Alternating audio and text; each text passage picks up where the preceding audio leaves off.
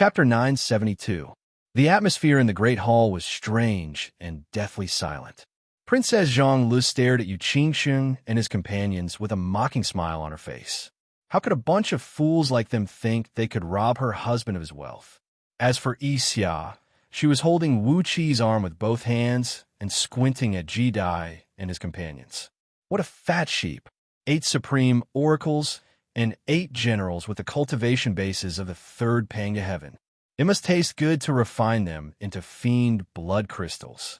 Jidai failed to notice the sarcasm in Princess Xianxia's eyes and the dangerous aura of a predator emanating from Xia's bones.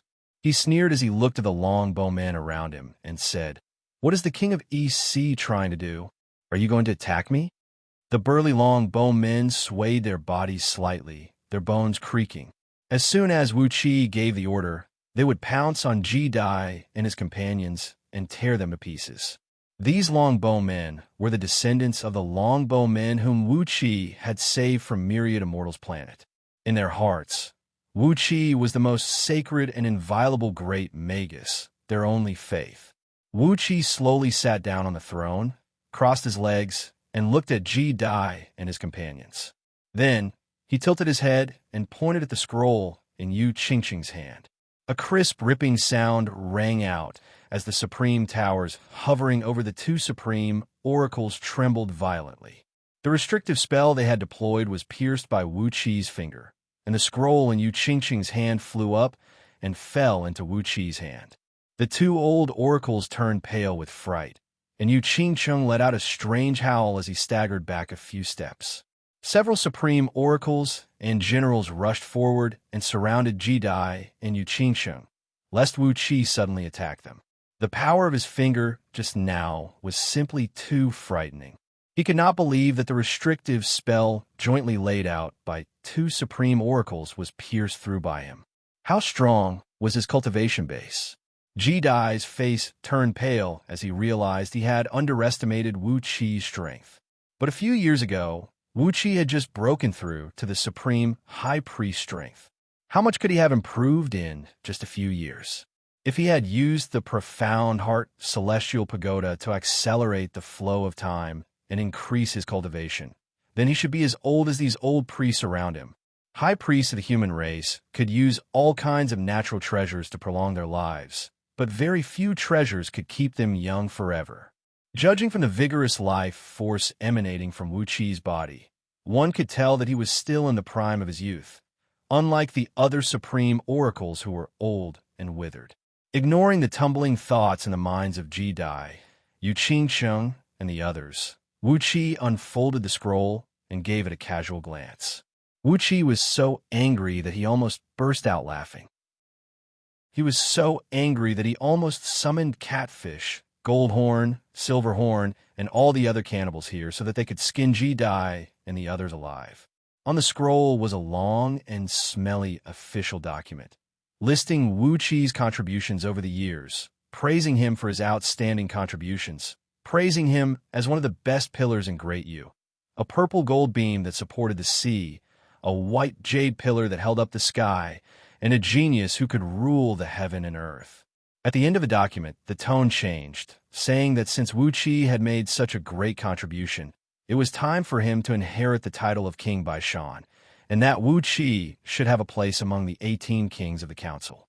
Therefore, Wuxia was asked to take his family and his trusted guards to Liangzhu, while the affairs of the East Sea, including the war between the East Sea and the Ling dynasty, were all handed over to Jidai. The document also mentioned that dozens of palaces and gardens had been prepared for Wuxia near Liangzhu, including fertile land, which was nearly 1,000,000 miles in circumference, as well as all kinds of treasures and toys. Wuxia did not take these things seriously. He patted the scroll in his hand and asked Xianxia with a smile, "There's no need to ask, Master Yu. This is your idea, isn't it? When I've stabilized the East Sea, suppressed the eastern region, stationed the soldiers everywhere, trained the army, and strengthened the Directorate of Celestials in the East Sea, you'll come and pick the fruits, right?" Clearing his throat, Wuxia sighed and said, "What a good plan. TSK, not long ago, the Ling dynasty was still attacking the East Sea, so it was not very peaceful. If King Xianxia came here to take over the East Sea, he might be killed by a general of the Ling dynasty. Now that the Ling dynasty has sent its army to the southern and northern regions, and there are signs of war with the Shizo dynasty, you're here. Yu Qingchang chuckled, stroked his long beard proudly, and said, "What did the king of East Sea say? This is the need of the state." Lightly tapping the throne with his fingers and bowing his head, Wuxia pondered for a long time, then nodded slowly and said, "I've read the document. The strange thing is, I have such a large fief in the East Sea, but when I go to Liangzhu, you'll give me a piece of land with a circumference of 1,000,000 miles? Yeah, 1,000,000 miles is just the land of county. Can you really do that? The East Sea belongs to your highness, so naturally, the products will belong to you," Jidai said coldly. The king of East Sea has become King Baishan, making him one of the 18 kings of the Yu's imperial council. What an honorable thing it is. Why do you care so much about it? Huh? Wuxi almost burst out laughing. Was he saying that he cared so much about it? Staring coldly at Jidai, Wuxi said in a deep voice, "Even if I become King Baishan and one of the kings of the imperial council, what about my duties? Every king of the imperial council will be in charge of the state affairs and military affairs of the Yu. Why doesn't the document say anything about my duties?" Jidai's eyes flickered as he said in a cold voice, "After the king of East Sea is promoted to nobility, what he will be in charge of will be decided by the kings of the imperial council." Wuxi spread his hands and sighed. "So you're saying that I'm just a mere figurehead? You're taking away my property and sending me to Liangzhu to retire? What do you mean by that? Burning the bridge after crossing the river, killing the donkey after the millstone has been removed. Are you out of your mind? Is this King Yang Shan's idea? Or is it some other king who made the decision? TSK, does His Majesty know about this?" "King of East Sea, what's done can't be undone," Yu Qingchang said unyieldingly. "It's a done deal." The 8 generals with the cultivation base of Hongming Penga Heaven standing next to Yu Qingchang roared, "King of East Sea, please hurry to Liangzhu and promote me to the throne of King Baishan." Their thunderous roars shook the hundreds of longbow soldiers who had surrounded Jidai, Yu Qingcheng, and the others, and blood trickled down the corners of their mouths. They roared in unison, their bodies swelling to about a mile tall, and their heads nearly smashed a hole in the ceiling of the Great Hall. Only the Great Hall in the King of East Sea's mansion was so spacious that it could accommodate hundreds of longbow men who had suddenly transformed into Dharma bodies. Suddenly, a thunderous roar rang out from outside the East Sea city. "King of East Sea, please hurry to Liangzhu and promote me to the throne of King Baishan." The roar shook the houses in the East Sea city, and it was made by at least hundreds of thousands of human warriors whose cultivation bases had reached the realm of Second Penga Heaven. At the same time, 12 extremely strong waves of magic power enveloped the East Sea city, and their mighty divine senses smashed toward Wu Qi in an unreasonable manner, as if they were going to crush Wu Qi's divine sense into pieces by relying on their numbers. Xianxia suddenly looked up and asked with a sweet smile, "Can I eat them?"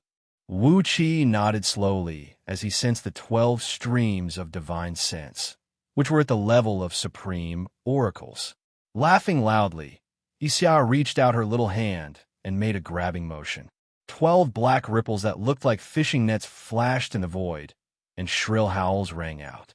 With a shake of her hand, the black ripples turned into billowing black smoke and disappeared into Xia's palm. Black smoke continued to pour out of the void like an endless river. Horrified screams came from the sky above East Sea City. The terrifying screams lasted for a full quarter of an hour before the black smoke in the void gradually disappeared.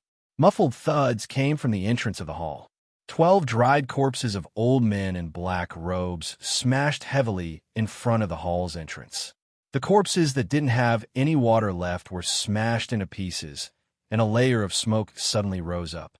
The scene was extremely tragic. The 8 supreme oracles who guarded Jidai and the others in the great hall swallowed with difficulty. The dead supreme oracles who were killed by Wuxia were their companions, and had stayed outside the city to lead the army to threaten the East Sea. But they never dreamed that Xia's means were so terrible that not only had she killed 12 supreme oracles from a distance, but she had also moved their bodies over the Great Hall and left them there. Ji Dai and Yu Qingsheng, who had been arrogant and domineering just a moment ago, turned pale with fear. They stared at Xia in horror and suddenly realized what the aura emanating from Xia was. It was the dangerous aura of a predator at the top of the food chain. It was just that Ji Dai and Yu Qingsheng had never realized this, so they had overlooked the dangerous aura emanating from Xia. Xia burped contentedly, then gently patted her belly and said to Wu Qi in a soft voice, "They are very satisfied. I just need a few more." Xia's words made Wu Qi shudder and his scalp go numb. They were the 360,000 children of Wu Qi and Xia. The thought of this made Wu Qi's hair stand on end. He could not believe that he and the patriarch of invisible heavenly fiends had given birth to a group of invisible heavenly fiends. Princess Xianxia glanced enviously at Xia's belly and gently rubbed it. She only had one child in her belly, and it would take another 3 eons for the child to be born. Moreover, one could not accelerate time to give birth to a child. One must collect enough energy of heaven and earth from the outside world to make the child grow smoothly. Once time was accelerated, the child might be born prematurely. While the 2 little girls were lost in their own thoughts, Wu Qi slapped the document to pieces.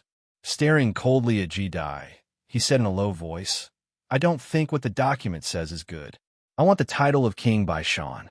From now on, I, Wu Qi, Ambiu's King by Shan, one of the 18 kings of the Imperial Council.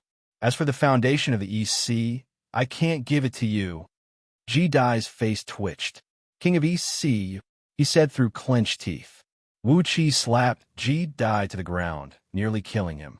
The restrictive spell that the 8 supreme oracles had jointly laid out was broken by him, and the slap sent him rolling on the ground. "Call me King by Shan," Wu Qi said coldly. "Then all of you will crawl out of the East Sea. Who dares to walk on 2 legs? Somebody call Catfish." Before Wu Qi's voice could fade, a group of murderous and arsonistic fiends of the East Sea, including Ao Buzin, Immortal Jadebone, Catfish, and others, had already broken into the Great Hall. A terrible aura filled the hall as everyone fixed their eyes on Ji Dai and his companions. Yu Qingqing's legs gave way, and he was the first to drop to his knees. Chapter 973. As soon as Yu Qingsheng fell to his knees, he heard Ji Dai's roar. His knees sprang up as if they were loaded with springs, and he trembled as he stood behind Ji Dai. Ji Dai glared at the good-for-nothing Yu Qingsheng, then pointed a finger at Wu Qi and growled, "King of Ec, you are lawless." Looking coldly at Ji Dai, Wu Qi sighed and said, "King Xianxia, what do you think His Majesty will do to you if you force me to lead the people and the people of the Ec to join the Celestial Court or the Buddhist League after seizing my foundation?" Ji Dai and his entourage suddenly stiffened. The reason for seizing Wu Qi's foundation in the East Sea was complicated, and it involved many things in Liangzhu. But no matter what he did, as Wu Qi said, if he led the people and people of the East Sea to join the Celestial Court or the Buddhist League, Ji Dai would be the first to bear the brunt of it, and even that would not quell Emperor Haozuen's wrath. As for those who had come to the East Sea with Ji Dai, they would implicate their own families, and perhaps their clans would be completely wiped out. Who knew? Emperor Haozuen's temper was not good nowadays, and if he forced the people of the East Sea to turn against him, the consequences would be immeasurable. Looking at Wu Qi with a trembling face, Ji Dai said through gritted teeth, "How shameless are you, King of East Sea?" Wu Qi crossed his legs and wagged his toes leisurely. "Seizing the foundation of others and trying to reap without sowing? Do you have a mouth full of teeth?" What Wu Qi said was the street slang he used to hang around on Earth. It was a witty remark he used to make trouble. Ji Dai and the others were confused, but they knew it was not something nice. Glaring at Wu Qi for a while, Ji Dai said through clenched teeth. Since the king of EC doesn't want to follow orders, let's go. They turned to leave the assembly hall, but A.O. Buzin stood in front of them with his arms around Immortal Jadebone's waist. A.O. Buzin stared at him with a pair of strange eyes and laughed evilly. Want to leave? How could it be so simple? The Lord said that you have to crawl out. TSK, kneel down, put your hands on the ground and crawl. Crawl like a dog. Otherwise, Lao Tzu will tear you apart. Yuan Qing pulled out his staff and knocked it heavily on the ground, producing a dull thud that shook the entire hall. Didn't you hear what Master said? He growled impatiently. Crawl out now, or I'll give each of you a blow and cut off your roots. Catfish, on the other hand, shook her head and cried out, Don't scare them, or their flesh will turn sour and taste bad. Goldhorn, Silverhorn, Goldfeather, and Silverfeather had the most direct reaction. Below their waists, they still had the bodies of boys and girls, but above their waists, they had transformed into 4 huge dragon pythons, each measuring 1,000 feet long. Goldhorn, Silverhorn, and Goldfeather spread their thick, ferocious wings at the back at the same time, and the 4 pairs of wings almost enveloped the entire hall. Ji Dai and Yu Qingqing's legs trembled as a ferocious aura filled the hall. They were so overwhelmed by it that they almost burst into tears. Just then, a series of footsteps was heard. Huang Liang rushed into the hall with nearly 100 captains clad in golden armor. Your Highness, Huang Liang shouted, which reckless fool has come to Donghai to court death? Who is courting death, Your Highness? If I don't smash them to pieces today, you'll kick my head like a ball. The captains emanated a mighty aura, and their cultivation bases had all reached the Hongmeng Panga heaven. Recently, Wuxia had been operating Dark Een Celestial Tower at full speed, selecting more than 1,000 excellent soldiers from the countless soldiers of the EC to train. Now, all of them had achieved something, and, on average, they had reached the realm of 2 or 3 stars in the 3rd Panga heaven. The captains brought by Huang Liang were the best among them, and all of them had cultivated the cultivation techniques of the human race to around the level of 5 stars in the 3rd Panga heaven. In terms of both numbers and overall strength, they had overwhelmed the supreme oracles and captains brought by Ji Dai. Ji Dai's face was as pale as snow. Shivering, he turned to look at Wu Qi and said through gritted teeth, King of East Sea. Wu Qi waved his hand lightly and said, Crawl out of the city, then bring those lackeys you brought here and leave this place. The next time anyone tries to take advantage of the EC, I'll definitely kill his whole family. After pondering for a moment, Wu Qi smiled and said to Yu Qingqiang, Remember, when you go back, you must tell those who are supporting you in the EC that I, Wu Qi, am a loyal subject of the you. I, Wu Qi, am a loyal subject of the you, but don't you dare to plot against me. I'm a loyal subject when you're not plotting against me, but if you dare to plot against me, I'll bring all the soldiers and civilians of the EC to the Celestial Court right now. Well, with my current strength and influence, the 6 Celestial Emperors of the Celestial Court will at least give me the position of a great Celestial Emperor with real power. Do you understand? With a wave of his hand, he threw another slap at Ji Dai's face. The invisible slap sent Ji Dai tumbling 3 times in the air. Half of his face was smashed, and all his teeth fell to the ground. I don't care who you are, snapped Wu Qi. I don't care if you're a king or a supreme oracle. Crawl out of the EC right now. Or Catfish's head had turned into a huge dragon's head. She stuck out her tongue and licked Ji Dai's face, then shook her head and said, I'm so scared that I can't eat him anymore. Can you break his legs and keep him in the barn for a few days before eating him? Ji Dai gave Wu Qi a venomous look. Trembling, he lay on the ground and crawled step by step toward the front gate of the king of EC's mansion. When Yu Qingqiang saw that Ji Dai had swallowed the humiliation, he quickly got down on the ground and crawled out the door after him. The 8 supreme oracles and the 8 generals of Hongmeng Panga Heaven who had followed Ji Dai into the king of EC's mansion stood where they were and cried out in unison, We can die, but how can we endure such humiliation? King of EC will fight you to the death. With a loud cry, the supreme oracles and generals were about to pounce on Wuxia. Wuxia gently waved his hand and said indifferently, "Well, since you don't want to crawl out of the East Sea, do you think I'm such an unreasonable man? You can walk out of here. But King Xianxia and you Xianxia must crawl out."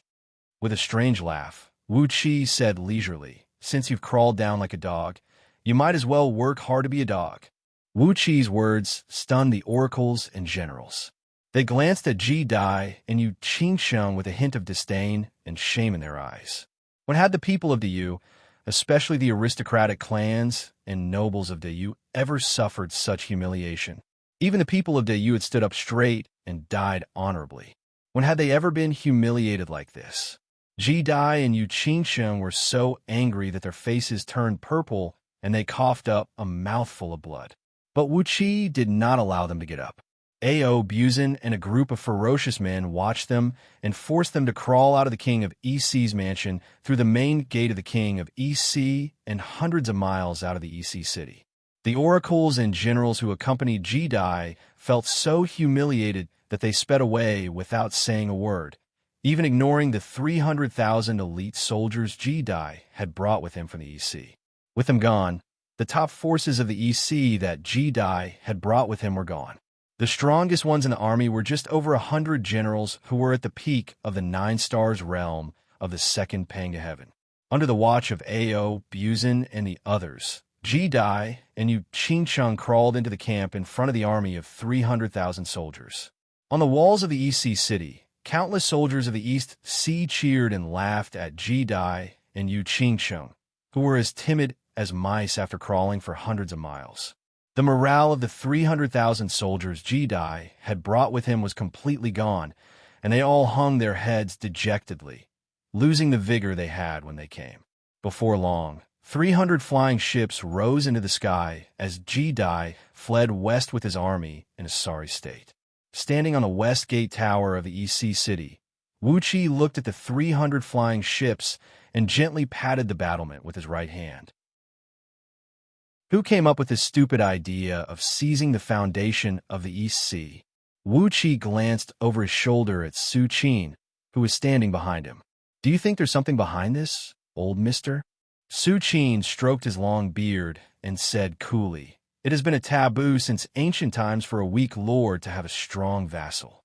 Especially to the Yu, your highness is an outsider. Even the members of the Yu's imperial clan and nobles can betray the Yu, let alone your highness, a commoner from the wilderness." After a moment of pondering, Su Qin smiled faintly and said, "Besides, I'm afraid that Emperor Haozuan, the human emperor, why don't your highness send someone to Liangzhu to find out what's going on?" Wuqi frowned and said in a low voice, "Sending someone is like sending a sheep into a tiger's den. I'll have to go there myself." Glancing at the flying ships that were flying away, Wuqi said coolly, "But I need to teach them a lesson. I need to let those people in Liangzhu who are spying on the EC know that there are some things they can't do, or they will die if they do." Gently patting Jin Jiao on the head, Wuqi asked softly, "I've been running around these days and haven't had time to take care of you. Well, you must be very hungry these days, aren't you?" Jin Jiao's eyes turned green as he pointed at the 300 flying ships and asked, "Boss, we've been hungry for a long time. Can we eat them all?" Wuqi clapped his hands and chuckled.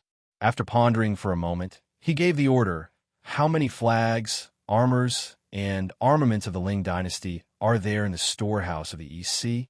Pick a group of elites and have them change into their armors. Then follow me to entertain King Xianxia. Send a message to the underhand sect, asking them to pick a group of elites and disciples to act according to my plan." Glancing at the 300 flying ships that were flying away, Wuqi said leisurely, "Just leave a few people to go back to Liangzhu to deliver the message.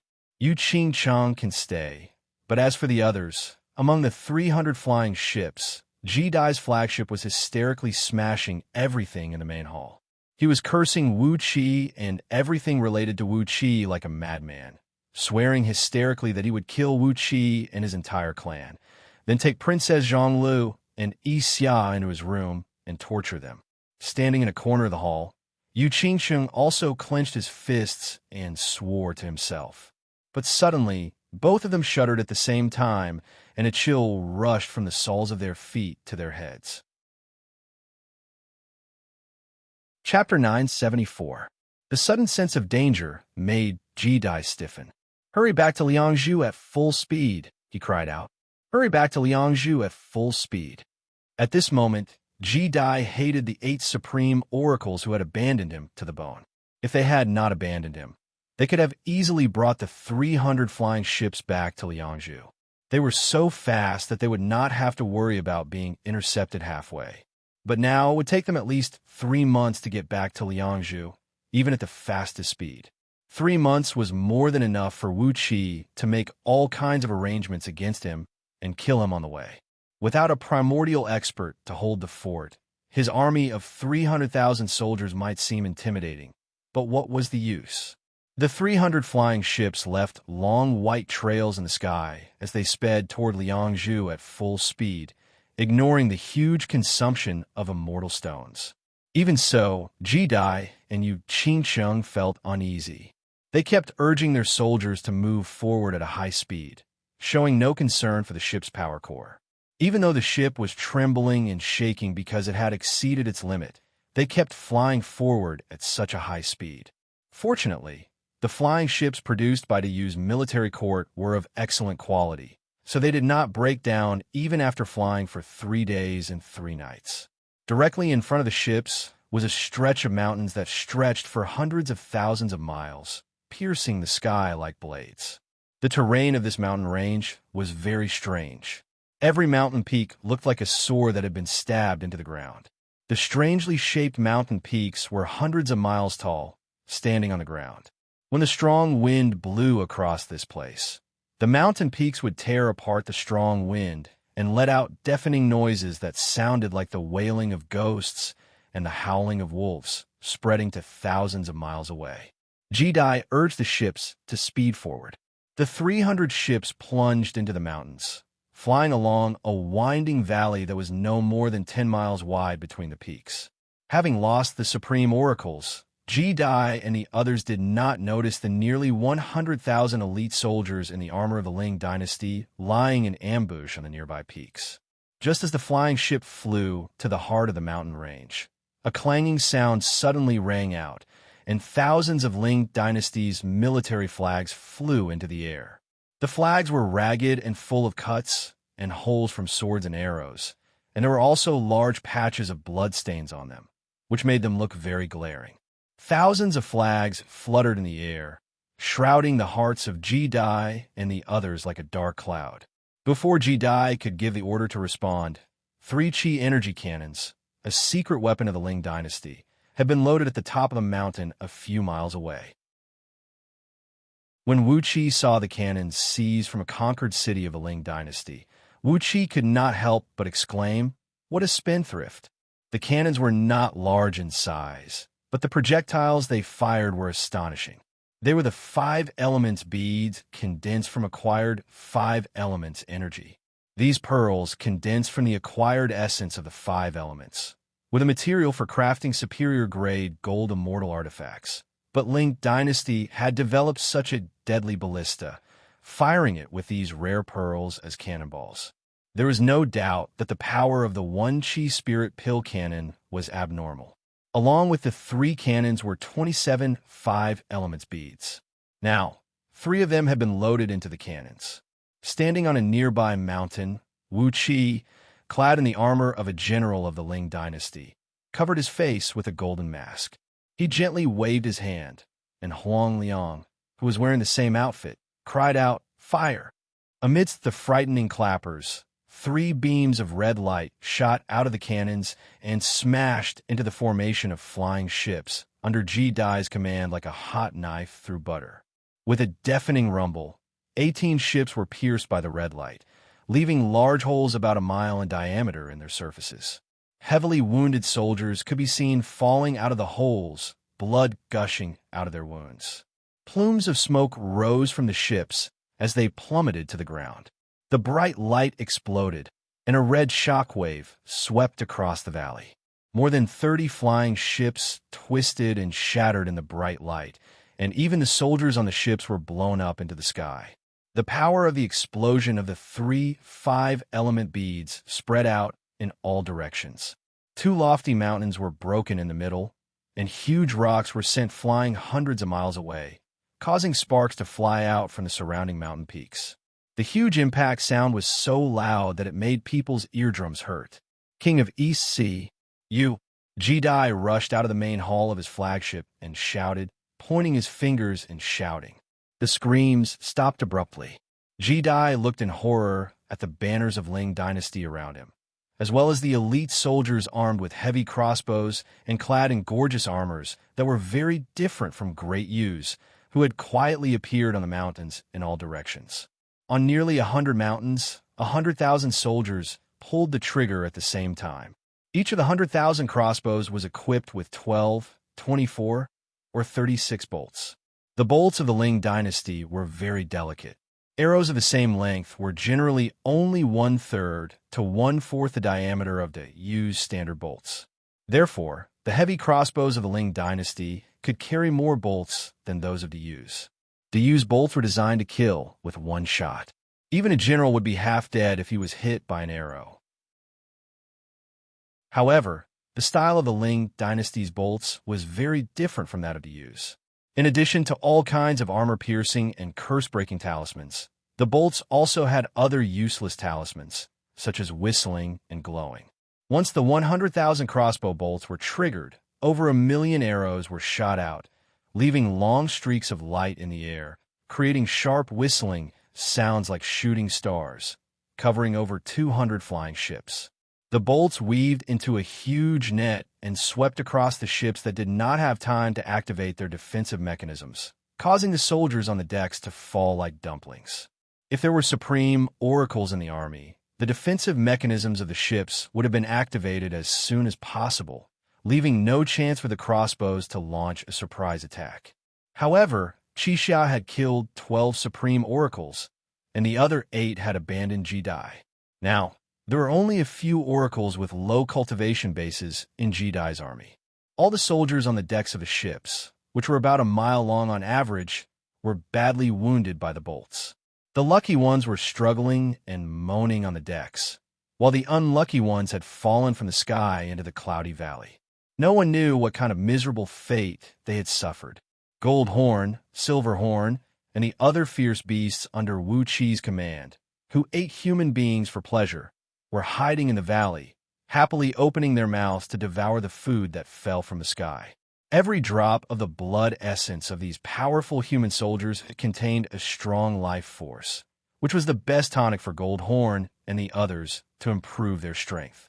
Amidst Ji-Dai's panicked and disorganized command, over 200 ships that had survived the bombardment rushed out of the valley and headed for Liangzhu as fast as they could. Standing on the deck with trembling hands and feet, Ji-Dai threw his head back and roared, "Why are there soldiers of the Ling dynasty here? Why are there soldiers of the Ling dynasty here?" Yu Qingqing's face was livid. He knew more or less where these soldiers of the Ling dynasty came from, but who would believe him? Where was the evidence? Wuxia did not order the soldiers to chase after them. Although human soldiers could fly for a short time, it was unrealistic to compare their speed with the ships. Huang Liang led the soldiers back to the East Sea, while Wuxia and a group of fierce beasts followed Ji-Dai's ship from a distance. After a few more days, an extremely treacherous mountain blocked the way of the flying boat like a screen. Hundreds of miles high and thousands of miles wide, the mountain was pitch black and emanated a ferocious aura. A stream of grayish-white energy shot up into the sky from the top of the mountain and turned into 3 looming gray lotus flowers. Ji-Dai, who was fleeing with a venomous heart, looked at the 3 gray lotus flowers and ordered without hesitation, "How dare itinerant immortals openly cultivate here? What do they think the Yu's decree is? Men, raise this itinerant immortal lair to the ground for me." Yu Qingqing wanted to persuade Ji-Dai, but Ji-Dai would not listen. 30 flying ships with more than 20,000 soldiers rushed toward the mountain. The decks at the prow of the ships opened to reveal powerful heavy-duty crossbows. But before they could fire, a soft cry came from the mountain. Tu Xiaobai rushed out with a group of underhand sex demon immortals. Wielding a pair of huge hammers, she glared at them with her red eyes and smashed the flying ships to pieces with the hammers. One after another, the demon immortals at the rear unleashed their immortal binding chains, demon binding chains, and other restraining magical treasures, capturing all the soldiers. Tu Xiaobai gave Ji Dai and the others a fierce glare, then unleashed the spiritual pressure unique to a primordial immortal and smashed into them. Ji Dai and Xianxia coughed up mouthfuls of blood and once again ordered the army to flee at full speed. After fleeing for another 5 or 6 days, Ji Dai saw a dozen fiend immortals in front of the fleet, clad in black robes and shrouded in roiling fiend auras. They were at most heaven immortals, carrying baskets filled with worthless herbs on their backs. Ji Dai was overjoyed. Having suffered 2 defeats in a row, he immediately ordered the fiend immortals to be captured alive so he could vent his anger. As a result, the fiend immortals were easily captured. But as soon as Ji Dai cut off the arm of one fiend immortals, a large cloud of dark clouds came rolling over. More than 1,000 fiend immortals with a cultivation base of gold immortals gritted their teeth and launched a frenzied attack. How could Ji Dai's army, with only a few hundred second Pangu heaven generals, withstand the onslaught? One flying ship after another was destroyed, and only about 90 managed to escape, while the captured fiend immortals were rescued. Only then did Ji Dai realize that he had stirred up another hornet's nest. Although the cultivation base of those fiend immortals was weak, they had a strong backing. After being severely wounded 3 times in a row, even Xianxia began to wonder if he and his men had run into bad luck this time. A few more days passed, and they would be back in Yuxiong Plain in a month's time. Suddenly, Ji Dai saw a beautiful girl flying past on a flying sword in a corner of the fleet. For some reason, Ji Dai ordered his men to stop the girl and flirt with her with obscenities. The frightened girl suddenly screamed, "Godfather, someone is bullying Xuanmei." A furious roar towered into the sky as a tricolored flame swept across the sky. The furious Supremacy 3 flame was cursing Ji Dai's mother, breathing flames that scorched Ji Dai's soldiers, and then burned Ji Dai's thighs into a plume of smoke. Ji Dai held miserably. Finally, he activated his life-saving talisman and fled back to Liangzhu with Xianxia. The 300,000 soldiers he brought with him were all wiped out. Chapter 975. Standing on a high mountain outside Liangzhu, Wuxia, Princess Zhonglu, and Xianxia happened to see Ji Dai fly across the sky in a blood-red beam of light and disappear into the city like a ghost. Wuxia chuckled. With a thought in his mind, the surrounding earth energy rolled up and wrapped the 3 of them up before plunging silently into the ground. Xianxia unleashed a 7-colored cloud to shroud the surroundings, and with that, the 3 of them slipped into Liangzhu as if they did not exist. Emperor Haozuan was not in the city at the moment. He was leading the Flying Bear Army to suppress the southern provinces and win over the hearts of the people. Liangzhu's most powerful defensive formation was left unmanned, so no one could find Wuxia and his companions. There should be doubt-breaking experts in the secret palace of the Yu.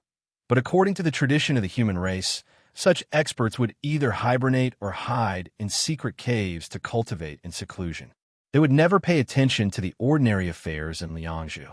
So Wuxia and his companions entered the city without any trouble, following the aura left behind by Ji Dai into King Yangshan's mansion.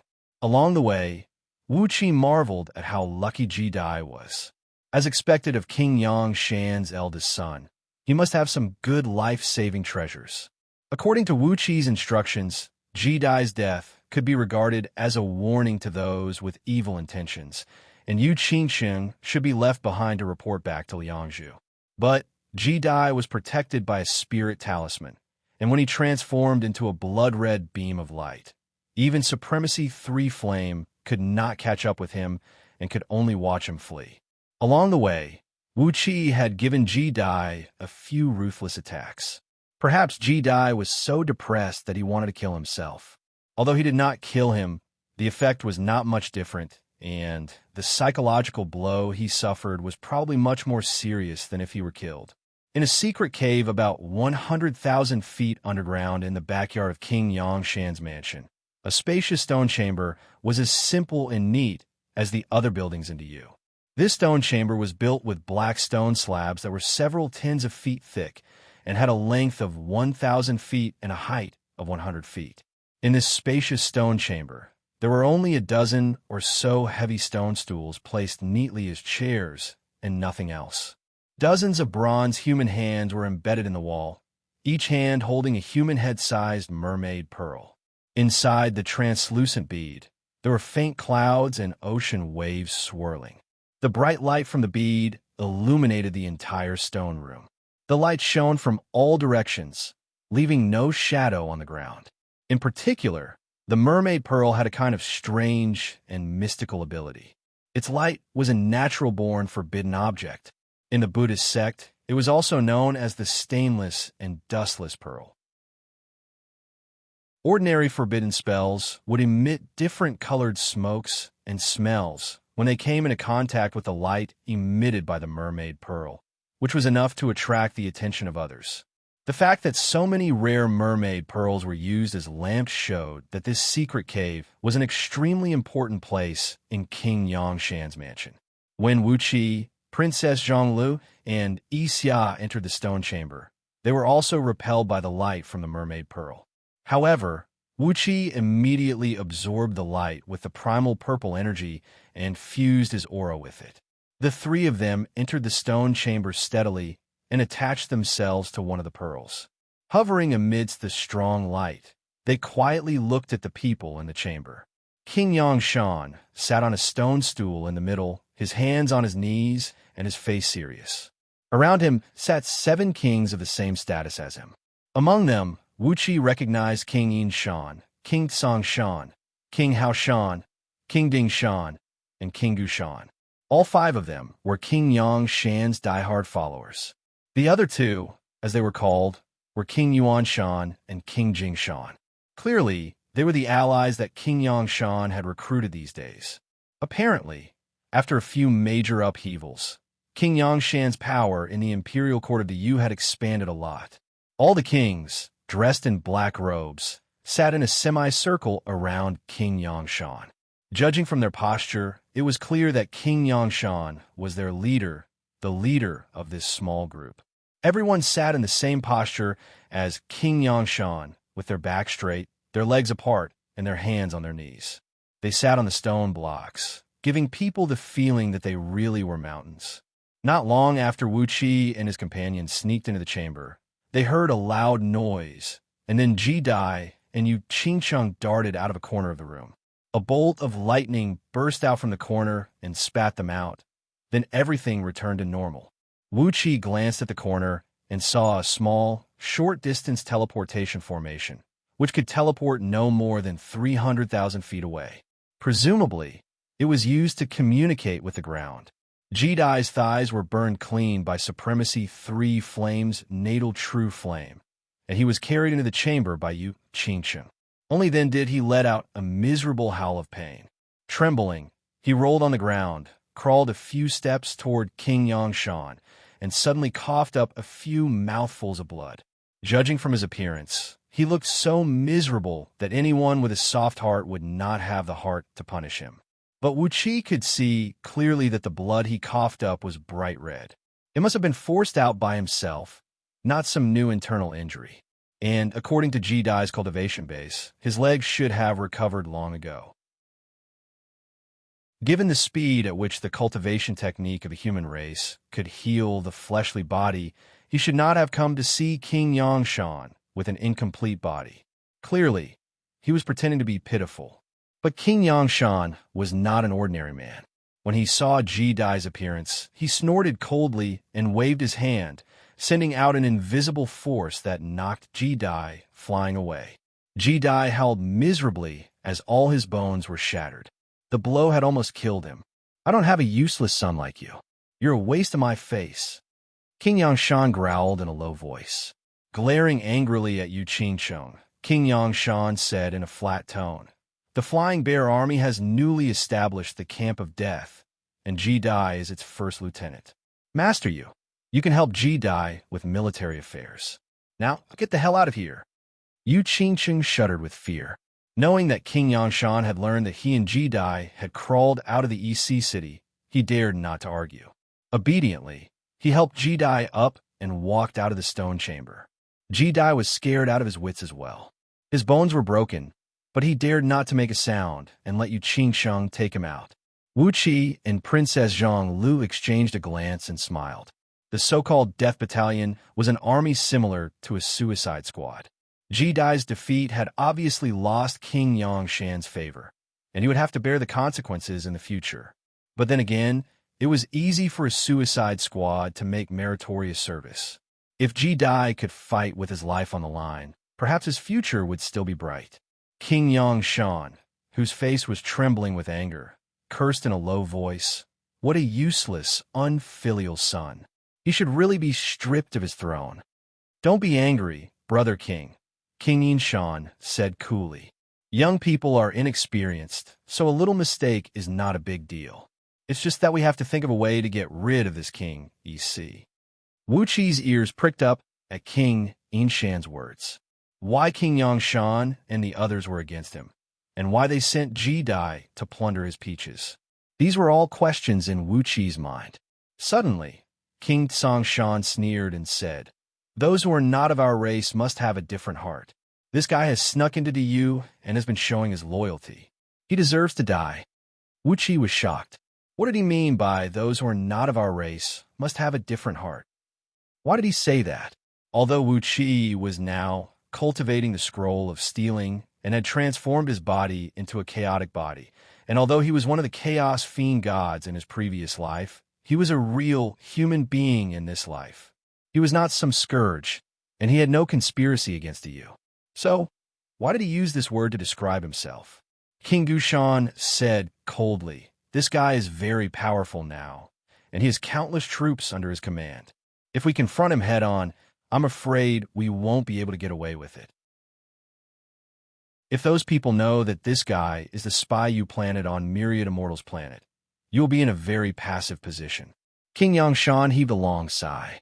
Frowning, he said in a low voice, "When the Celestial Court wiped out the dozen or so strongholds I'd set up in outer heavenly realms, I thought the people of the Spring and Autumn Warring States period in the mortal world had long been wiped out.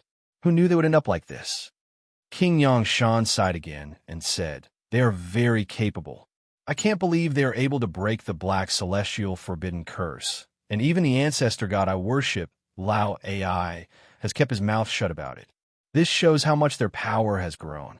If we don't get rid of them, sooner or later, they will become a great threat to me, to you." Wuqi and Princess Zhang Lu looked at each other. Their lips moved slightly, and they said the name Lu Buwei at the same time. Wuqi's heart was filled with hatred. If he had known this, he would have strangled Lu Buwei to death or captured him alive. Why did he have to leave him in the way? Wuqi and the Six States could hide what they were doing from the world, but how could they hide it from the old traitor Lu Buwei? All he had to do was tell Liu Bang about it and send a letter to Liangzhu, and the EC's background would be known to the world. Suppressing the anger in his heart, Wuqi looked at King Yangshan to see what else he had to say. King Yangshan, who was in a very bad mood, kept sighing. After a long while, he shook his head and said, "Ever since His Majesty revealed that he does not want to pass the throne to other princes and intends to choose one of us to succeed him, I was indeed tempted. I was indeed tempted, and the Black Mountain King was even more overbearing. If King Heishan learns about the King of EC's background, it's not a big deal that I can't get the throne, but if the throne falls into King Heishan's hands, what should we do if he wants to settle the score with us later?" King Yuanshan and King Jingshan's faces twitched slightly, but they returned to normal in the blink of an eye. Wuqi saw the change in their expressions, and King Yangshan seemed to sense it as well. "King Yuanshan, King Jingshan," he said in a low voice, "you and King Heishan are old friends. Why don't you, King Yuanshan and King Jingshan were silent for a long time, and then they shook their heads. They had chosen King Yangshan's ship, so how could they get off? After waiting for a long time and not seeing them move, King Yangshan cleared his throat and said in a flat voice, Ji Dai is a good-for-nothing. He has turned a good thing into something so outrageous. Now that the king of EC has his guard up against us, things are going to be difficult. In short, we either bring the king of East Sea to Liangzhu and keep him there, or wipe out his power completely. There is no other way. The kings in the chamber exchanged glances. Then, Chi-Chi rose to his feet and said, What should we do, brother king? King Yangshan was silent for a moment, then slowly raised his right hand and gently swung it down. Chapter 976. The few kings in the chamber breathed a sigh of relief at the same time when they saw King Yangshan's palm strike, which was as sharp as a blade. They rose to their feet slowly, ready to bid farewell to King Yangshan, and then split up to assemble their top experts to eradicate the upper echelons of the EC. As long as Wuxia and the other upper echelons of the EC were wiped out, it would be a piece of cake to conquer the vast territory and countless people of the EC. Just as the kings rose to their feet, time and space in the chamber froze at the same time. Without the slightest resistance, the kings stood stiffly with their knees slightly bent. The jade talismans and jade pendants they wore exploded as if they had gone berserk, and the strong flashes made them look like light bulbs. But these talismans, which were made by the supreme oracles of the secret palace, could not break the frozen time and space around them, and could not save their masters from being imprisoned. Only the space about 10 feet around King Yangshan remained normal in the vast chamber. Sensing the strange atmosphere around him, King Yangshan jumped to his feet in horror and glanced around. Amidst a cracking sound, King Yangshan took out 2 jade talismans that looked like ghost faces and crushed them. A circle of hazy light shone on him, and a low, ghostly howl could be vaguely heard coming out of it. A few ghostly shadows surrounded King Yangshan, making his body hazy and making it so that any divine will that tried to get close to him would quickly slip away. Wuxia clapped his hands softly as he slowly emerged from the glow of the pearl. When he first appeared, he was only the size of a thumb, but gradually he grew larger and larger, and by the time he came before King Yangshan, he had returned to his normal height. With a flick of his finger, a stone block slid behind him, and Wuxia reached out his hand gracefully to King Yangshan. A nice defensive talisman, but it's useless against me. Please take a seat, Your Highness. King Yangshan's eyes narrowed, but before he could do anything, 2 terrible divine senses with a strong sense of warning came whistling down from a place he could not perceive. The ghostly shadows around him shattered with a boom, and he staggered back 2 steps before sitting down on the stone block. King Yangshan was shocked. Only now did he realize that in addition to Wuxia, there were 2 other formidable figures hiding in this stone chamber. Staring fixedly at Wuxia, King Yangshan asked in a hoarse, hesitant voice, "The Saint Realm?" Wuxia was taken aback, and then he remembered that the cultivation realms of the human race had their own system. The oracles who were equal to heaven immortals were marked by the symbol of the moon, and the generals were divided into the 9 heavenly realms of the first Panga heaven. The oracles who were equal to gold immortals were marked by the symbol of the full moon, and the generals were divided into the 9 heavenly realms of the second Panga heaven. The oracles who were equal to primordial unity golden immortals were the supreme oracles, marked by the supreme tower, and the generals were divided into the 9 heavenly realms of the first Pango heaven. When one surpassed the primordial realm and stepped into the Tao-breaking realm, the humans called it the Saint Realm. Once they entered the Saint Realm, there would no longer be any difference between priests and generals. Whether it was close combat or spells and curses, they would be extremely powerful. In other words, any expert of the Saint Realm was in existence who cultivated both magic and fleshly body, just like the 2 most famous figures of the human race, the Yellow Emperor Xianyuan and the Yin Emperor Shinnong. King Yangshan himself was still hanging around in Hongmeng Panga Heaven, but he was knowledgeable enough to easily imprison a few kings of the council, whose cultivation bases were equal to his. And not only did he freeze space, but even time and the activity of their divine will. This was something that only an almighty expert of the Saint Realm could do. Wuxia nodded lightly and smiled faintly. King Xianxia was stunned when he saw the smile on Wuxi's face. According to the information provided by Lu Buwei, how many years had it been since Wuxia began to cultivate seriously? And how many years had it been since he entered Panga continent? Even if he had a rare constitution that allowed him to cultivate both magic and fleshly body, how could he have stepped into the Saint Realm? And it seemed that his cultivation base was extremely astonishing, for he could imprison a few kings of the council without batting an eyelid. No one who had just stepped into the Saint Realm could do this. The Saint Realm. King Xianxia heaved a long sigh and said, "The cultivation techniques of the human race are the fastest, but after stepping into the realm of supreme heaven and the realm of primordial, the speed has slowed down. Compared to the short lifespan of the human race, be it the oracles who have stepped into the realm of supreme heaven or the generals who have stepped into the realm of primordial, they will not have enough time to break through the Saint Realm. In order to do so, time is not a problem. The key is one's own aptitude and fortune." With a wave of his hand, Wuxia produced a small tea table, a small teapot, and two exquisite teacups out of thin air. Then Yuan Ling True Flame sprayed out of his palm and boiled a pot of innate true water taken from Yuan Ling's nether realm. Then threw in a few tea leaves from Yuan Ling's nether realm. These tea trees were planted by Yuan Ling himself, and the seeds were collected from the first innate tea tree, which was a real innate spirit root. As he boiled the tea, Wuxia smiled and said, "My aptitude is very good, and my fortune is good. That's why I was lucky enough to step into the Saint Realm in such a short time. To tell you the truth, Your Highness, Wuxia is now at the peak of the Saint Realm." King Yangshan jumped to his feet in horror and stared fixedly at Wuxia, unable to speak for a long time. The peak of the Saint Realm?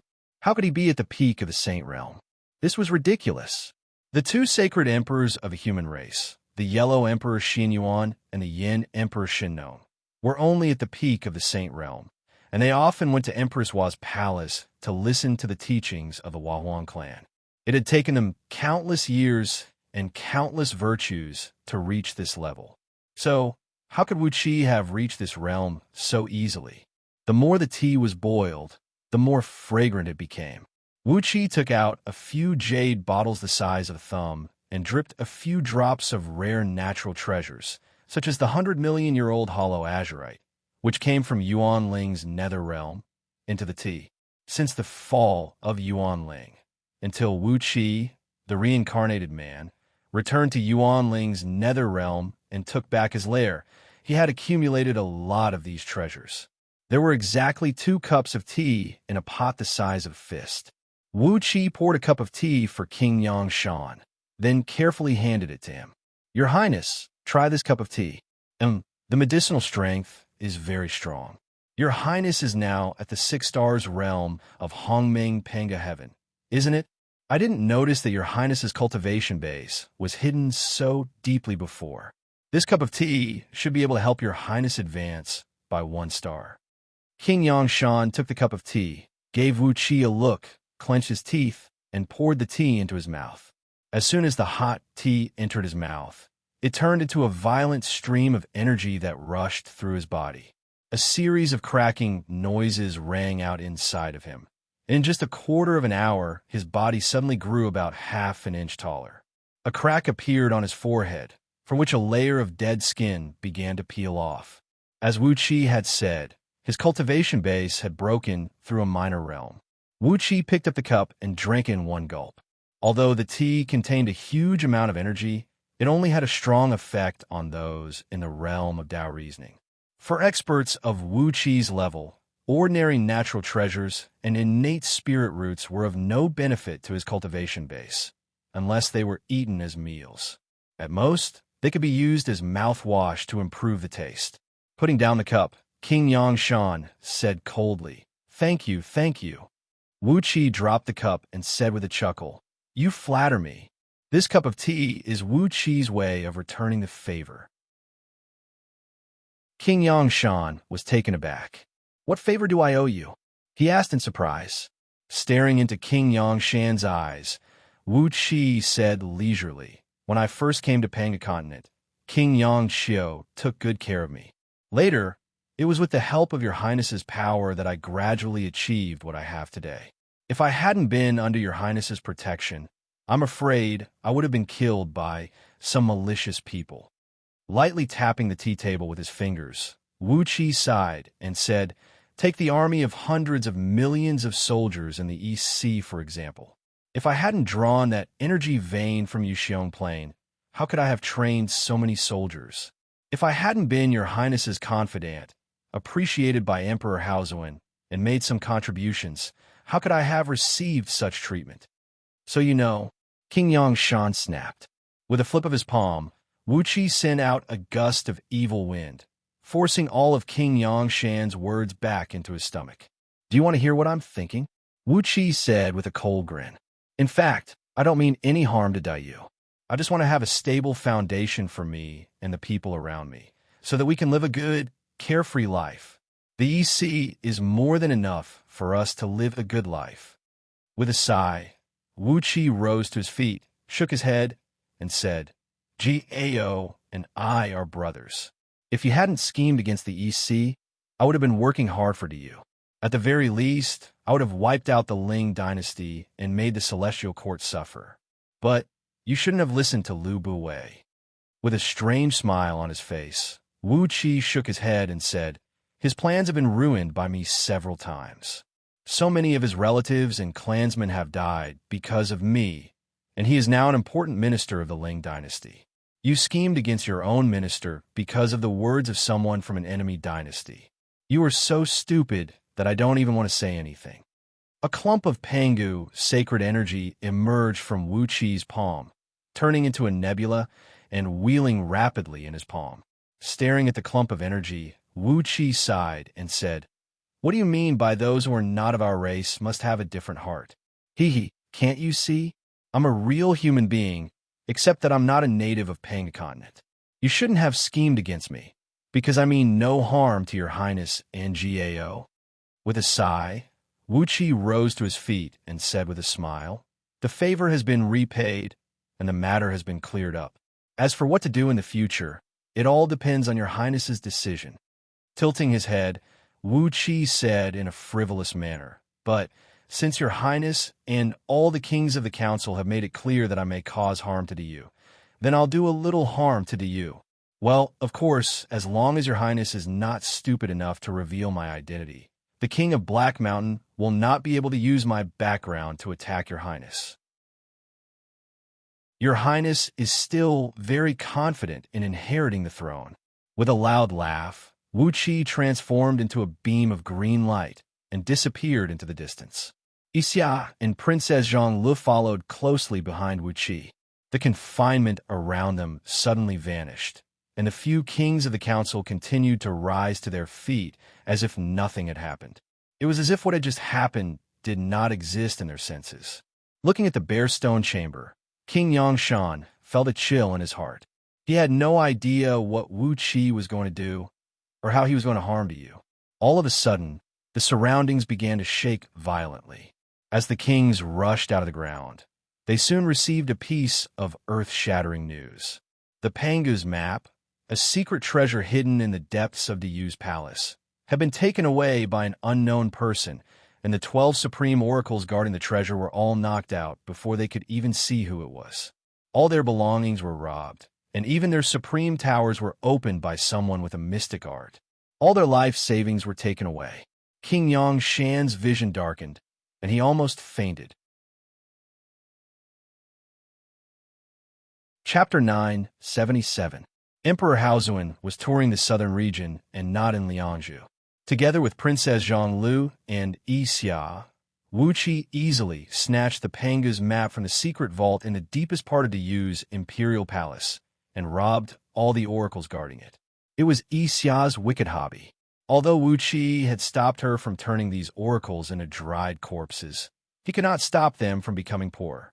After sending Princess Zhonglu and Xianxia back to the East Sea to guard against King Yangshan and others doing anything to the East Sea, Wuqi brought the Panga's map to Great Horns' lair. It happened that Yao Ling was visiting Great Horns, so Wuqi and the two of them opened the Panga's map and were admiring the extraordinary artifact that was said to be the great Saint Panga's cornea. Wuqi thought the origin of the artifact was quite reliable. If it was not the organ in Panga's own eye, what other artifact could easily monitor everything on Panga continent at any time? Even the slightest changes in the underground energy veins would be reflected by the artifact. So, the origin of the artifact could only be explained by the great Saint Panga's cornea. The Panga's map had no specific entity. It was just a drifting mass of colorful light. If one shrunk it, it could shrink to the size of a palm. And if one wanted to expand it, it could become tens of thousands of miles or even millions of miles in circumference. As long as one wanted, it could expand almost endlessly. Once the colorful light expanded, there would be a light screen in it that reflected the mountains and rivers on Panga continent. By communicating with it with divine sense, one could see what was happening somewhere on Panga continent at any time. At the moment, Wuqi was communicating with a light screen with his divine sense, focusing his attention on the sky above Liangzhu. The image of Liangzhu appeared in the light screen, which had expanded to about a mile in circumference. Nearly 100 supreme towers could be seen hovering over the city, and the imperial palace was densely packed with soldiers. Countless civil and military officials of the Yu were scurrying around the palace like ants on a hot pan, throwing the whole city into chaos. Some supreme oracles had set up altars on the surrounding mountains, trying to activate some restrictive spells to conceal the city, but nothing could escape the surveillance of the Panga's map. After all, Liangzhu was built in the middle of Yuxiong Plain, which was said to be the great Saint Panga's heart. So, all the defensive spells in the city were laid out with the infinite energy of Yuxiong Plain. The special terrain determined that Liangzhu City had no defensive power in front of Pangu's map. It was like a giant trying to see the lines on his palm. How could a few germs stop a giant from doing that? While Qi's Wuqi's book, Tian Nation Qi, who was Hu of Nation of Pipu Pingshan, Mountain Yu, Spirit of the Ling, the Wu of a mountain of King Wu Longlong's mountain, Ming Dynasty Tian, County Muhua Yuling Hu Wu Yu of. While drinking, Great Horns laughed and said, "What a great treasure! It could see everything in and out of Liangzhu clearly. Tisk, it's indeed a great treasure." Then he looked at Wuqi in confusion and said, "But why did you take this thing? It's an extraordinary treasure given to the human emperor by the Wahuang clan to monitor the whole Panga continent. Now that you've taken it, the Wahuang clan will come after you in the future." Wuqi smiled indifferently. The Wahuang clan was trapped in her house by the 7 old monks, and by the time she came to settle the score with Wuqi, the storm would have long passed. By then, Wuqi would have successfully fused with the Tao, and he would not be afraid even if the Wahuang clan resorted to violence. Besides, he did not take the treasure to attack the 7 Buddhist patriarchs and the 9 Tao patriarchs. What excuse did the Wahuang clan have to come after him? As he touched the Pangu's map with his finger, colorful ripples spread across the colorful light screen. Wuqi told Great Horns and Yao Ling why he had taken the treasure, to refine an extraordinary treasure that could monitor all living beings on Panga continent. Once they died, their souls would be forcibly sucked into the treasure, and a passage would be built inside it that led directly to the 6 paths of reincarnation. Once the souls were sucked in, they would be sent directly into the 6 paths of reincarnation, and there would be no chance for them to become deities. Great Horns' eyes gleamed as he listened, while Yao Ling twisted her waist excitedly, causing her 100-mile-long dress to flutter like a cheerful bird. The means by which the 7 Buddhist patriarchs and the 9 Tao patriarchs became deities was nothing more than an extraordinary treasure that could suck in the souls of suitable people. Like Wuqi's idea, the treasure could monitor the entire Panga continent, and once a suitable person died, their souls would be immediately sucked in and stored in the treasure, waiting to be conferred deities. It was conceivable that the souls of those who died would be strictly screened, and only those who were inclined to the Celestial Court or the Buddhist League, or those who had some special bloodlines, would be sucked in. Needless to say, those who were inclined to the Celestial Court and the Buddhist League were conferred as celestial lords, which was in their best interest. But for those with special bloodlines, that was because some ancient stars could only be better fused with their natal star power by possessing unique bloodlines. If it were an ordinary bloodline, it would be impossible for them to mobilize its full power. So what was the point of being conferred as celestial lords? It would be a great victory for the Holy Alliance if they could take away half of the deities reserved by the Celestial Court and the Buddhist League. Great Horns rubbed his palms excitedly. He threw his head back and roared a few times, then turned to stare at Wuxia and asked, "How do I craft this thing?" Wuxia narrowed his eyes and smiled confidently. "Don't forget what I'm famous for among the Chaos Fiend gods. I may not be as good as you in other fields, but when it comes to artifact crafting and pill concocting, those few old fellows can probably be a match for me, right?" In terms of artifact crafting, even after so many years, Wuxia was still confident that he could beat the 7 Buddhist patriarchs and the 9 Tao patriarchs. They had established sects and worked hard to expand their power. In other words, they did not have much time to study an unorthodox art. They were all Tao fusing experts, which meant that they had spent all their efforts in studying the heavenly Tao and cultivating their foundations over the years, and they did not have much time to waste on an unorthodox art such as artifact crafting. Therefore, Wuxia was confident that he could craft the Pangu's map into a powerful artifact that was more powerful than the artifacts in the hands of the 7 Buddhist patriarchs and the 9 Tao patriarchs. He could even figure out what they had used to craft the artifacts they had now. The cosmic mirror of rivers and rivers of the Celestial Court was also a spirit artifact that could allow them to see the entire Pangu continent in an instant. They must have used it as the foundation to craft the artifacts. Compared to the Pangu's map, the cosmic mirror of rivers and rivers of the Pangu's map was still an exotic artifact, and it was not as effective as the former in patrolling Pangu continent. On top of that, Wuxia's artifact crafting technique was better than the 7 Buddhist patriarchs and the 9 Tao patriarchs. As long as there was a powerful figure presiding over it, Wuxia was confident that he could make them vomit blood with anger. Great Horns and Yao Ling's eyes gleamed with excitement as they listened to Wuxia's explanation. They immediately tore open the void and roared a few times. Before long, Wu Divinity, Lord Changmu, and Lord Wuling, the 3 Tao fusing experts, arrived as well. After hearing the news, the Universal Light God Lord, whose body was made of countless red light balls that gathered and scattered like a group of fireflies, rushed over after hearing the news.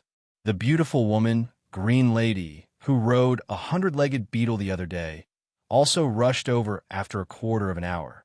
Following closely behind her was Old Cloud Lord, whose body was made of the first strand of cloud in the innate world. The last to join in the fun was Lord of Light, who had a bull's head and a human body, with a long, sharp horn growing out of every vertebra from his neck to his tailbone. These people had different lives, but they were all supreme existences in the realm of Tao fusing, and they were unrestrained people who loved freedom. The other members of the Covenant Alliance were setting up some means to target the Celestial Court and the Buddhist League and other places, so they were the only ones who could come now. As the reincarnation of Yuan Ling, the number 1 Chaos Fiend god in alchemy and artifact crafting, Wuxia told everyone his plan.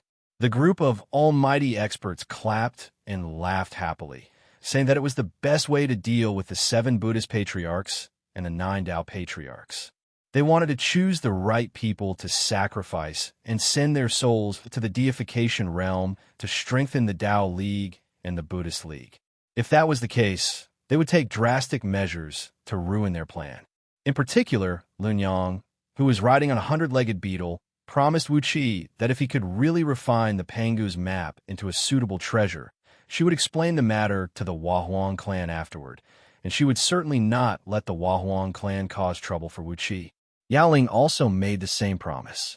After all, as one of the few women among the Dao fusing experts, they had a good relationship with the Huahuang clan, so it was not a big deal for them to come forward and ask for a favor. After getting their assurance, Wuxia put down the last bit of worry in his heart and began to make a thorough arrangement. To refine the treasure in Wuqi's mind, the Pangu's map alone was not enough as the main material. He needed countless other auxiliary materials, all of which were extremely rare, innate divine objects. It took Wuxia 3 days and 3 nights to come up with a list of all the materials that he could possibly use, and those that he had to use. What surprised Wuxia was that they were worthy of being experts of the Dao fusing realm. Although Great Horns and the others knew nothing about artifact refinement and pill concoction, as supreme existences of the Dao fusing realm and standing at the pinnacle of Panga continent, they had collected countless materials over the years and carried them with them. He had been worried that he would not be able to gather all the materials, but with just the private collections of Great Horns, Yao Ling, and Duke Wuling, he had gathered all the materials Wuxia needed. Wuxia did not stand on ceremony. He immediately asked for a lot of natural treasures that they could not use but were of great use to Wuxia, and these people generously emptied their inventories and gave them to Wuxia. After all, Great Horns and the others knew that these things were just decorations in their hands, but when they were in Wuqi's hands, only God knew what he could make out of them. A direct conflict with the 7 Buddhist patriarchs and the 9 Tao patriarchs was likely to break out in the future, and perhaps an extra, innate spirit artifact would give them a better chance of winning. With these materials in hand, Wuxia gathered the people present and ordered them to breathe out their natal true flames. With the help of their flames and his Yuan Ling true flame, Wuxia released the Pangu's map into the heaven refining cauldron. Everyone's natal true flames melted into a purple flame that looked like a crystal, and Wuxia carefully put it into the cauldron. Dark Yin celestial tower flew up from the top of Wuqi's head, and the time around him suddenly sped up by 100,000 times. Great Horns and the others casually cast a beam of light at Wuqi's Dark Yin celestial tower, speeding up the time by 1,000,000 times, so much so that Wuxia almost could not get used to it. After a moment of suffocation, Wuxia finally got used to it, and he devoted all his mind to the cauldron. Chapter 978. The Ling dynasty obediently withdrew all its forces from the attack on the East Sea, and Princess Xianxia did not want to waste her forces by stirring up disputes. Every day, she was busy restraining Xianxia, preventing her from stirring up trouble. The nature of shapeless heavenly devil was to kill, rob, and stir up trouble. An ordinary life was not suitable for a fiend ancestor like Xianxia. Chu Ping smiled lightly and said, "How about this? How many points are the heads of the emperors of the Ling dynasty and the Shizhou dynasty, the heads of their civil and military officials, the heads of their ordinary soldiers, and the immortals of the celestial court and the monks of the Buddhist League? Their cultivation bases are not equal, and they are worth a lot of points. Let's record the total number of points one by one, and meet again in the future, and the one with the highest total number of points will be the winner. What do you say?" Princess Xianxia had distributed countless armaments and provisions to the 6 dynasties. Even Xiang Yu and Hu Hai, the 2 generals that Wuxia had focused on training, were allowed to return to their respective dynasties. After a busy day, the 6 dynasties quietly left the territory of the East Sea. The Yu was shocked, but he did not take it seriously. Daqin, Great Chu, Great Yin, Great Zhao, Great Qi, and Great Wei. Who knew where these small human kingdoms came from? The Yu had too many things to worry about now, so he did not care about the disputes of these small kingdoms. If the 6 dynasties had done this, it would have been a little suspicious of tearing down the East Sea. But now, the emperors of the 6 dynasties could be considered as Wuqi's father-in-law, and even the civil and military officials of the 6 dynasties were 100% Wuqi's father-in-law. If they wanted to lead their soldiers and people out of the East Sea to rebuild their power, there was nothing to argue about. While Princess Xianxia was busy, On the summit of a high mountain outside the EC city, in the temporary imperial residence of the Qin Emperor Yingzheng, the emperors of the 6 states were sitting around a round table. In front of each of them was a small gilded lacquer plate, on which were exquisite wine pots and wine cups, as well as a few exquisite dishes to go with the wine. Chu Ping raised his brows. Yin Dan rolled his eyes. Tianwen and Zhao Sheng did not say anything, while Wei Wuji, the toughest and most combative of them all, gave a hideous laugh, stared at Yingzheng, and said, "Yingzheng, what do you mean by that? If you want to be a beast, then go, but don't drag us down with you." Yingzheng nodded slowly. He gave the people around the round table a look, sighed, and said, "In those days when Daqin unified the 6 states, it is a pity that I could not kill all the emperors with my own hands." He swept the small lacquer plate in front of him to the ground, smiled proudly, and said, "But it is true that I do not have the intention to kill you today, but Yingzheng, Chu Ping, Yin Dan, Wei Wuji, Tianwen, Zhao Sheng, and the emperors of 6 states were drinking and enjoying the peach blossom forest outside the hall through the open floor-to-ceiling window.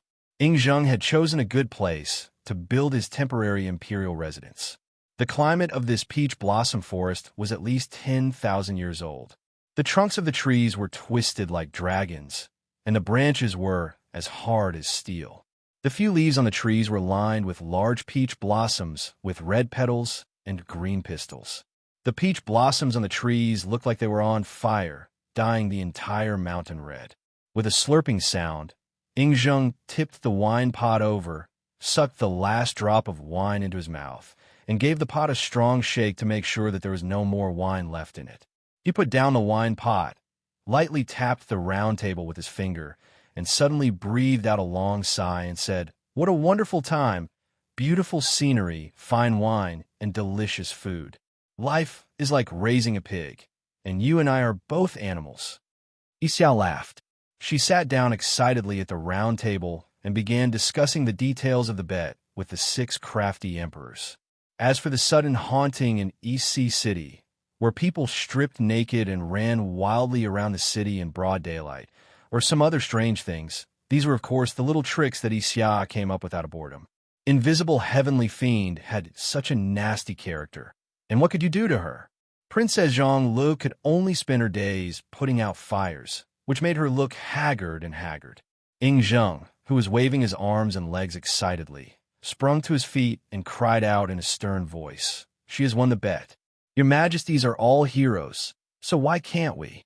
Even those who are ordered around like dogs dare to fight for the human emperor, so why can't we?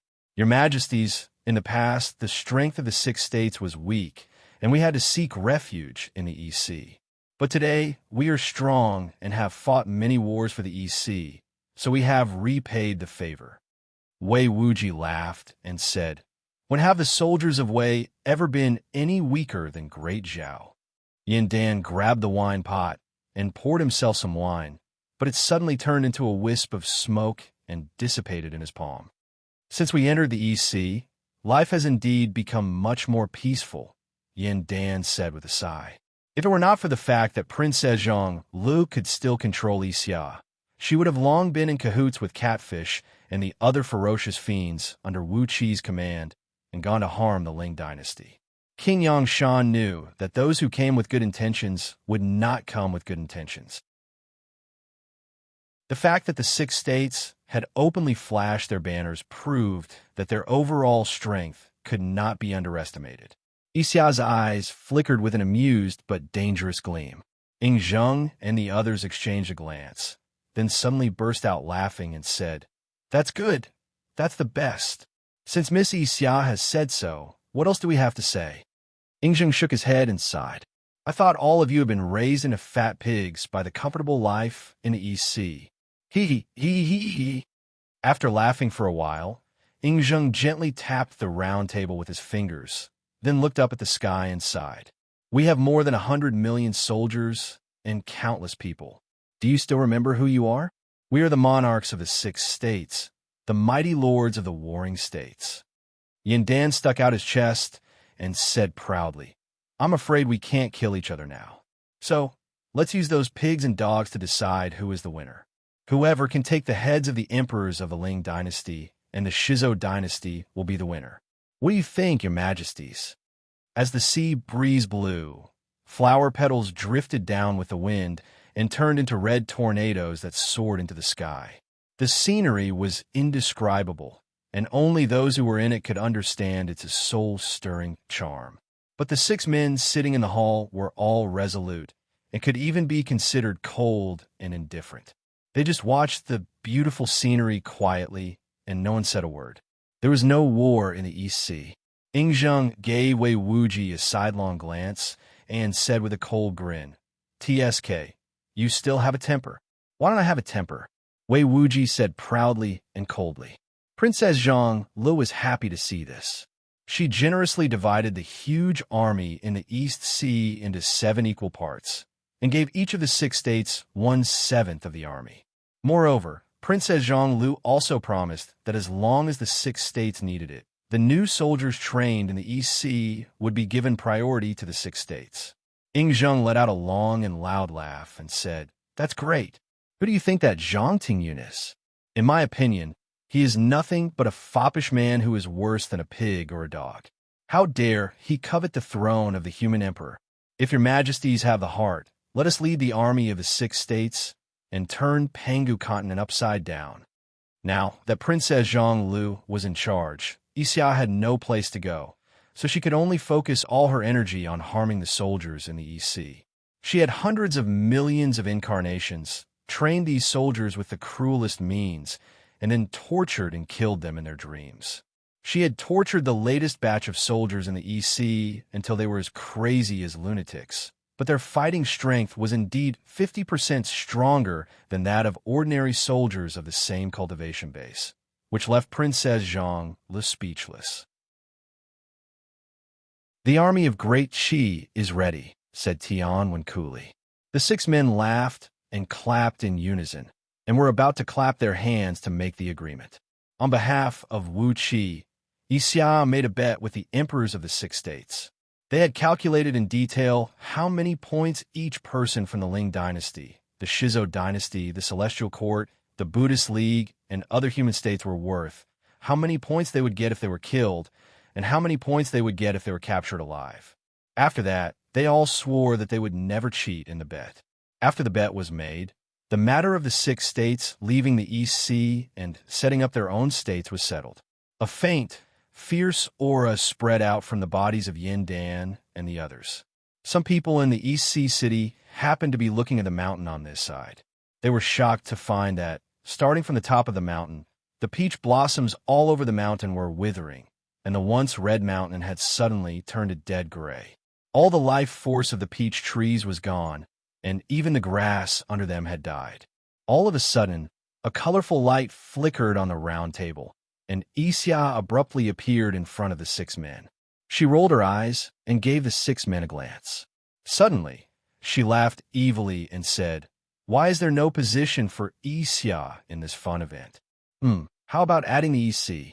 If Xianxia wins the East Sea in the end, all of you will willingly serve him as the human emperor.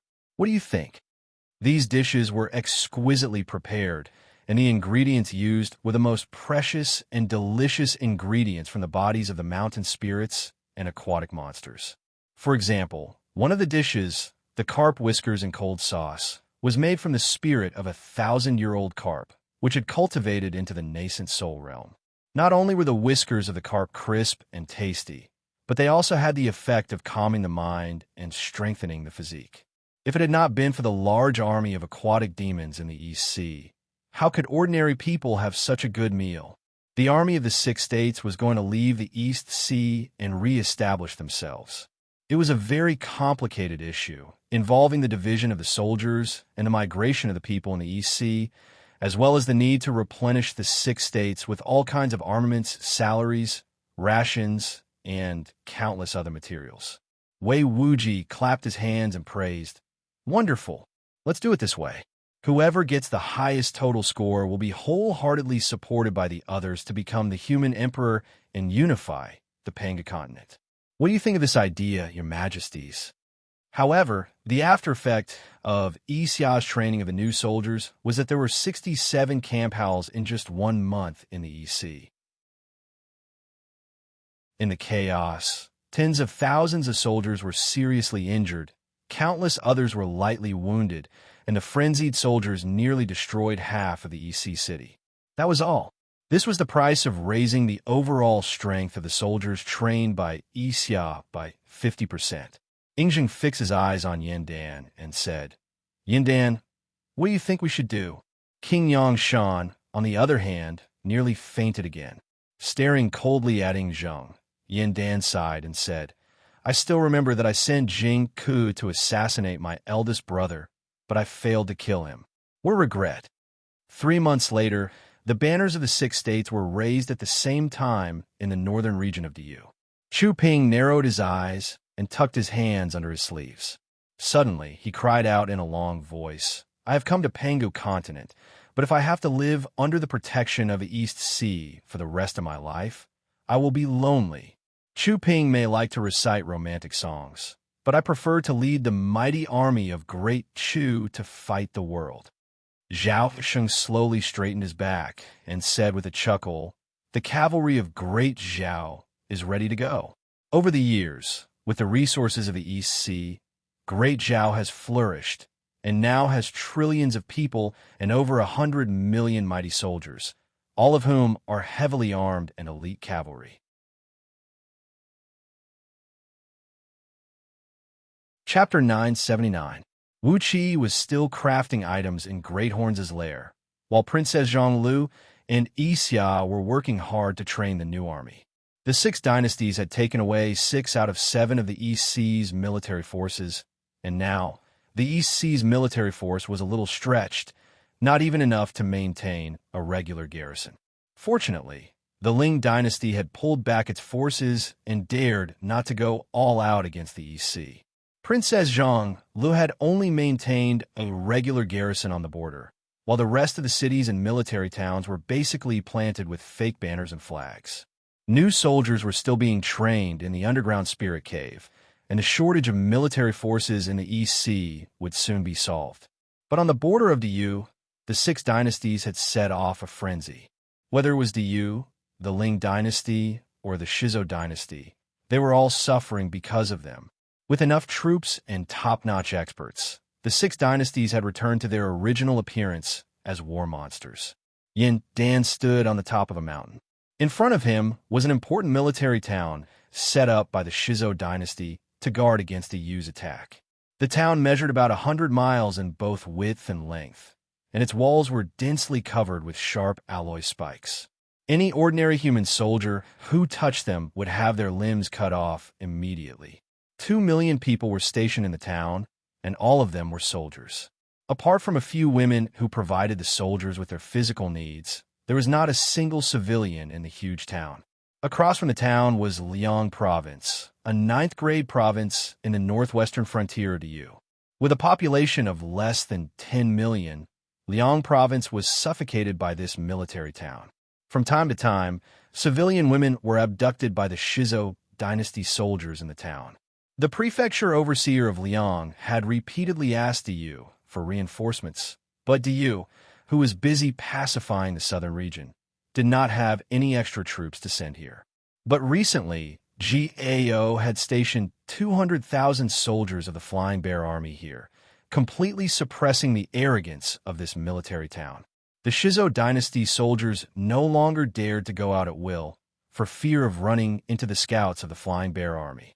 After all the soldiers of the Flying Bear Army were at least in the Panga Heaven realm, and over 90% of the soldiers in this military town were at the first Panga Heaven realm.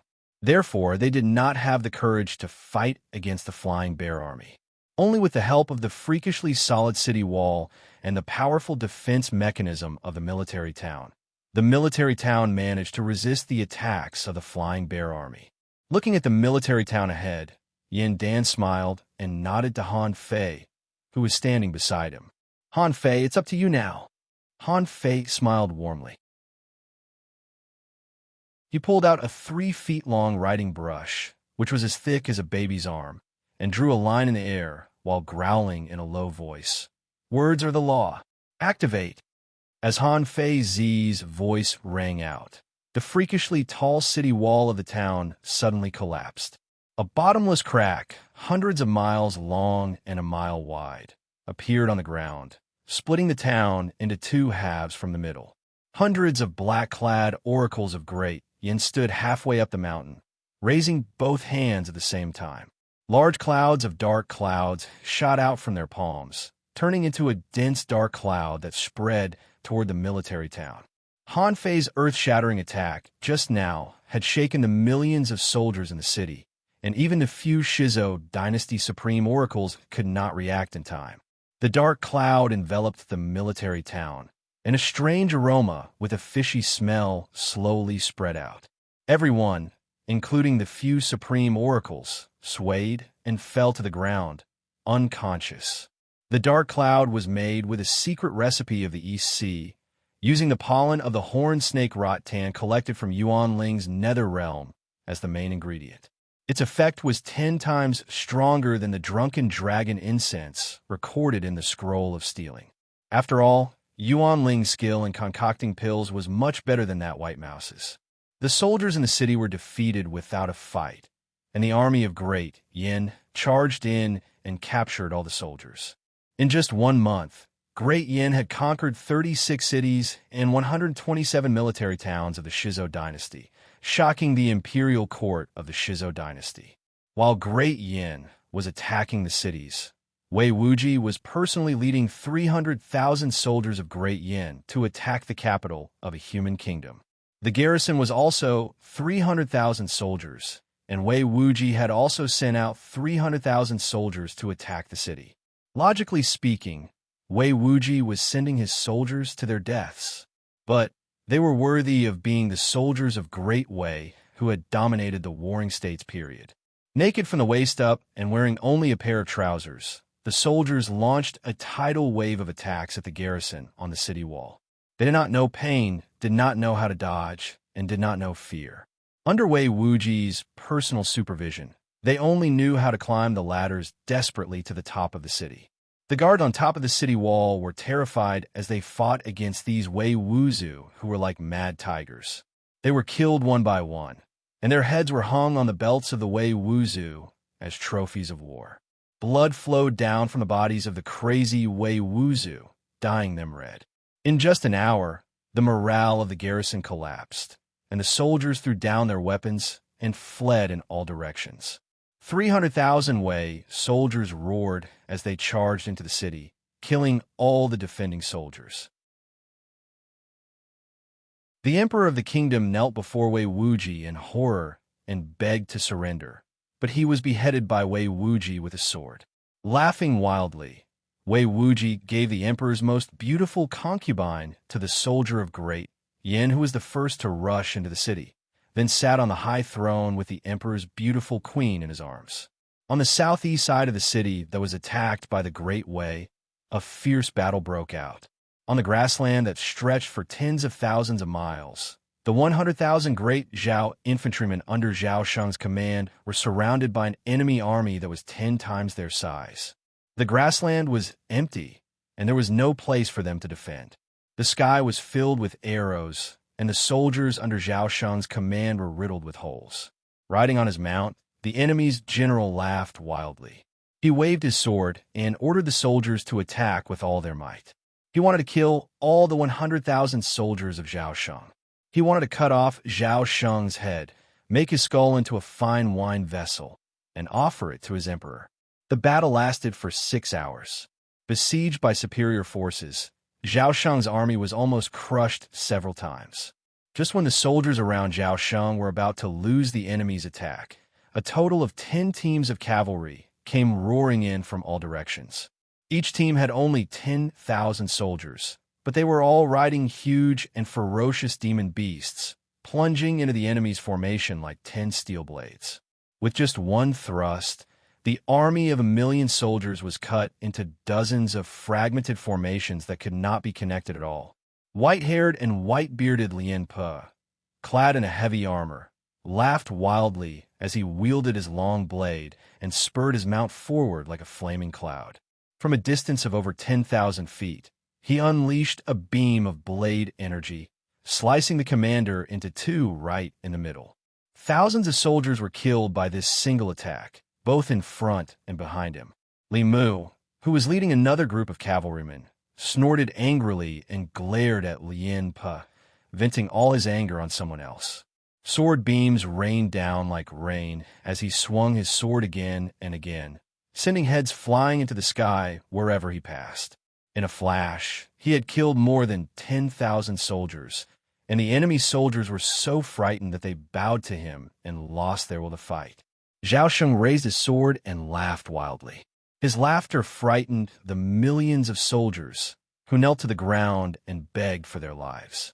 On the other side of the battlefield, the ground in front of Baichi was littered with corpses as more than 1 million soldiers were slaughtered.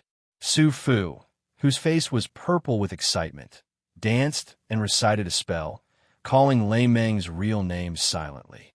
An enormous electric current fell from the sky, and Lei Meng was satisfied with the death of 1 million soldiers. Then a huge beam of red light fell, and 50% of it fell into Baichi's body. Shrouded in a bloody mist, Baichi suddenly raised his sword. The soldiers of Daqin, who were also shrouded in a bloody light, threw their heads back and roared like wild beasts, their killing intent shaking the surroundings. Meanwhile, in the capital city of another kingdom not far from this bloody battlefield, an emperor was howling in pain. His entire body was ablaze with ghastly, ghostly fire, and he was struggling and twitching on the ground in pain, looking at the few most authoritative ministers in his court in confusion. Li Si walked out from behind the curtain, next to the throne with a sinister smile on his face. He cupped his fist at the ministers and said, "Congratulations, everyone. You and I are now ministers of the same dynasty, and I hope you will take care of me in the future. His Majesty will reward you handsomely for abandoning the dark side and joining Daqin." Without shedding a drop of blood, Li Si had overthrown the kingdom in one fell swoop. Only the emperor had died unjustly, not knowing why his ministers had poisoned him. Far away from the kingdom Li Si had overthrown, two kingdoms were engaged in their final battle.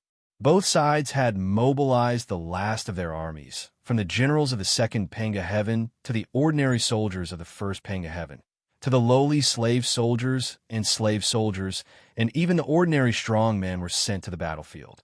More than 1 million regular armies had been gathered on both sides, and the number of cannon fodder soldiers was uncountable. The war, which had lasted for more than a year, had exhausted both sides. They were looking for the flaws of the other side, preparing to launch the final and most deadly blow to the enemy.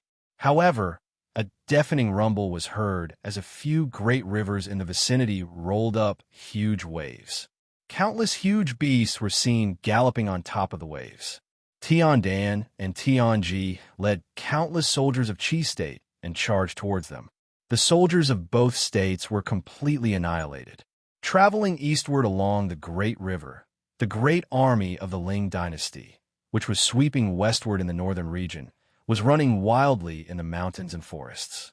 Everywhere was shrouded in mist, ghostly shadows could be seen, and the melodious singing of mountain ghosts could be heard.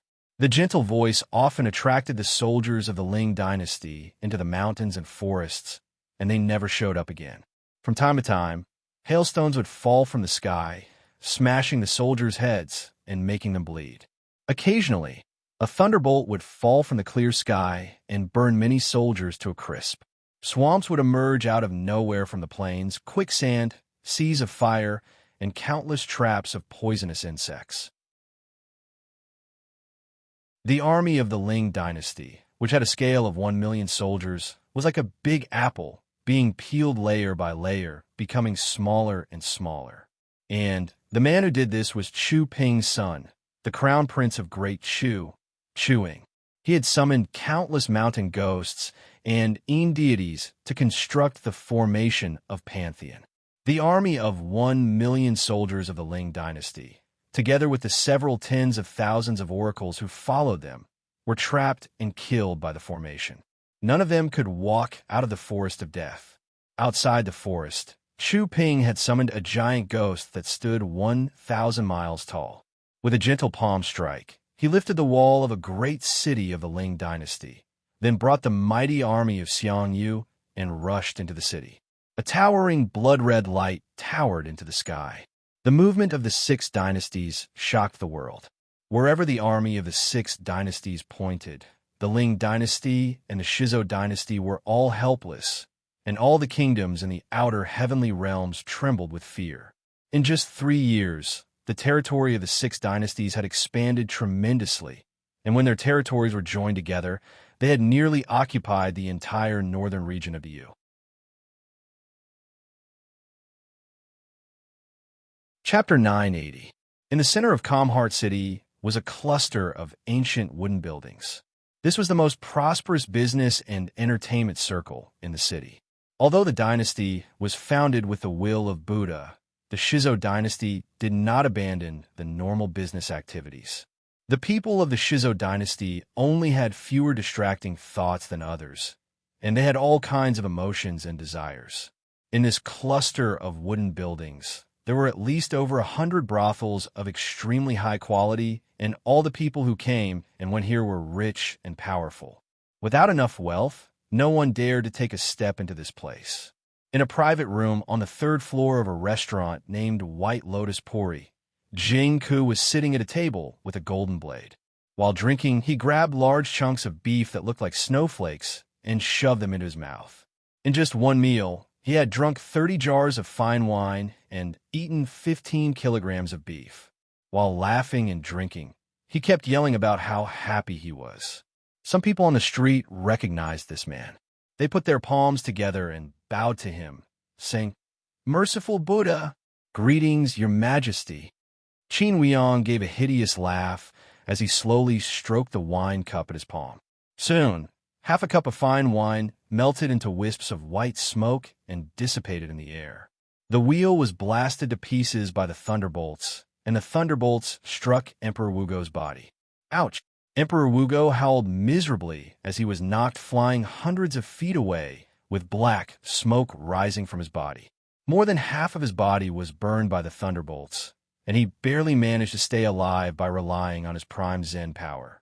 Compared to the incomparably luxurious and extravagant capital city of the Ling dynasty, Calmheart City truly lived up to its name. The city was surrounded by a city wall that measured 1,000 miles in both width and length.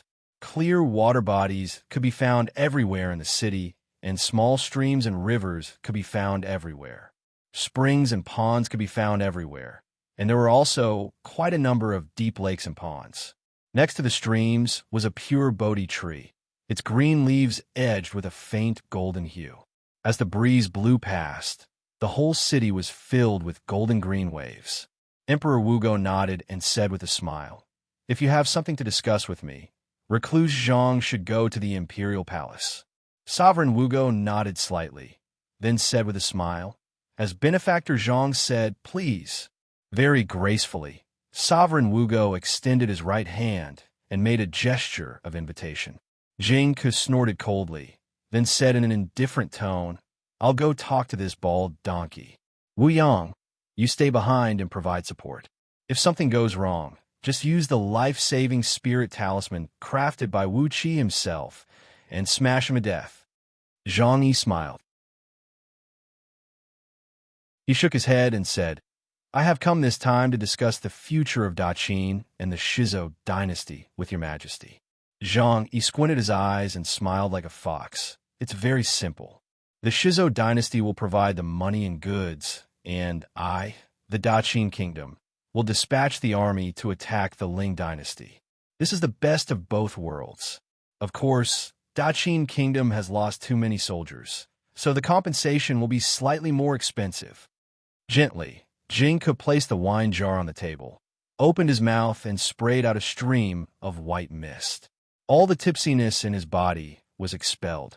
He rose to his feet steadily, turned his body sideways, and stood next to the open window, looking into the distance.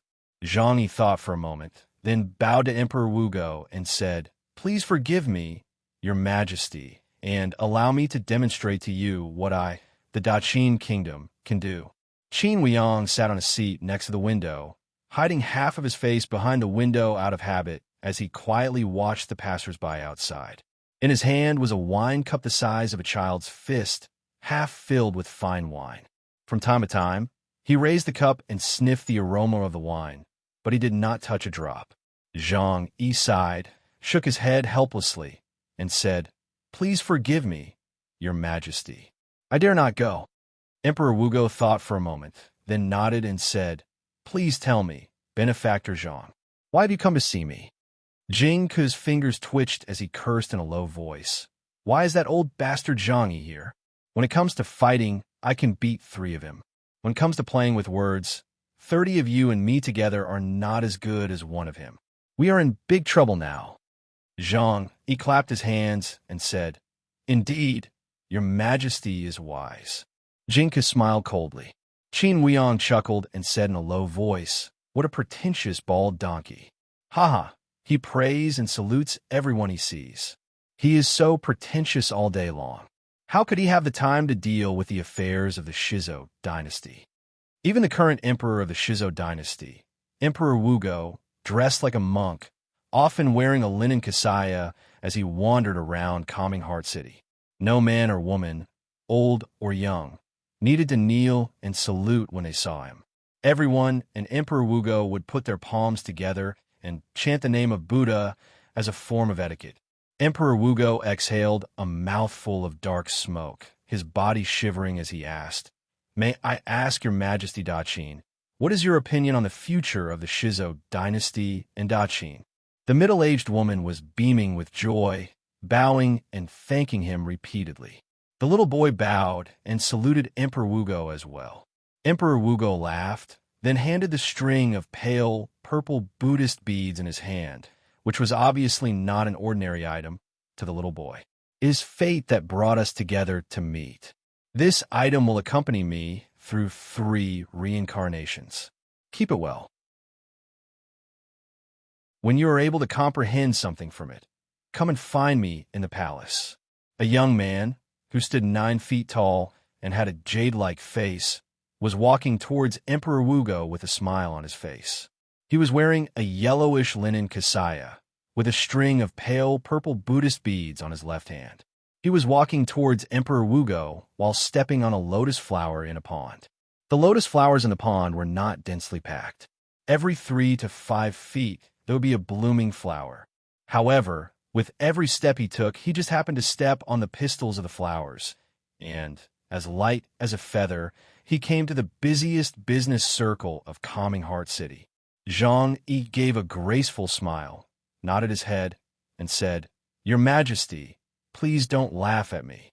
I, Zhang Yi, am just a common man in the mortal world, always running around like a fly for personal gain. I am not worthy of Your Majesty's praise." He paused for a brief moment, then said in a deep voice, "The reason why the Emperor of Daqin, Yingzheng, has sent me to Calming Heart City is that I have something to discuss with Your Majesty." Qin Huiyang nodded his head excitedly. With a crooked finger, a small and exquisite dagger appeared in his hand. The young man smiled and bowed back to the man. A middle-aged woman walked past, pulling a little boy with her. The woman put her palms together and bowed, while the little boy looked at her and laughed. Emperor Wugo smiled and nodded his head, then gently pressed his palm on the boy's head and said, "You are happy to see the Buddha. This young man has a great affinity with the Buddha, and his future is limitless. Congratulations, my lady benefactor. Your family is blessed." Jing Ke narrowed his eyes and said in a low voice, "If it were not for the fact that our purpose of coming here is not to kill him, I would actually try to kill him. Even if he is the reincarnation of the Buddha, I still have many ways to destroy his soul and scatter his soul." Some even addressed the man as Reverend Wugo. Apparently, they did not regard him as the monarch of a dynasty, but respected him as an eminent monk. Emperor Wugo put his palms together and bowed to Zhang Yi smilingly, then said, "Since you are here, you are my guest. Daqin, could it be that you are the Daqin who has conquered over 800 cities and towns of the Ling dynasty in the past 2 years?" Zhang, he stroked his beard and said with a smile, "The Daqin mentioned by your majesty is exactly where I came from." Without hesitation, Zhang Yi took out a spirit talisman personally drawn by Wuxia, crafted using the leaf of an innate divine tree found in Yuan Ling's nether realm. With a shake of his hand, he sent a stream of energy into the talisman, activating the three corpses' explosive thunder talisman, which was drawn by Wuxia with his natal energy. After giving a few words of advice to the little boy, Emperor Wugo flicked his sleeve and walked slowly towards White Lotus Purang. A peddler selling tea on the side of the road offered him a bowl of green tea. Emperor Wugo hurriedly took the cup and drained it in one gulp. After that, he solemnly bowed to the peddler and expressed his gratitude, then began to recite a long prayer scripture for him. Emperor Wugo smiled faintly. A ring of Buddhist light shone from behind his head, illuminating the entire Calm Heart city. Chanting rose from all directions, and a fragrant mist rose in spirals, intoxicating everyone. Hundreds of Buddha figures emerged from the Calm Heart Pagoda, while a vast power of Buddhist Zen swept across the sky. Zhang Yi's body stiffened slightly, and he was nearly knocked away by the surging power of Zen. A loud boom rang out in the sky. Countless fireballs, measuring about 1 mile in circumference, rained down from the sky like broken charcoals, shattering the defensive mechanisms around Calm Heart City. 3 thumb-sized thunderbolts of purple, red, and blue intertwined with each other as they plunged down from the sky, smashing straight onto Emperor Wugo's forehead.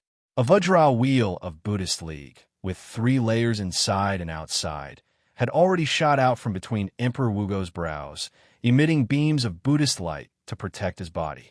However, as the talisman drawn by Wuxia with his cultivation base of Tao-breaking realm, its power was simply a cheat. Zhang Yi smiled, a very proud smile on his face. Emperor Wugo narrowed his eyes and looked at Zhang Yi.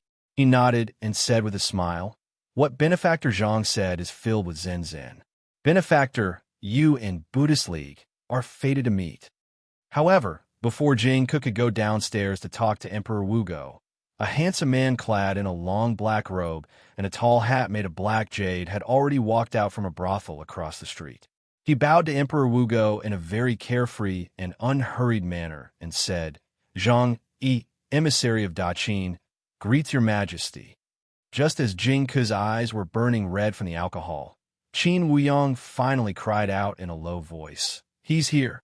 Emperor Wugo immediately burst into laughter. He beckoned at Zhang Yi, then sat down on the grass by the roadside and said, "Benefactor Zhang, you're telling the truth. Considering your background and purpose of coming here, could it be that you're afraid of being surrounded and killed after entering the imperial palace of the Shizo dynasty?" The kingdom of the Shizo dynasty, Calm Heart City. Emperor Wugo gave Zhang Yi a glance with a smile, then shook his head and said, "Benefactor Zhang, what talent does Daqin have? How could he possibly affect the future of the Shizo dynasty?" Zhang Yi clasped his hands behind his back and laughed proudly. However, Emperor Wugo rose to his feet, trembling as he shouted at the top of his lungs, "Stop! Don't act recklessly. This is an honored guest of our dynasty. Quickly open the guest in and ask Benefactor Zhang to have a good rest." Even the imperial palace of the Shizo dynasty was like this. It was a small imperial palace that occupied an area of less than 1,000 acres. Rather than calling it an imperial palace, it would be better to call it a grand temple. Inside the temple was the tallest building in the entire Calm Heart City, a Buddhist pagoda that stood 18 stories tall. This Buddhist pagoda was carved from a single piece of fine jade, and its surface was inlaid with countless precious pearls, relics, and other Buddhist treasures, as well as several tens of thousands of images of Buddhists. The name of this Buddhist pagoda was Calm Heart Pagoda. It was a Buddhist magical artifact with incredible power, and it was also the core of the defensive mechanism of Calm Heart City. A large sheet of auspicious light surged from all directions as countless Buddhas and Bodhisattvas, clad in armors and holding weapons in their hands, angrily surrounded the pagoda.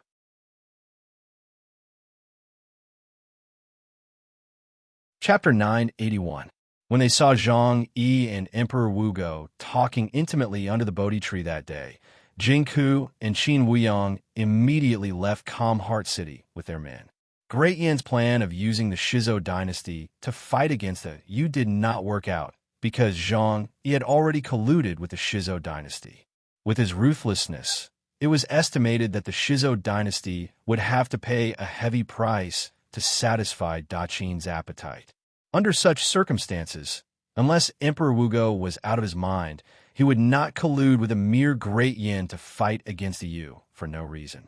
Naturally, the situation in the northern region of the Yu evolved into the Yu watching from the sidelines, while Great Yan, Great Chu, and Great Wei joined forces to attack the Shizo dynasty, while Daqin, Great Qi, and Great Zhao joined forces to attack the Ling dynasty. Behind Great Yan, Great Chu, and Great Wei was the Ling dynasty. The Ling dynasty provided them with all kinds of armaments and resources at all costs, trying to weaken the Shizo dynasty's strength. On the other hand, the three dynasties of Daqin had colluded with the Shizo dynasty, arming themselves with the Shizo dynasty's wealth and weakening the Ling dynasty's strength as much as possible. Both the Ling dynasty and the Shizo dynasty had their wishful thinking. They had each hired three dynasties to tangle with each other, while their main forces were placed in the southern region. They swept across the southern region from east to west, trying to pacify it as soon as possible. All the outer heavenly realms had returned to Pangu continent. The already vast continent had increased by half, and the speed at which it absorbed chaotic energy to expand itself had more than doubled. All the human kingdoms from outer heavenly realms and those in the northern region were shared among the six dynasties, leaving the southern region as the last chance for the Ling dynasty and the Shizo dynasty to seize the population and that little bit of emperor aura. Although Wuxia had drained the emperors from the outer realms of their sovereign Qi, after a few years, they had more or less recovered. This bit of emperor's aura was of great help to Zhang Tingyun and Emperor Wugo. Both countries mobilized their armies in a frenzy to attack. Because of Wuxia, the celestial court and the Buddhism showed signs of falling out. Both sides suspected that the other had plundered the Renhuang Qi of the outer domain, and they never suspected anyone else. The current situation on Pangu continent was like a hurricane, and Yu was right in the eye of it. It was calm for the time being, but sooner or later, he would be dragged into it. East, west, south, and north of the Yu were in full swing, and there were millions of casualties every day. Time flowed like water. Another year passed, and the Ling dynasty and the Shizo dynasty finally destroyed all the human kingdoms that came from the outer realms. Just as they were preparing for a full-scale war in the southern region, the scouts of both sides discovered Great Wu at the same time. By now, Great Wu had become a behemoth. It alone occupied more than 30% of the southern region, had countless people, and had an enormous army. Although the cultivation base of Great Wu soldiers was not as strong as the elites of the Ling dynasty and the Shizo dynasty, the Ling dynasty and the Shizo dynasty were shocked to find that Great Wu's city defenses were extremely brilliant, several times stronger than those of their own kingdoms. Moreover, with the help of countless powerful weapons, Great Wu was like an iron-shelled tortoise standing in front of the two dynasties. What made the Ling dynasty and the Shizo dynasty even more uncomfortable was that, under Giguzi's deliberate influence, the situation in the southern region had changed extremely strangely. Great Wu occupied more than 30 to 40% of the southern region's land. To the west, the Shizo dynasty occupied more than 20% of the southern region's land. To the east, the Ling dynasty occupied more than 20% of the land. And to the north, about 10% of the southern region's land controlled by the Yu. The territories of the four dynasties were not far from each other, and they formed an equidistant quadrilateral. Between the four dynasties was a vast grassland with a circumference of 1,000,000 miles, which could be used as a battlefield. Coincidentally, each of the four dynasties had built a large city on the edge of the grassland, behind which were countless strong city passes. To the north was the Diyu dynasty's Dingnan city. To the south was Great Wu's Iron Wall city. To the west was the Shizo dynasty's Vajra city. And to the east was the Ling dynasty's Sky-Gazing city. Each of the four cities was 1,000 miles in circumference, garrisoned by countless soldiers and densely packed with defensive mechanisms. The styles of the four cities were also very different. Dingnan City was simple and unadorned. It was a tall city built of boulders, ordinary and unadorned. Vajra City, on the other hand, had clear water, the same style as Kamhart City. There were countless monasteries in the city, and half of the soldiers who went in and out of the city were monk soldiers. Sky-Gazing City, like the city of Wanling, was exquisite and luxurious.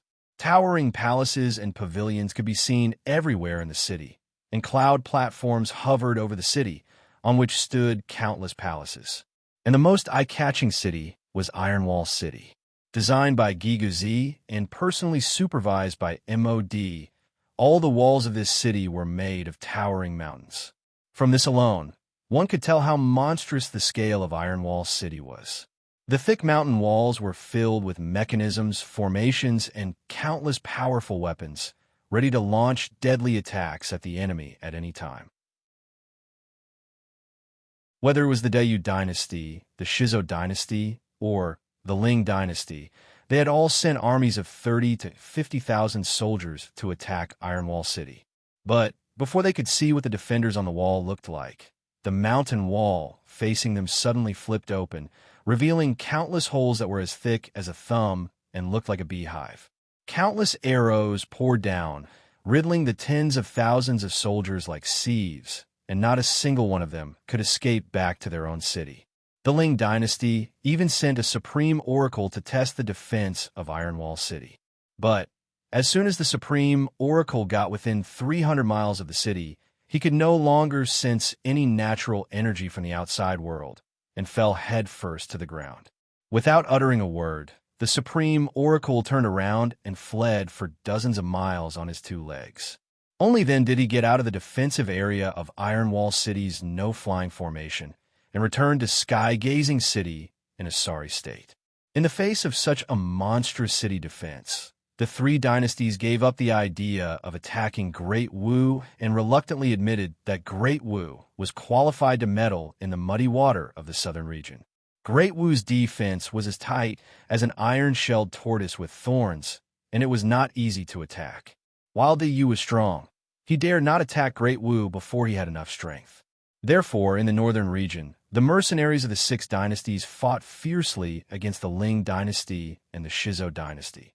While in the southern region, the elites of the two dynasties personally went into battle, fighting fiercely on the million-mile battlefield that Giguzi had chosen for them. Today, Sky-Gazing City attacked Vajra City, and tomorrow, a few generals of the Shizo dynasty would lead 300 to 500 soldiers to Sky-Gazing City. And the day after that, a few scouts of Sky-Gazing City would be killed and hung upside down in front of the city gate. After that, a few soldiers of the Shizo dynasty would suddenly disappear, and when they reappeared, they had been refined into flying Yikshaws and joined the army attacking Vajra City. In South Dingnan City, the Yu soldiers did not move, and they could not play any tricks. But Great Wu's soldiers in Iron Wall City were different. Under Giguzi's training, they were more cunning than anyone else. Today, they would go out and hack a few Ling dynasty soldiers to death and throw their heads at the gate of Sky-Gazing City. Tomorrow, they would go out and kill a few Shizo dynasty officers, cut them into pieces, and throw them at the gate of Vajra City.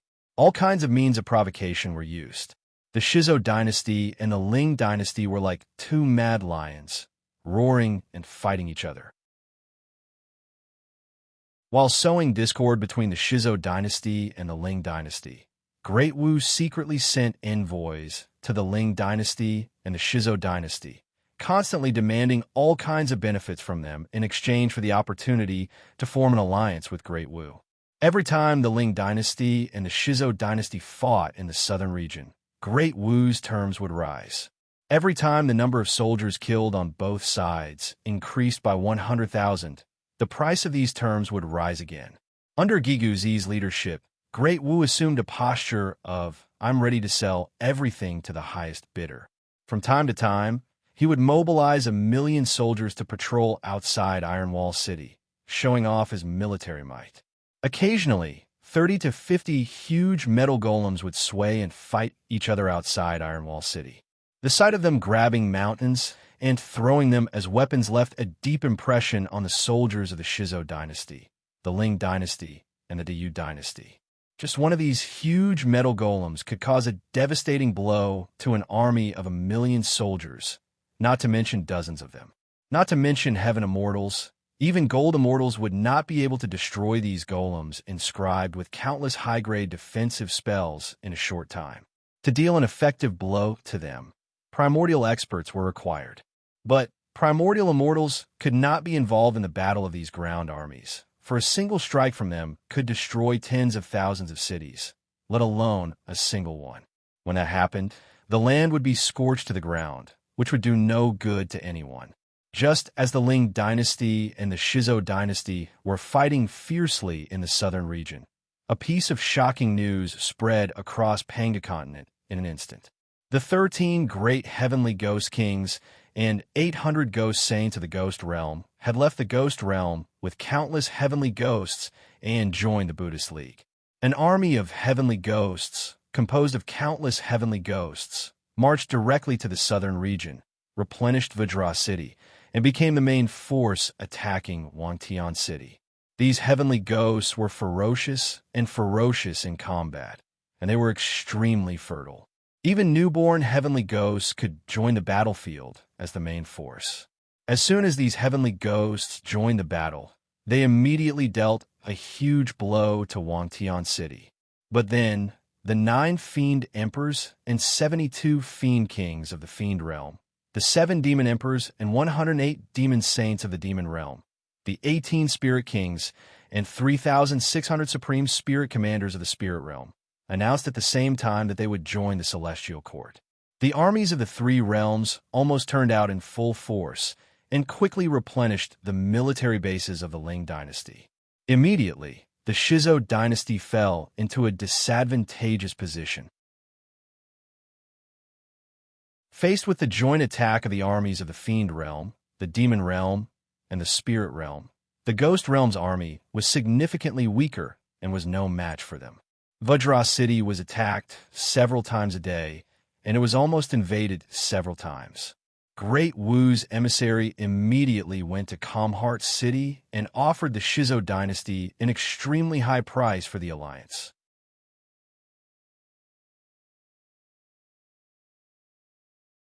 Chapter 982.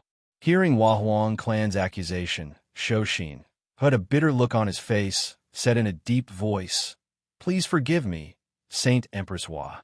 This matter is over. The human tribe is still the human tribe, and you are still the holy mother of the human tribe. Nothing has changed, except that you have replaced the current Diyu with a better law." Gradually, 2 figures appeared in the 2 masses of spiritual qi. Seeing them, Huahuang clan nodded in relief. She pointed to the cauldron above her head and said softly, "Wisdom of the past lives. When are you going to wake up? Suirenshi, Fushi, Zhuanxiu, Ku, Yao, Shun, you have been reincarnated in the human world for countless lifetimes. Wake up now, wake up now." No one knew the real names of the 7 Buddhas, and they did not have proper Buddhist names. They just had nicknames for themselves, namely Shouxin, Shouxin, Shuyi, Shouji, Shouzu, Shouyuan, and Shouqi. Shouxin ranked first and had a hairpin in his hairband. Shouqi ranked 7th and had 7 hairpins in his hairband. Huahuang clan raised her eyebrows, put her hands in her sleeves, and said coolly, "Damn Baldy, you've been blocking the gate of Empress Hua Palace for so many years. It's time to open the gate, isn't it? You have schemed against the human tribe, and yet you do not allow me to help you. This is too overbearing and despicable."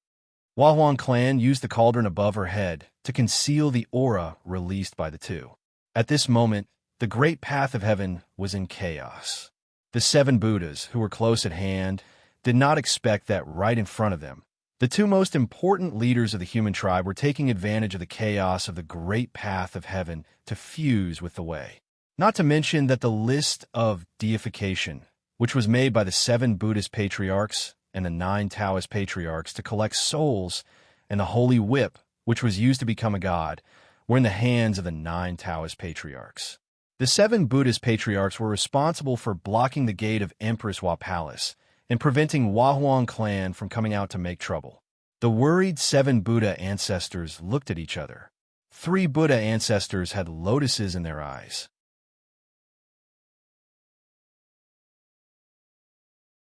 Chapter 983. On Mount Kunlun in the Ghost Realm, Prince Chongqing was stroking his zither while a few female immortals were singing and dancing beside him. A slender white dragon wheeled over his head, letting out soft cries from time to time. Dozens of jade trees surrounded the small grassland, surrounded by a clear river. More than 100 colorful carps swam back and forth in the river, leaping out of the water to the tune of the zither from time to time. Countless deities, divine beasts, immortals, and soldiers were stationed on Mount Kunlun, and a plume of purple mist hung down from the sky, wrapping the mountain in the middle. Countless purple runes the size of water buckets could be seen looming amidst the purple mist, condensing into 9 layers of purple bells over the mountain. An endless army of heavenly ghosts surrounded Mount Kunlun. Their skin was blue, cyan, red, green, purple, and all kinds of glaring colors, and their bodies were covered with bone spikes. Among them, there were some heavenly ghosts with extremely strong cultivation bases, standing over 1,000 miles tall.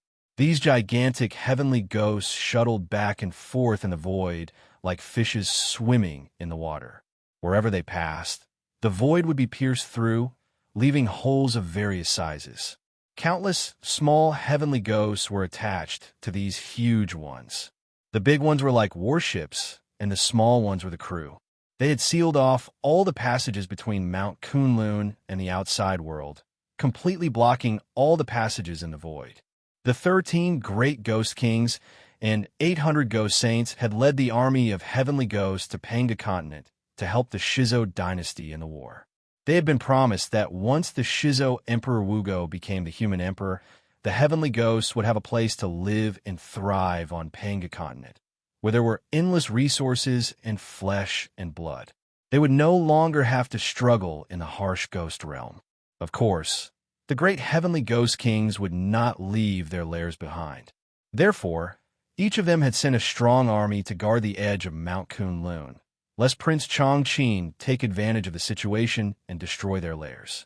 After all, although the heavenly ghosts yearned for the luxurious life on Panga continent, the ghost realm was the birthplace of the heavenly ghosts, and they could not abandon it at will. The corpses of the countless ancient almighty experts who had fallen here and the treasures they left behind were a great fortune. Neither the heavenly ghost king nor the ghost saint was willing to leave these treasures to Prince Chongqing. With his fingers gently plucking the zither strings, Prince Chongqing looked at the countless heavenly ghosts in all directions with a smile on his face. How many heavenly ghosts were there? Even with Prince Chongqing's mighty divine sense, he could not count the number of heavenly ghosts here. He could barely count the number of heavenly ghosts that were over 1,000 miles long. There were about 300,000 of them, known as strong heavenly ghosts among the heavenly ghosts, and each of them was as strong as a peak-level gold immortal. Coupled with their innate ability to travel through the void at will, even ordinary primordial immortals would have a headache when they encountered them. They've invested a lot of money. Chongqing pursed his lips into a sarcastic smile. He lifted his collar and looked at the dense sealing runes embroidered on his chest. The Yellow Emperor had personally embroidered them for him, and their purpose was to seal his real cultivation base so that no one could find out how strong he really was. I'll be able to undo them soon, won't I? What a bunch of weak fools. With his mind in a mess, Prince Chongqing put his zither aside and kissed a few female immortals for a while, then walked slowly to the great hall where the Mirror of Kunlun was enshrined. The huge Mirror of Kunlun was still hovering in the center of the great hall, surrounded by 5-colored auspicious mist. Chongqing pressed his hands on the surface of the mirror, and a strong and solemn power poured into his body, which made him feel at ease. The last time he told Wuxia that he could not control the mirror of Kunlun at what was the first time in his life that he had lied. In fact, the mirror of Kunlun had been refined into his natal artifact, and his life and death were intertwined. He had reached the point where he could break the mirror if he died, and he would die if the mirror was destroyed. He could easily exert all the power of the mirror of Kunlun, breaking through the void, turning back time, and unleashing all kinds of powerful divine abilities. But at that time, Prince Chongqing could not tell anyone about it. Apart from the Yellow Emperor Xianyuan, the Yin Emperor Shenong, and Empress Inbiwa, no one knew that Prince Chongqing had become one with the mirror of Kunlun. Apart from the three of them, no one knew why Prince Chongqing brought Mount Kunlun to the Ghost Realm. Everyone thought that he was the spy sent to the Ghost Realm by the human race, who was responsible for monitoring all the realms with the mirror of Kunlun. Do I need to stay here for so many years for such a trivial matter? Prince Chongqing stretched himself and murmured to himself excitedly. When I'm done with this, I'll have to go back and settle the score with a few old friends in that Taoist sect. With my current strength, should I kill them cleanly or cut them into pieces? 3 old men in crimson robes walked quietly into the great hall. They looked at Chongqing with a smile and said in a low voice, "May I ask what you want to do this time, Your Highness? By the decree of the great celestial emperor, you'd better not do anything." Chongqing turned slowly, nodded at the 3 old men, and said, "What's wrong? You can't help it." One of the old men said, "It's not that we can't help it, but His Highness is a little distracted these days. He has been presiding over the Ghost Realm for countless years, and he has never been so restless. So, we know he's going to do something, but you'd better not do anything." Chongqing pursed his lips into a sarcastic smile, then pointed a finger out. 3 white swords, each about a foot long, shot toward the 3 old men's necks at lightning speed. A crisp ringing rang out as the old man in the middle took out an alms bowl the size of a human head and shook it gently. 3 white flying swords the size of leek leaves fell into the bowl with a clanking sound. The old man put the flying swords back into his sleeve with a smile, then turned to Chongqing and said proudly, "Thank you for the gift, Your Highness. 3 flying swords of excellent quality that have almost given birth to a spirit god and become a primordial artifact. You're really generous, Your Highness." The old man on the left laughed. A stream of purple light flew out of his sleeve, transformed into a flood dragon, and swept toward Chongqing's head with bared fangs and brandished claws. Chongqing stood where he was without moving, allowing the flood dragon to wrap around him a dozen times, then turn into a purple rope as thick as a thumb and tie him up tightly. The 3 old men laughed at the same time, and the old man on the right said, "We've been lurking here for countless years, and the day has finally come. We've captured Prince Chongqing alive, seized the mirror of Kunlun, and foiled the human race's plan in the Ghost Realm. We can't run away from his credit." Chongqing just looked at them with a smile and did not put up any resistance. All of a sudden, a furious roar rang out. Kaming, the symbolic divine beast of Mount Kunlun, had sneaked up behind the 3 old men. Riding on its back, Ingzhao, the divine god of Mount Kunlun, wielded a huge single-edged axe that was spewing flames and chopped off the 3 old men's heads with a horizontal swing. The mirror of Kunlun swayed, and a sheet of green light poured out of it. Before the trio's souls could flee, they were sucked into the mirror and suppressed in the depths of it in the blink of an eye. With a gentle shake of his body, the purple rope fell obediently to the ground. He nodded at Ingzhao and said with a chuckle, "It's a pity that the 3 of them have been working hard all these years. You've deliberately asked them to do all the dirty and tiring work, and they've worked hard for countless years without getting paid. Now that you've killed them, I really can't bear to do it." Ingzhao twitched his mouth and gave Chongqing a sideways glance.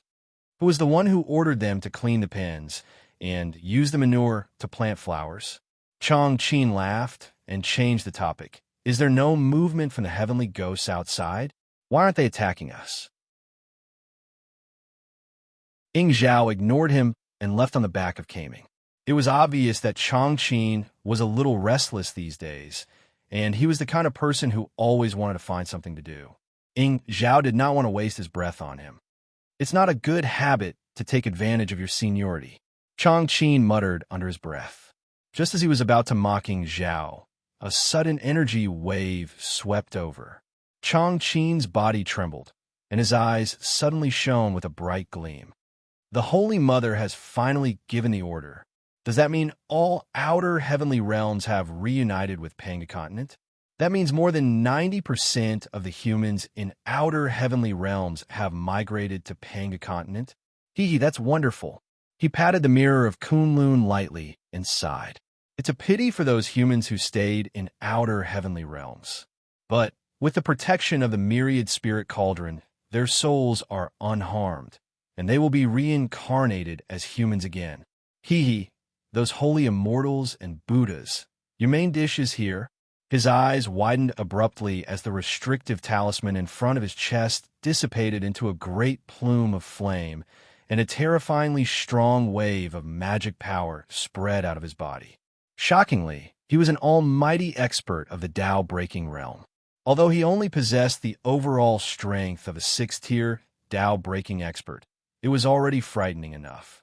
His body transformed into a beam of light and fused with the mirror of Kunlun. A loud cry rang out from within the mirror as it broke through the void and came to the sky above Mount Kunlun. Its surface expanded rapidly, and in the blink of an eye, it had become a huge mirror that stood 90,000 miles tall and 10,000 miles thick. The huge mirror emitted a vast amount of bright light and auspicious purple mist. Wherever the light passed, the heavenly ghosts emitted thick black smoke, howled miserably, and fled in panic. Open the mirror of Kunlun. Open the portals of 8 realms. Prince Changqing's loud cry rang out from the depths of the mirror. The void of the ghost realm exploded with a boom, and a few holes, tens of thousands of miles in diameter, appeared out of nowhere. The mirror emitted a blinding light into these holes, forcibly opening up dozens of huge portals in the void. Roars filled with a bloody and murderous aura could be heard coming out of these portals. Suddenly, a huge arm, 1,000 miles long and covered in black hair, reached out of one of the portals and crushed tens of thousands of heavenly ghosts with a single palm strike. Accompanied by a deafening rumble, a huge goat-headed fiend god, thousands of miles tall, carefully and hesitantly stepped out of the portal. Glancing at the countless heavenly ghosts around him, the fiend god suddenly leaped to his feet in excitement. He wielded a huge bone hammer and smashed 1,000 miles tall heavenly ghost to pieces. Then he swung the bone hammer forward and cried out, "Brothers and children, do you smell the aroma of flesh and blood? Kill, kill, kill. Conquer this lovely world." Similar portals appeared in front of the southern heavenly gate of the 33 heavens and Mount Gridrakada. Countless grotesque fiend gods from outer domains rushed up to the 33 heavens and into Mount Gridrakada.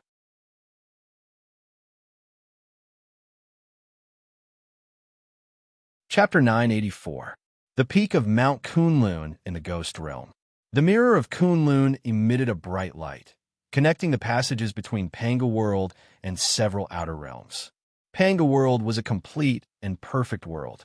The laws of heavenly Tao were complex and complete, and the elements of earth, water, fire, and wind constructed an orderly world.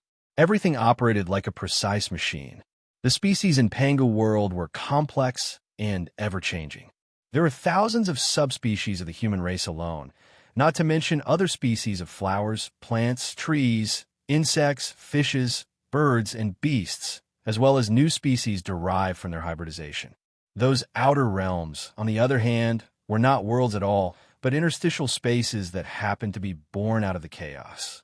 Often, these worlds had only 2 or 3 main laws supporting the void, such as flame, thunder, and ice. The native inhabitants were of a single species. Some worlds were considered extremely prosperous when they had hundreds of species, while others had only one or two species that lived on the main laws. But without exception, the environments in those worlds were harsh, and the living conditions were extremely cruel. Therefore, the creatures living in those worlds were especially strong. Even a beetle from those worlds could be as powerful as a spirit beast in Pangu world. As for the top creatures in these worlds, their cultivation bases were close to the realm of primordial immortals and divine gold, or the realm of Tao reasoning and Tao breaking. Lei Ming, the ancestor god worshipped by Wuxia, and Lao Ai, the ancestor god worshipped by King Xianxia, were actually experts from these outer realms. They could not break through the layers of space to come to Pangu world, nor could they find its specific coordinates. Therefore, they could only rely on the aura of summoning spells to project their clones into Pangu world, where they could enjoy the sacrifice of blood, and at the same time, give back enormous power to the sacrificer. But now, with the power of the Mirror of Kunlun, Prince Chongqing had opened dozens of portals to other outer realms, connecting them with Pangu world. Over the years, he had been guarding the Ghost Realm, inspecting all the realms in Pangu world with the Mirror of Kunlun every day. Those who knew of his existence thought he was just a spy sent to the Ghost Realm by the human race, and that he was only monitoring the actions of the Celestial Court and the Buddhist League with the power of the Mirror of Kunlun. But even the 7 Buddhist patriarchs and the 9 Tao patriarchs, the most cunning of them all, did not expect that Prince Chongqing was the great assassin of the Wahuang clan, the vanguard of the human race's counterattack against the holy immortals and Buddhas. Countless grotesque and terrifying creatures walked out of those portals. Laughing crazily, they rushed toward the army of heavenly ghosts that surrounded Mount Kunlun like a tide. The poor heavenly ghosts shrieked shrilly and fearlessly launched a counterattack against these strange creatures from outer realms.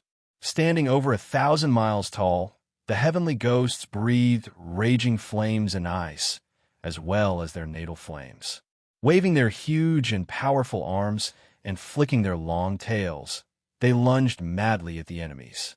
A 3,000 miles tall, elephant-shaped beast with 6 pairs of extremely long tusks and 8 legs under its abdomen walked out of the gate with 1,000 miles tall, powerful being on its back. The celestial fiend, who was roughly similar to a human but had 6 pairs of arms, was a beautiful woman. She glanced contemptuously at the few heavenly ghosts who were rushing toward her, then waved her slender and fair arm. Suddenly, countless tiny blades flashed across the void, cutting the heavenly ghosts into pieces before they could see what the blades looked like. Grabbing a heavenly ghost's strong thigh, the beautiful celestial fiend took a deep breath, and the hundreds of miles long thigh rotted in an instant. All the life force, blood, and energy were sucked into the celestial fiend's mouth, and the huge leg turned into pale ashes that drifted slowly down to the ground. It's delicious, just too delicious. My children, we've come to a place with abundant food. The beautiful celestial fiend raised her arms joyfully and shouted to the sky, "This is the blessing of the ancestral spirits. We've come to the legendary blessed land with endless food." These celestial fiend gods possessed extremely terrifying divine sense and willpower. Although their language was different from the common language of Panga continent, their roars contained their powerful divine sense. As the sound waves rolled out, everyone who heard her understood the meaning of her words. One after another, huge elephant-shaped beasts strode out of the portal. On each of them sat 3 to 5 or even 30 to 50 celestial fiend gods with 1, 2, 3, or even 4 or 5 pairs of arms. But there were very few individuals like this woman who had 6 pairs of arms. Under the light of the Mirror of Kunlun, there were only about 100 celestial fiend gods like her. The nearby heavenly ghosts charged at them desperately. The ferocious and brutal heavenly ghosts did not know fear, but these celestial fiend gods easily killed them with a wave of their arms. Countless blades interweaved into a huge net in the void, cutting any heavenly ghost that touched it to pieces. The celestial fiend gods happily inhaled and turned the chopped heavenly ghost bodies into ashes, their life force, blood, and energy plundered by them. Dull drumbeats rang out of the portal through which the celestial fiend gods had rushed out. Dark clouds rolled out, and large groups of grotesque creatures that looked like Yixias and Rakshasas rushed out in formation.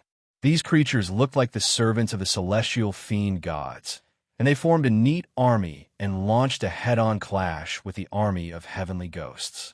As soon as the army of servants appeared, the celestial fiend gods stopped killing. They roared triumphantly and gestured at which army was stronger. The same fearlessness of death, the same sturdiness of their bodies, the same ferocity and brutality.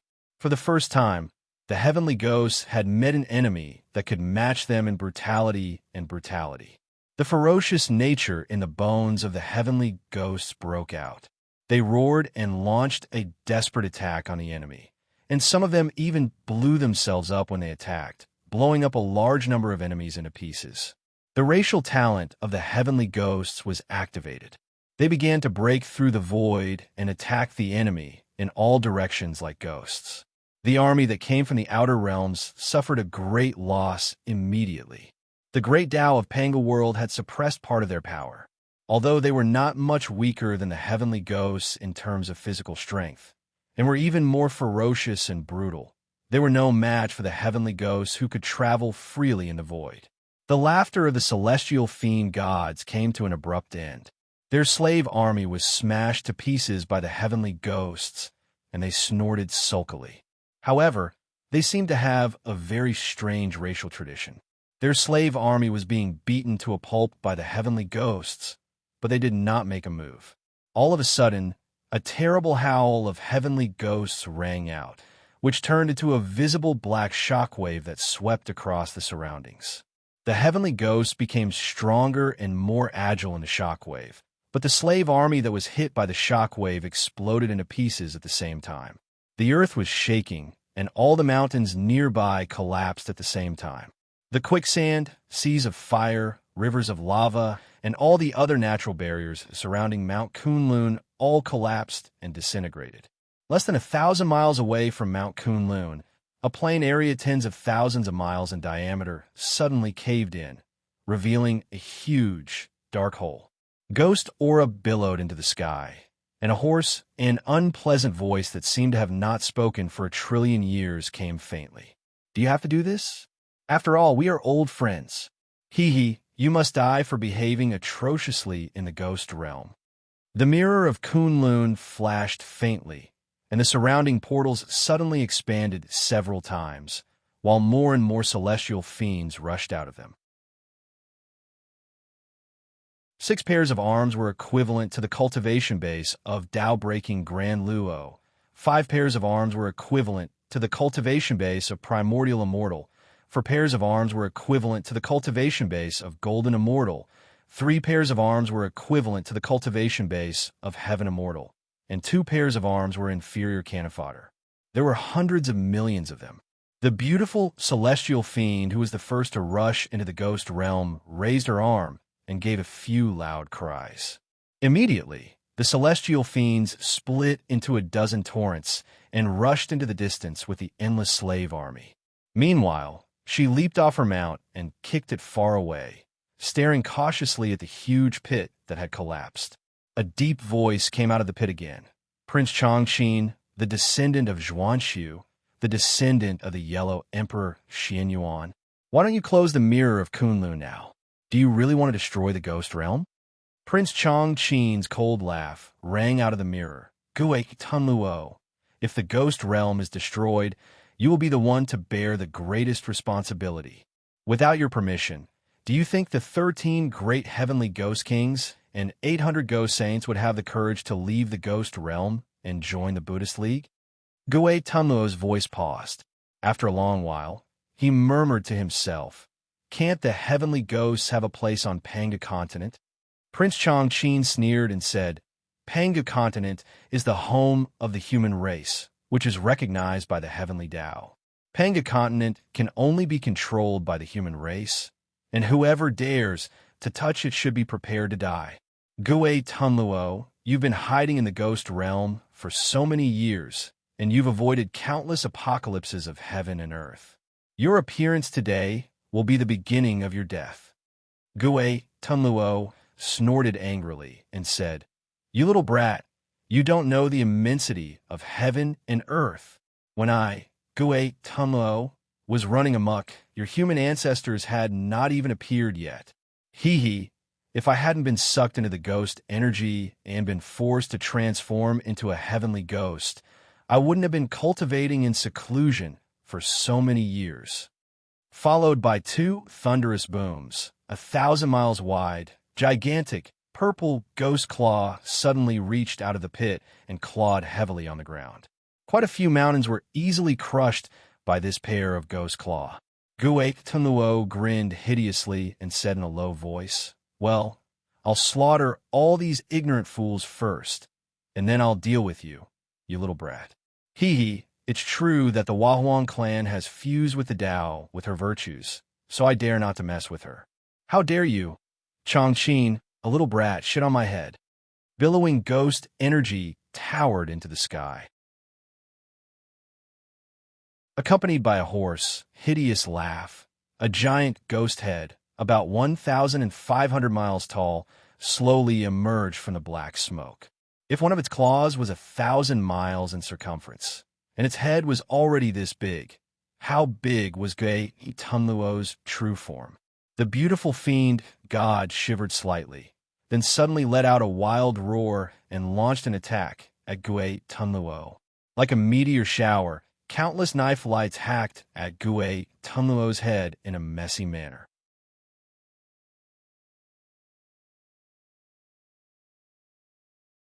Chapter 985. Gui Tunluo, formerly known as Yuluo, was a famous and domineering figure among the Chaos Fiend gods in ancient times. After Pangu created heaven and earth during the apocalypse, he and a group of Chaos Fiend gods were fighting for a treasure that was related to their lives, and they were inadvertently drawn into the ghost realm that was taking shape. The first wisp of ghost energy between heaven and earth melted and devoured him along with the Chaos Fiend gods, turning him into a ghost. From then on, Gui Tunluo hid in the ghost realm to avoid the apocalypse with ghost energy. Occasionally, he would leave the ghost world to collect some rare treasures, and he would also get into some conflicts and entanglements with the mighty figures of the outside world. However, he had always been cautious and never fought with his life on the line. Especially after the appearance of mighty figures of the Tao integration stage, he became more and more low-key. Later, he became more and more scarce. Very few people knew that the ghost world still had a mighty figure like him who had lived since ancient times. Sensing the tremendous pressure from Gui Tunluo, the six-armed fiend god could not control the fear in his heart and attacked first. Blades rained down on Gui Tunluo's head, but as soon as he glared, a giant bone shield thousands of feet thick and 1,000 miles in diameter appeared in front of him. The black shield was made up of countless human skulls, each spewing out a copious amount of black smoke and phosphorescence. The green flames dyed the shield ghastly and terrifying. Countless blade lights fell on the bone shield. Amidst the ear-piercing chopping sounds, the bone shield exploded into billions of tiny sparks in the blink of an eye. The six-armed fiend god's attack was frighteningly fast, and he could deliver hundreds of millions of slashes in a flash, each of which could break hundreds or even thousands of skulls on the shield. However, the skulls regenerated as soon as they were destroyed. No matter how many of the skulls were destroyed, they would immediately regenerate. In the span of 7 or 8 breaths, the six-armed demon god had attacked countless times, but not a single hair on the bone shield had been damaged. Gui Tunluo sneered as he slowly rose from the ground. His entire body was a deep violet color, and his entire body was bright and clean. There was no skin on his body, and a layer of hard and smooth armor that was like glass had replaced his skin, causing him to simply look as if he was made of steel. He looked no different from a human being, except that his face was extremely hideous. More than 10 thick tusks protruded from his mouth, and a thousands of miles long tail was hanging from his butt. His joints, spine, and tail were all covered with pitch-black bone spurs. Gue Tunluo slowly rose to his feet. Standing on the ground, he looked almost as tall as Mount Kunlun, which was hovering in midair. Taking a deep breath, Gue Tunluo stared at the mirror and said with a cold grin, "Chongqing boy, if you don't close the door now, don't blame me for smashing this extraordinary treasure with a punch." Prince Chongqing laughed mockingly and said, "Old man, with your identity, are you here as a guest by sneaking to a place less than 1,000 miles away from Mount Kunlun? You probably already had the intention to overthrow Kunlun Mountain, right? Don't boast so much. Let's get rid of these fiend gods first." The six-armed fiend god returned empty-handed. She took a few steps back in exasperation, then stepped on a river of lava and suddenly threw her head back and roared. A dark cloud mixed with thunder and lightning shot out of the portal she came out of and poured into her body. Like a balloon, the fiend god slowly grew to about 10,000 miles tall, which was exactly the same height as Gue Tunluo. Chongqing's smile grew wider. "Gue Tunluo, she's going to fight you seriously. Don't fail miserably and bring shame to the Chaos Fiend God." Gue Tunluo snorted angrily. He grabbed the bone shield, shrouded in phosphorescence, and mounted it on his left arm, then clenched his right hand into a fist and threw a clean punch at the fiend god. As soon as Gue Tunluo threw out his fist, the entire ghost realm trembled. All the ghost energy within 1,000,000 miles suddenly gathered around his fist, turning into a layer of light that was 100 miles thick and wrapping around it. Then he threw it out like a shooting star, leaving a long trail of flame in his wake. The fiend god's 12 arms crossed in front of her, and Gue Tunluo's punch easily hit her. A loud rumble rang out as two blasts of air swept past the six-armed fiend god. Wherever they passed, large numbers of low-grade fiend gods and heavenly ghosts were vaporized, while the six-armed fiend god was knocked back several thousand miles and slammed headfirst into Mount Kunlun, which was enveloped by 9 layers of purple light bells. It was as if cold water had been poured into a pot of boiling oil. Kunlun Mountain remained unmoved, but the back of the six-armed fiend celestial god seemed to be corroded by concentrated sulfuric acid. Swept by the purple halo, large chunks of her bones and flesh fell off, causing her to howl in pain. Half of her 6 pairs of arms were gone, and a strong ghost energy kept invading her body. Trembling, the fiend god suddenly fell to her knees. Gue Tunluo's punch was too heavy. Not only were her arms severely injured, but her knees were also injured by the tremendous force, and they could no longer bear the weight of her huge body. Grinning hideously, Gue Tunluo strode up, grabbed the fiend god's head, and swung her up like a straw, then smashed her heavily against Mount Kunlun. Mount Kunlun, which was enveloped by the light bell, did not budge, but the fiend god kept howling miserably. Every time her body touched the bell, a large piece of her body would be corroded away, and the heavy force of the blows shattered her bones. After dozens of blows in a row, all her bones were shattered into powder. Gue Tunluo's claws had even crushed her skull and pierced deep in her brain tissue. Prince Chongqing exclaimed, "You are indeed an old senior among Chaos Fiend gods. You are still as tough as ever after not fighting for so many years." Gue Tunluo laughed harshly and said, "You talk too much, boy, but it's good that you know how powerful I am. Once I'm done with this bitch, it'll be your turn." Prince Chongqing grinned coldly and suddenly cried out, "Old senior, watch out behind you." Gue Tunluo was taken aback. His long tail suddenly disappeared, and like a phantom, he swung it backward in an arc of light. However, there was nothing behind him. Instead, dozens of 6-armed demon gods suddenly charged at him from the left and right. Countless saber lights transformed into a continuous mountain of sabers that swept down. Gue Tunluo was slightly taken aback. He dropped the fiend god, who was gasping for air, and raise his arms to fight back. Suddenly, his legs sank, and 6 fiend gods with 6 pairs of arms appeared out of thin air, grabbing both of his legs. Then, countless flashes of light burst out of his body, and a deafening clang rang out. Gui Tunluo's body swayed as he was hacked, and like the last yellow leaf on a tree trunk in a storm, he struggled and twisted in the blade light with great difficulty. The cultivation base of the 6-armed fiend gods was comparable to that of a Tao-breaking expert. Although Gui Tunluo's fiend flame was monstrous, he had not fused with the Tao, and his cultivation base was only at the peak of the Tao-breaking realm. However, he had lived for a long time, and his ghost body had been tempered to be extremely tough, and the ghost energy in him was enormous. In terms of his fundamental energy essence alone, he was comparable to dozens of ordinary Tao-breaking experts. But in the face of the joint attack of dozens of 6-armed fiend gods, and their numbers were increasing, Gui Tunluo had a hard time resisting. Although his body looked unscathed, each slash consumed a great deal of his ghost energy, and the strange energy attached to each slash penetrated deep into his body, causing his ghost energy to vibrate and make him feel very uncomfortable. Prince Chongqing sneered and said, "Be careful, old senior. Their numbers are increasing. Her Majesty has told us that there are too many powerful figures on Panga continent, and each of them is very cunning and has many tricks up their sleeves.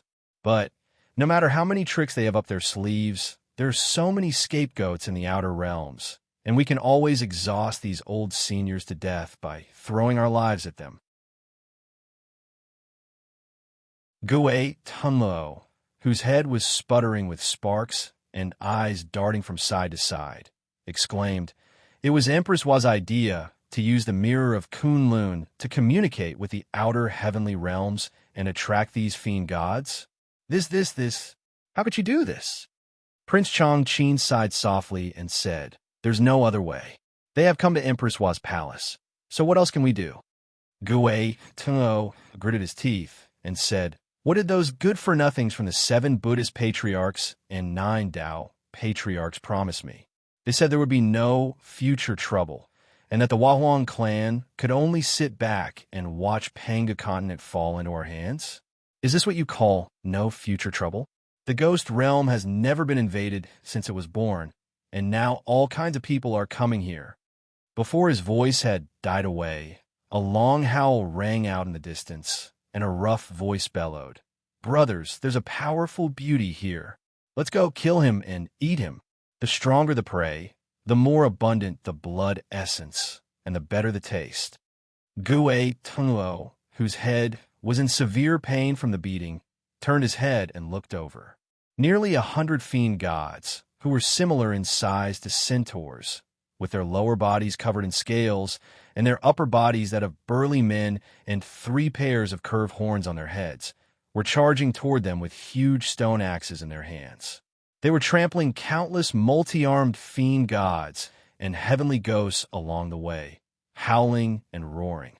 These demon gods were also in the Tao-breaking realm, and anyone who dared to stand in their way, whether they were sky ghosts or demon gods, would be chopped to pieces with their axes. No one could stand up to them, and no one could stand up to them. These fiend gods did not even bother to use any divine abilities or magic. They just charged at them with brute force. Huahuang clan. Gui Tunluo threw his head back and roared furiously, "A woman's heart is the most vicious. You got guts." With a deafening rumble, a huge plume of black smoke rushed out of the top of Gui Tunluo's head as he was about to be besieged by hundreds of Tao-breaking fiend gods from the 2 clans, and a black flag that gleamed like waves rolled out of it. The flag depicted the true forms of countless ghost gods, giving off a terrible, suffocating pressure. When a myriad ghost flag appears, the 9 nether evil ghosts will devour the world. "Come out, old friends." As the flag waved, the ground around Mount Kunlun suddenly collapsed into countless huge pits, from which one huge figure after another, tens of thousands of miles tall and enshrouded in ghostly aura, slowly crawled out. Prince Chongqing sighed in a low voice and said, "What a pity. They used to be heroes in the chaos, but it's a pity that they have all fallen like this. Now, they have all become the natal fiend gods on your flag.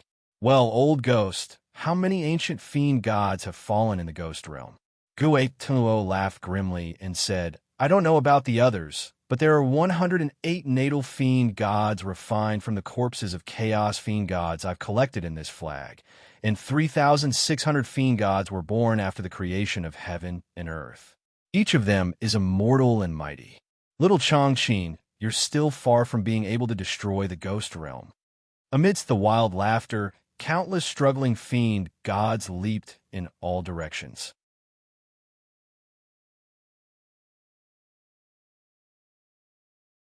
Chapter 986. Gue Tunluo's clamor made Prince Changqing laugh coldly. Old ghost, are you saying I can't make the ghost realm suffer? Well, how about this? The mirror of Kunlun glowed brightly and spewed out a roar that sounded like a tidal wave.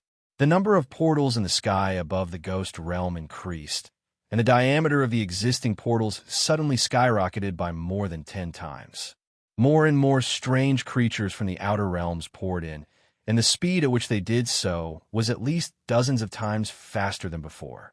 After all, the portals had grown so much that the number of people who could travel together with them had greatly increased. Gue Tunluo was so angry that his mouth was full of saliva. Holding the myriad ghost banner in his hand, he howled and wanted to jump up and curse Prince Changqing. But how could he jump up when six-armed fiend gods were clinging to his legs? Furious, Gue Tunluo's body flickered as he activated the innate divine ability of the heavenly ghosts. He vanished in a thin air and reappeared hundreds of miles away in the blink of an eye. A centaur fiend god, who had just chopped 2 powerful heavenly ghosts to pieces with a large axe, was stunned when Gue Tunluo suddenly appeared in front of him. Grinning hideously, Gue Tunluo swung the myriad ghost banner at the fiend god. Amidst a shrill ghost howl, streams of light suddenly shot out of the fiend god's 7 orifices. His soul was sucked clean by the banner, and his blood essence was devoured by the ghosts as well, leaving only a flaccid skin on the ground. Gue Tunluo was howling at the top of his lungs when dozens of loud bangs rang out in a row. Dozens of short-handled stone axes came whistling through the air and smashed heavily on his body. The axes were unusually heavy and made of some unknown material. At least, such a stone had never appeared in Pangu world, and they were born with the ability to pierce armor. The axes were engraved with dozens of strange runes, and the whistling sound they produced when they spun made Gue Tunluo feel dizzy. When the axes collided with Gue Tunluo's tough body, they exploded to pieces, while his hard and smooth shell cracked in dozens of places. Black, sticky liquid sprayed out of his wounds, and he hissed in pain. He turned his head angrily and saw nearly 100 centaur demon gods pulling out more short-handled stone axes with fanatical expressions, preparing to smash them at him. Gue Tunluo's heart skipped a beat. He had just tasted the power of these short stone axes, so how could he still foolishly stay here and let the enemies hit him like prey? He roared in exasperation as his body twisted and shrunk rapidly. In the blink of an eye, he had shrunk to a height of less than 100 feet, the size of an ordinary heavenly ghost. Laughing complacently, he flicked his tail, which was over 1,000 feet long and 10 times longer than his body, and darted into the nearby army of heavenly ghosts, who were leaping and shouting at the top of their lungs. The centaur demon god and the 6-armed demon god stared at each other for a while. Then, they sniffled at the same time and spat on the ground. The centaur demon god, who was the largest among them, shouted, "We are all from the outer realms. We came here for the delicious food. There's enough prey here for us to enjoy. Let's hunt to our heart's content and not start a war." The beautiful 6-armed demon god, who had almost been killed by Gue Tunluo, had recovered. She rose to her feet a little embarrassedly and spat out a mouthful of green blood. Then, she raised her arm and said, "That's right. There is enough prey here. There should be no war between us. Countless powerful divine senses swept over from near and far, and all the leaders of the alien races who had invaded the ghost realm made the same declaration. Then, thousands of powerful divine senses locked onto Gue Tunlo, who was running amidst the horde of heavenly ghosts, and thousands of grotesquely shaped alien demon gods roared and chased after him. These fiends from the outer realms did not care whether the flesh and blood of their prey were sour, sweet, bitter, or spicy. All they cared about was how much blood, energy, and energy the prey had. The more abundant the blood, energy, the more delicious it was to them. Gue Tunluo's status in the ghost realm was supreme, and his cultivation base was the strongest. Therefore, his blood, energy were the strongest, and he was the most delicious food in the eyes of all the alien demon gods. If they could devour Gue Tunluo's body, their strength would certainly increase tremendously. Hiding among the heavenly ghosts, Gue Tunluo was like a bright lamp in the dark, emitting a dazzling light to attract the attention of these demon gods. Nearly 100 alien demon gods and thousands of demon gods leaped at Gue Tunluo at the same time. They had also shrunk their bodies, with the tallest being no more than 1,000 feet tall, and the shortest only about 10 feet tall.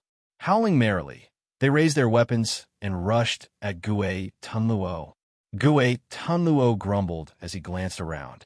Among the 108 natal fiend gods in the flag, the ones refined from the bodies of fallen chaos fiend gods were being attacked by tens of thousands of foreign fiend gods, while the 3,600 natal fiend gods refined from the bodies of fallen ghost gods were also being besieged by countless armies. It was like ants trying to devour an elephant. Although the elephant could kill countless ants with one stomp, it could not withstand the overwhelming number of ants. The original fiend gods summoned by the streamer were all tens of thousands of miles tall, while the outsider fiend gods were all different in height. The taller ones were hundreds of miles tall, while the shorter ones were no different from ordinary people. They climbed onto the bodies of these original fiend gods, thrusting and stabbing with all kinds of strange weapons. Among them, some fiend gods who were strong enough actually managed to break through the defense of their original fiend gods and truly hurt them. Die! A furious roar came from afar. One of the natal fiend gods in the banner had a dragon-like body and bones all over his body. His true form was He Gu, an ancient chaos fiend god who had fallen. He gave a deep roar, and suddenly, countless bone spikes shot out from his body. Wherever these bone spikes passed by, everything that was tangible turned into blood and splashed in the air. This strike swept through a radius of 5,000 kilometers, killing countless fiend celestials from the outer realm. It forcefully created a blood-colored empty space in the sea of people. However, this empty space only lasted for less than the time of a breath before a loud crashing sound was heard. Like a tide flowing backwards, the black sea of people once again drowned He Gu's body. Dozens of demon gods with 5 pairs of arms raised their sabers and hacked at He Gu, shattering his bones one by one and chopping up the tens of thousands of alien creatures attached to him. The myriad ghost flag trembled violently as ghost energy kept pouring into He Gu's body. It took Gue Tunluo countless years to extract the essence of the first wisp of innate ghost energy from the endless ghost energy in the ghost realm, and he had refined it together with the bodies of 108 fallen chaos fiend gods and 3,600 fallen acquired ghost deities. With the essence of the first wisp of innate ghost energy as the core, as long as these ghost gods were in the ghost realm, they could absorb ghost energy without limit to repair themselves. As long as they were in the ghost realm, these natal fiend gods were immortal and indestructible. But even so, it would take them a certain amount of time to absorb ghost energy to repair themselves. Moreover, the attacking frequency of these endless alien creatures far exceeded the healing efficiency of these natal fiend gods, and the damage they caused in a short period of time exceeded the healing efficiency of these natal fiend gods. More and more bones were broken on He Gu's body. They were constantly healing, but they were constantly being cut, torn, and bitten off. Before He Gu could shoot out a second wave of bone spikes, his body was torn to pieces by countless alien creatures. A miserable howl rang out as He Gu turned into a beam of black light and flew back into the flag. Since his true form was shattered, he had to absorb a huge amount of ghost energy before he could reform and fight again. Gue Tunluo's heart was bleeding. If the natal fiend gods in the flag could maintain their true forms, it would only take them 3 to 5 days to recover, no matter how serious the damage was. But once their true forms were shattered and returned to the flag, it would take them 36 years to absorb enough ghost energy to reform their true forms. 36 years. He did not have that much time to wait at such a critical moment. Just as he was cursing the invading alien creatures, a thunderclap rang out in the distance, followed by a miserable howl. Thousands of alien creatures had transformed into terrible black thunderbolts and slammed into one of the natal fiend gods in a suicidal attack. The black thunderbolts, each about a mile thick, smashed into the fiend god's body and exploded inside. Another beam of black light flew back into the flag, and another natal fiend god was shattered. Gue Tunluo's heart twitched again. He suddenly felt that things were not going well today. This was the first time he had used the flag. Was he going to suffer a great loss? Before he could come up with a countermeasure, miserable howls rang out one after another, and beams of black light kept rushing back into the flag. Before each natal fiend god was killed, they had killed at least several experts with equivalent cultivation bases, as well as trillions of cannon fodder. But the number of invading alien creatures was too large, and they were wiped out by the enemy's overwhelming numbers. As more and more natal fiend gods rushed back into the flag, Gue Tunluo's heart beat faster and faster, and he finally began to panic. All of a sudden, a burst of strange laughter rang out, and then a gray net shining with a blinding light caught Gue Tunluo in the blink of an eye. A fiend god, who looked like a toad and had only 3 legs under his abdomen but a human face, caught Gue Tunluo with a net in his hand. Then he turned and ran away triumphantly with Gue Tunluo in his hand. As he ran, he burst into laughter and said, "It's mine. It's mine. Don't take it. Brothers, it's time to enjoy your meat." Gue Tunluo's face turned blue with anger. Just then, dozens of beams of black light flew back into the flag. He opened his eyes and looked back, only to see thousands of hideous fiend gods roaring and chasing after him. Clearly, they had their eyes on his good meat. At least 30 of them had an aura that was not weaker than Gue Tunluo's, and some were even more ghastly and terrifying. The flag trembled violently. Gue Tunluo gritted his teeth and gave the glowing mirror of Kunlun hanging high above Mount Kunlun a venomous look. Then, with a sway of his body, he disappeared from the net. "Retreat, boys! Retreat!" Gue Tunluo's voice rang through the entire ghost realm. Countless heavenly ghosts immediately disappeared and followed Gue Tunluo toward Pangu continent. The invading fiend gods also rushed out of the ghost realm and into the boundless starry sky.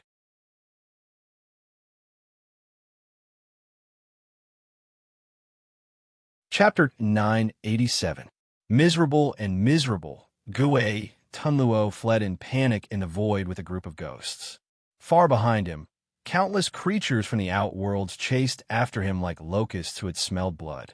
Because there were too many of them, they formed a thick dark cloud in the void, obscuring the light of the stars as they chased after Gue Tunluo. Gnashing his teeth, Gue Tunluo fled with countless heavenly ghosts in front of him. Heavenly ghosts had the ability to travel through the void, so they were much faster than their pursuers, so they did not have to worry about being caught up.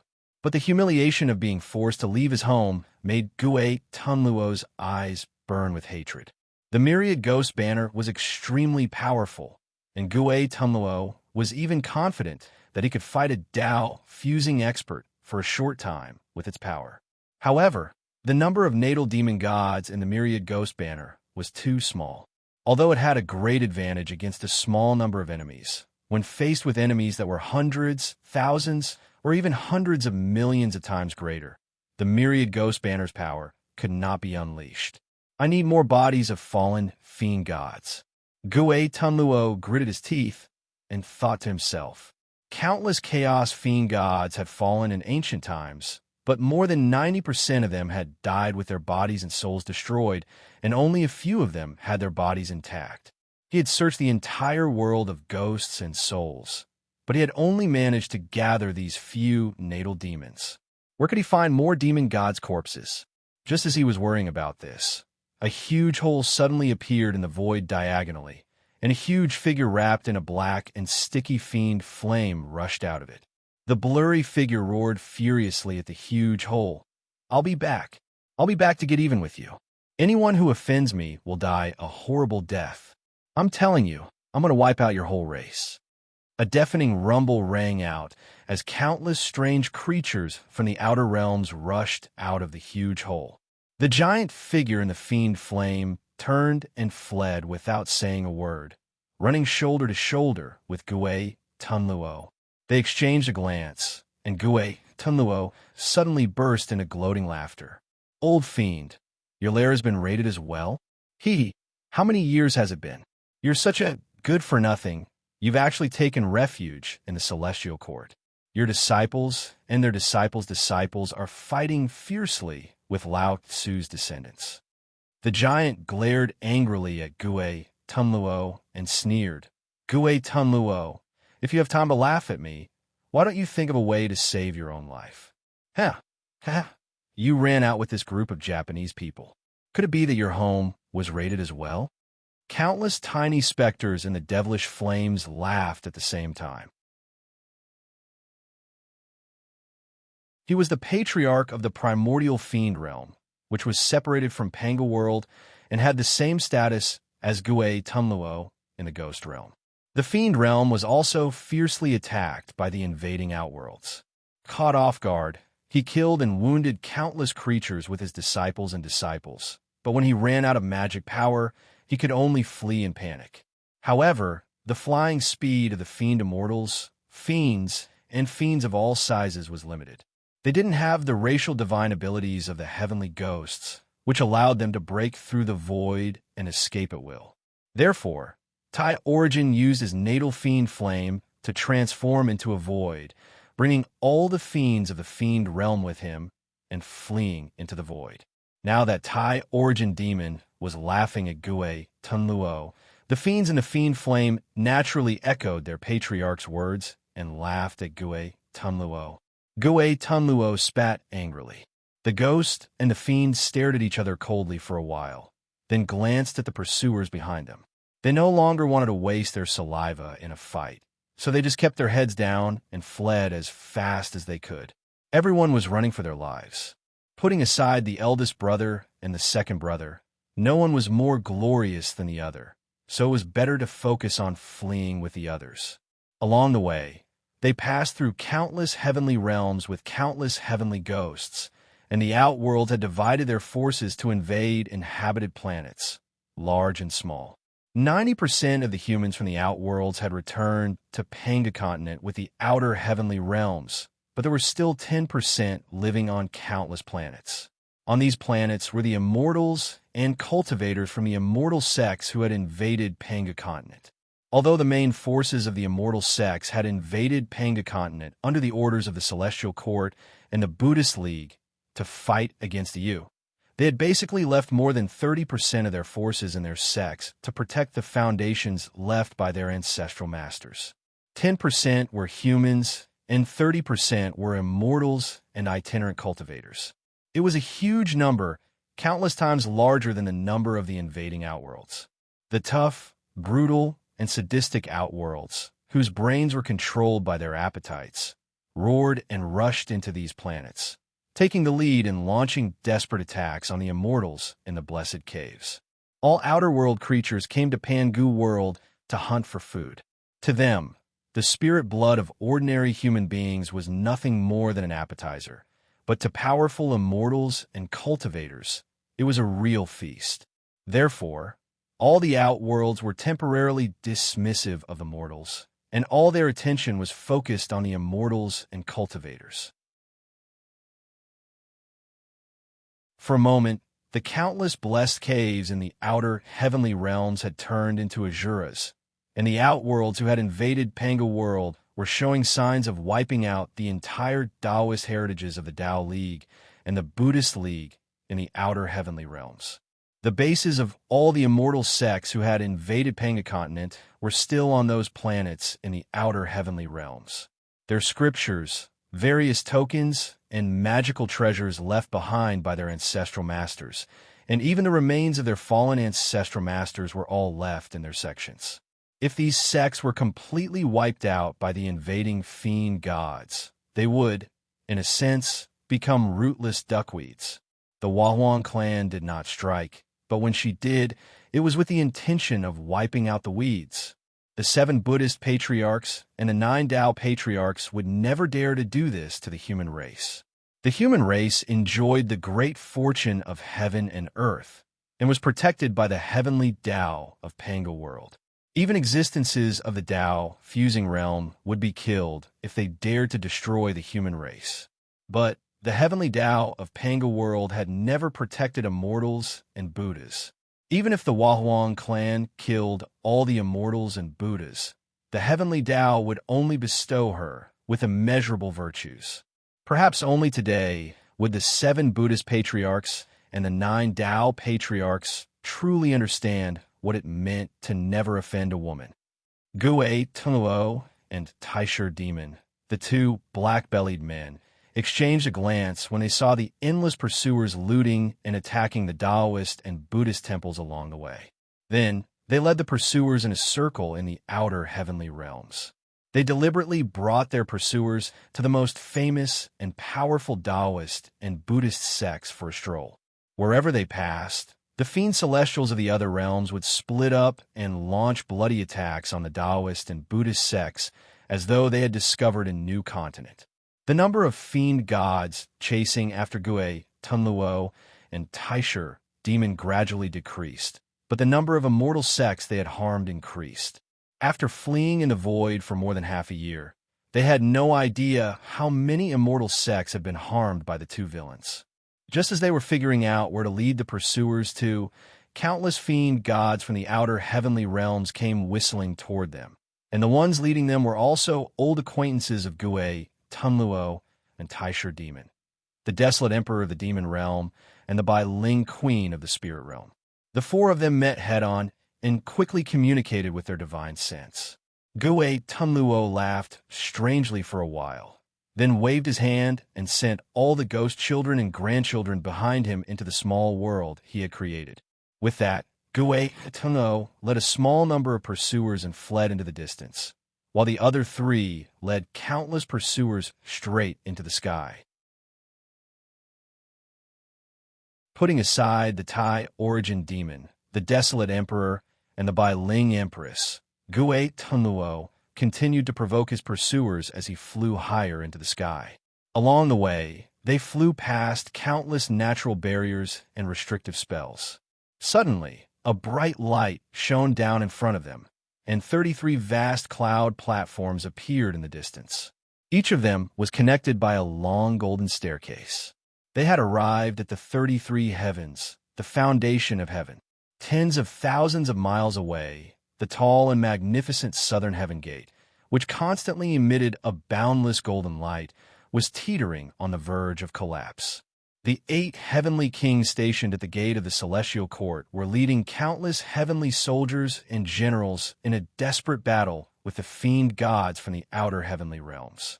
In addition to the 8 heavenly kings, Grand Emperor Huang Zhengtian, who was stationed at the first heaven of the celestial court, was accompanied by countless immortal officials, immortal monarchs, heavenly lords, spirit officers, heavenly generals, heavenly marshals, and countless other immortals and heavenly soldiers. The fiend gods from the outer heavenly realms were ferocious, but with their excellent immortal armors, well-trained formations, and the countless defensive formations that the celestial court had set up over the years, the celestial court was barely able to fight the fiend gods at the southern heaven gate. As the most important gate of the Celestial Court, the Southern Heaven Gate itself was a chaotic spirit artifact with great power. When the soldiers of the Celestial Court fought near the gate, their cultivation base would increase by at least 3 tiers on average, while the enemy's strength would be suppressed by at least 30%. On top of that, the Southern Heaven Gate had sealed off the void, and the only passable area was less than 10 miles wide. Thus, the fiend gods from the outer heavenly realms could not deploy their forces. Sword beams and saber shadows were everywhere, and thunderbolts and flames were shooting everywhere. Deafening booms kept ringing out, and thousands of heavenly soldiers, generals, and creatures from the outer heavenly realms were smashed to a pulp with every snap of a finger. Once the bodies of the heavenly soldiers and generals were shattered, their souls would immediately be protected by an invisible force and sent into the void. Once the bodies of the creatures from the outer heavenly realms were shattered, the immortal light on the Southern Heaven Gate would sweep across and shatter their souls into the tiniest particles. The two sides were barely in a stalemate, but thousands of powerful fiend gods from the outer heavenly realms were attacking the Southern Heaven Gate. Once the gate collapsed, given Grand Emperor Huang Zhengtian's lowliest position in the Celestial Court and his weak army, the First Heaven would immediately be massacred by the fiend gods. With a smug smile, Gui Tunluo transformed into a beam of black light and rushed to the Southern Heaven Gate. Showing no mercy to the damage to his myriad ghost banner, he threw at the gate with all his might. A black torrent came whistling down from tens of thousands of miles high, accompanied by the howling of countless ghosts. The Southern Heaven Gate, which was already on the verge of collapse, was struck by Gui Tunluo's all-out attack, and the Golden Gateway immediately collapsed.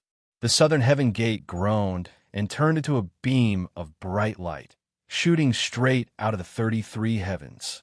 Meanwhile, the fiend gods from the outer heavenly realms, who were blocked outside the gate and unable to launch a full-scale attack, scattered and rushed into Huang Zhengtian like a tide breaking through a dam. Gui Tunluo burst into wild laughter, then disappeared with a sway of his body. The fiend gods from the outer heavenly realms who had followed him were stunned for a moment, then roared and rushed into the Celestial Court as well. Pale golden immortal blood flowed all over the ground as the heaven immortals inside Huang Zhengtian were slaughtered. The light in the Celestial Court dimmed a little as clouds and smoke swept in from all directions.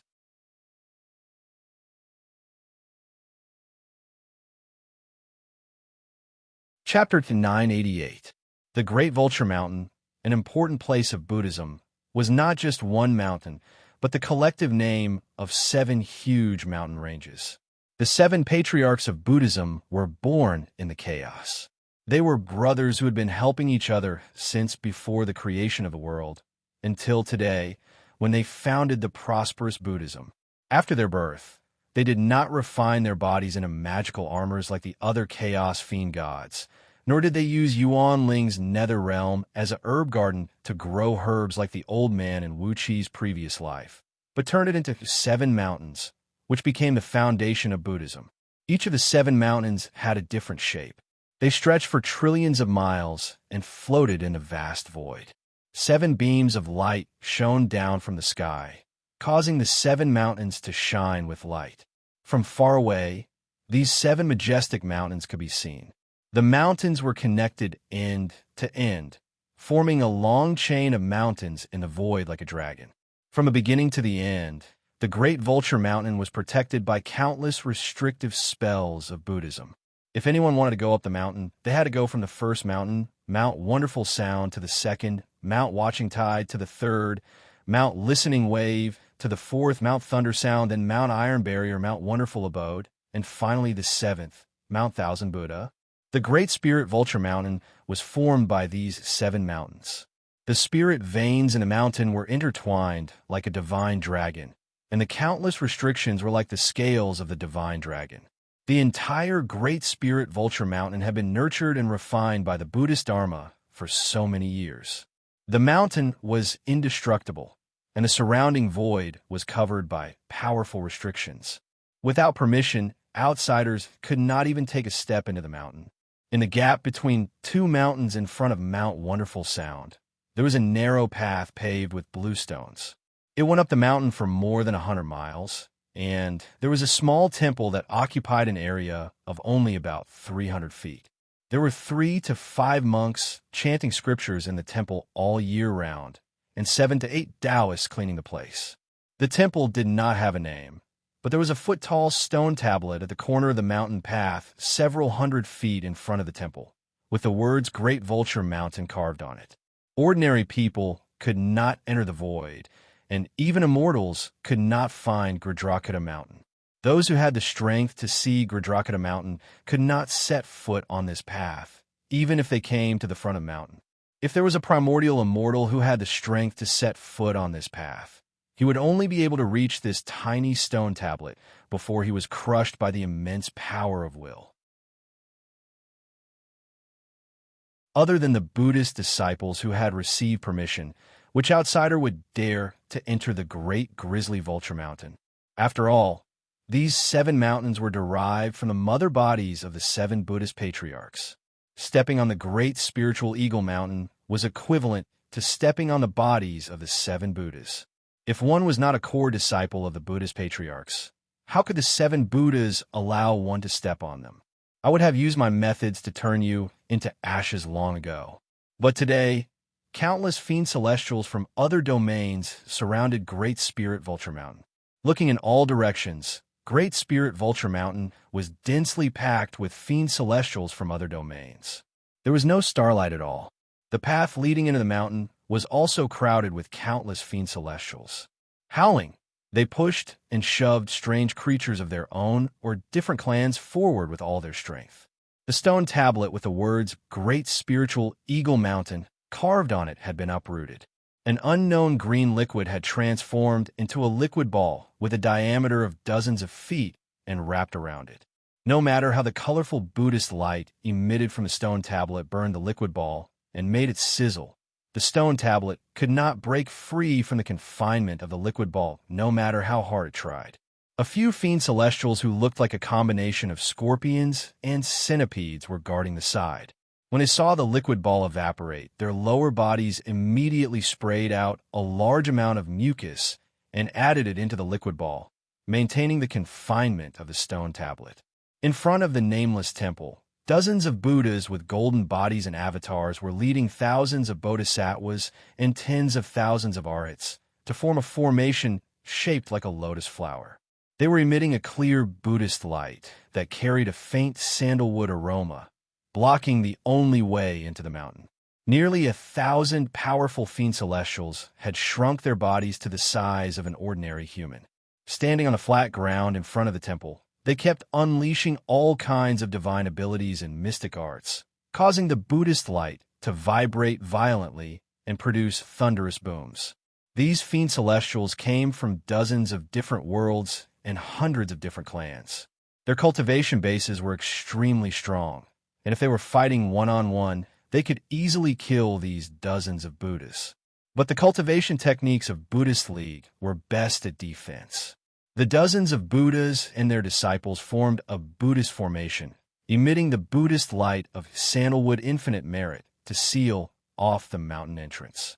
Their Buddhist light was not as simple as 1 + 1 = 2, but multiplied by several times. And when these fiend celestials attacked, it was extremely messy. They had no order and did not know how to cooperate.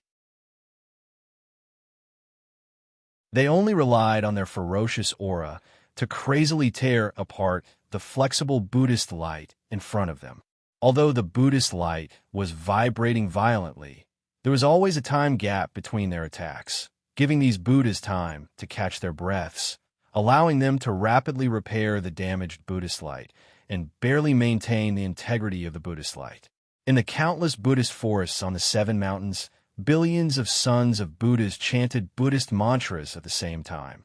Massive psyche force came surging through the air as billions of sons of Buddhas, either from 100 or thousands of reincarnations, injected into the bodies of these dozens of Buddhas. Although there were only dozens of Buddhas attacking, it was no different than all the Buddhist Badanas stationed in the entire Great Gridrakata mountain attacking at the same time. With 1,000 fiend celestials fighting against countless sons of Buddhas, even though these fiend celestials had an absolute advantage in cultivation bases, they still could not tear through the layer of Buddhist light that looked extremely thin, even thinner than a strand of hair. The fiend celestials howled anxiously. They stared at the dozens of Buddhas in front of them through the water-clear Buddhist light, like starving wolves who had seen a delicious white sheep, but could not eat it no matter how hard they tried. Saliva sprayed out from their mouths as they attacked the Buddhist light with all their strength. All kinds of attacks that were completely different from the spells of Pangu World came one after another. Blood, rotten flesh, dirty blood, pus, all sorts of attacks were thrown out. The thin Buddhist light looked like it could shatter at any time, but it still firmly kept them out. Just as the stalemate was about to end, a greedy and brutal roar was heard. The bodies of over 1,000 fiend celestials froze at the same time.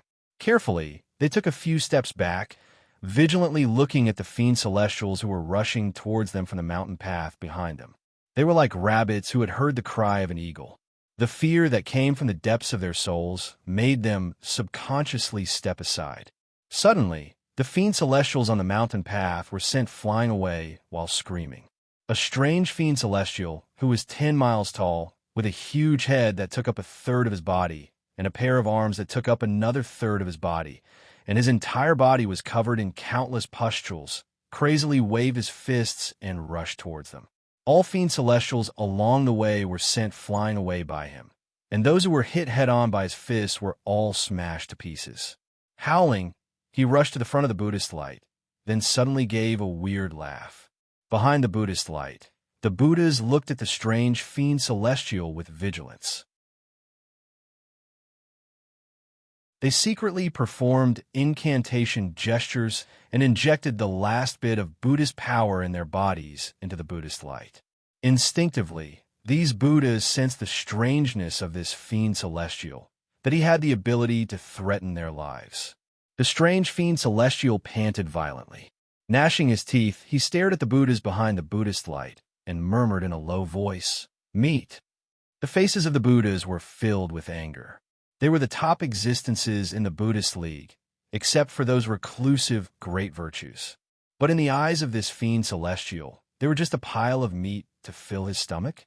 In the middle of them, a Buddha, who stood about 18 feet tall, cried out in a low voice, "How dare you, you evil creature?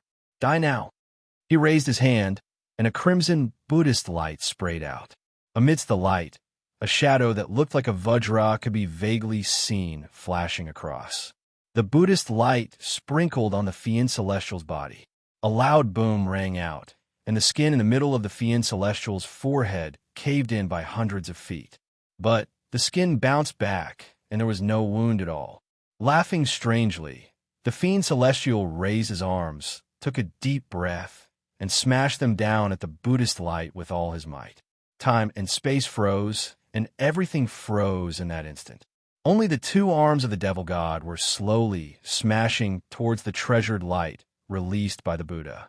But as time and space froze, the power of faith transmitted by countless Buddhist cultivators on the Great Vulture Mountain suddenly froze.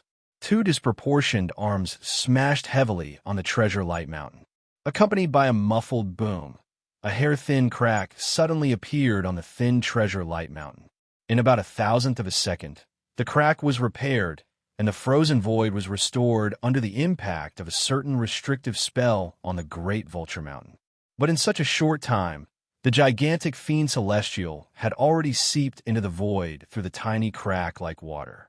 Sticky and stinking pus sprayed out from the countless lumps on his body, spraying all over the faces and bodies of the Buddhas, Bodhisattvas, and Arhats. Miserable howls could be heard as the golden bodies of tens of thousands of Arhats melted, and the golden bodies of Bodhisattvas suddenly turned mottled. Even the Buddhas let out muffled groans as they felt an excruciating pain in their bodies. At this critical juncture, 3 shadows flashed across the sky. Taishur Demon, Desolate Emperor, and Bai Ling Ho flew past the entrance of the Great Vulture Mountain and struck out at the same time. 3 lightning beads of different colors, the size of a human head, smashed down at the same time. The 3 balls of lightning exploded without a sound. There was no fire, no sound, and no movement at all. However, the flow of the spirit veins in the first 3 mountains of Great Spirit Vulture Mountain suddenly slowed down. It was like magma that was about to condense, flowing at an extremely slow speed. Without the support of the spirit veins, all the restrictive spells on the 3 mountains 1,000 meters away from the Great Vulture Mountain crumbled at the same time. The restrictive spell that had been keeping countless Fiend Celestial away for such a long time suddenly disappeared. Those Fiend Celestial poured down like a broken dam. Almost with a crash, the 3 green mountains in front of Gradrakata Mountain turned black. The Fiend Celestials charged into the monasteries, the Zen forests, and the cave abodes. They cheered as they chopped off the heads of the sons of Buddha, splitting up their bodies and devouring them. Although 80% of the sons of Buddha saw the opportunity and escaped to the 4 mountain peaks at the back, there were still 20% of the sons of Buddha who were massacred by the Fiend Celestial. Just like Tai Huang Xingtian, who had his southern heavenly gate breached, faint golden blood stained the 3 mountains. Heaven beyond heaven, in front of the Empress Hua Palace, the 7 patriarchs of Buddhism were shuddering in fear. However, no matter how they calculated, the chaotic heavenly secrets were unable to tell them anything useful. They did not know that their core grounds had been dyed red by the blood of their disciples. They did not know anything. Blood continued to flow as sorrowful wails rose into the sky from the Great Vulture Mountain.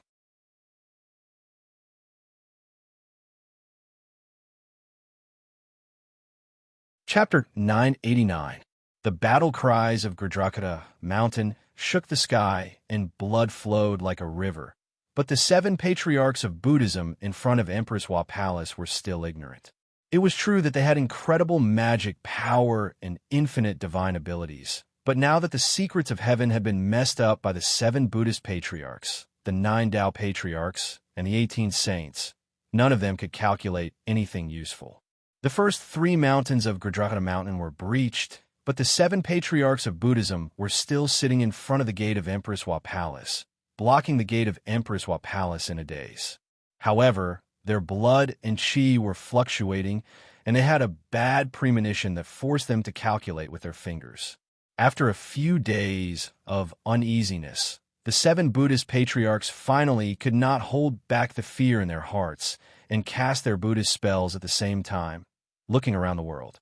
However, the Empress Hua Palace suddenly emitted a dense 7-colored mist, which blocked the 7 Buddhist patriarch sight and prevented them from seeing anything thousands of miles away. Hua Huang clan, are you trying to make things difficult for us? Shoshin said angrily. The landmass where the Empress Hua Palace was located was transformed from the mother body of the Hua Huang clan, which was born in the chaos. The whole landmass and the Empress Hua Palace were one, and had long been refined by the Hua Huang clan into a spiritual treasure. However, the Hua Huang clan did not like to fight with others, and this spiritual treasure was only a purely defensive treasure. Otherwise, the 7 Buddhist patriarchs would not have dared to block the gate of Empress Hua Palace. But now, the 7 Buddhist patriarchs were constantly alarmed. They wanted to cast their divine powers to inspect the world, but the Hua Huang clan had interfered, which made them a bit helpless.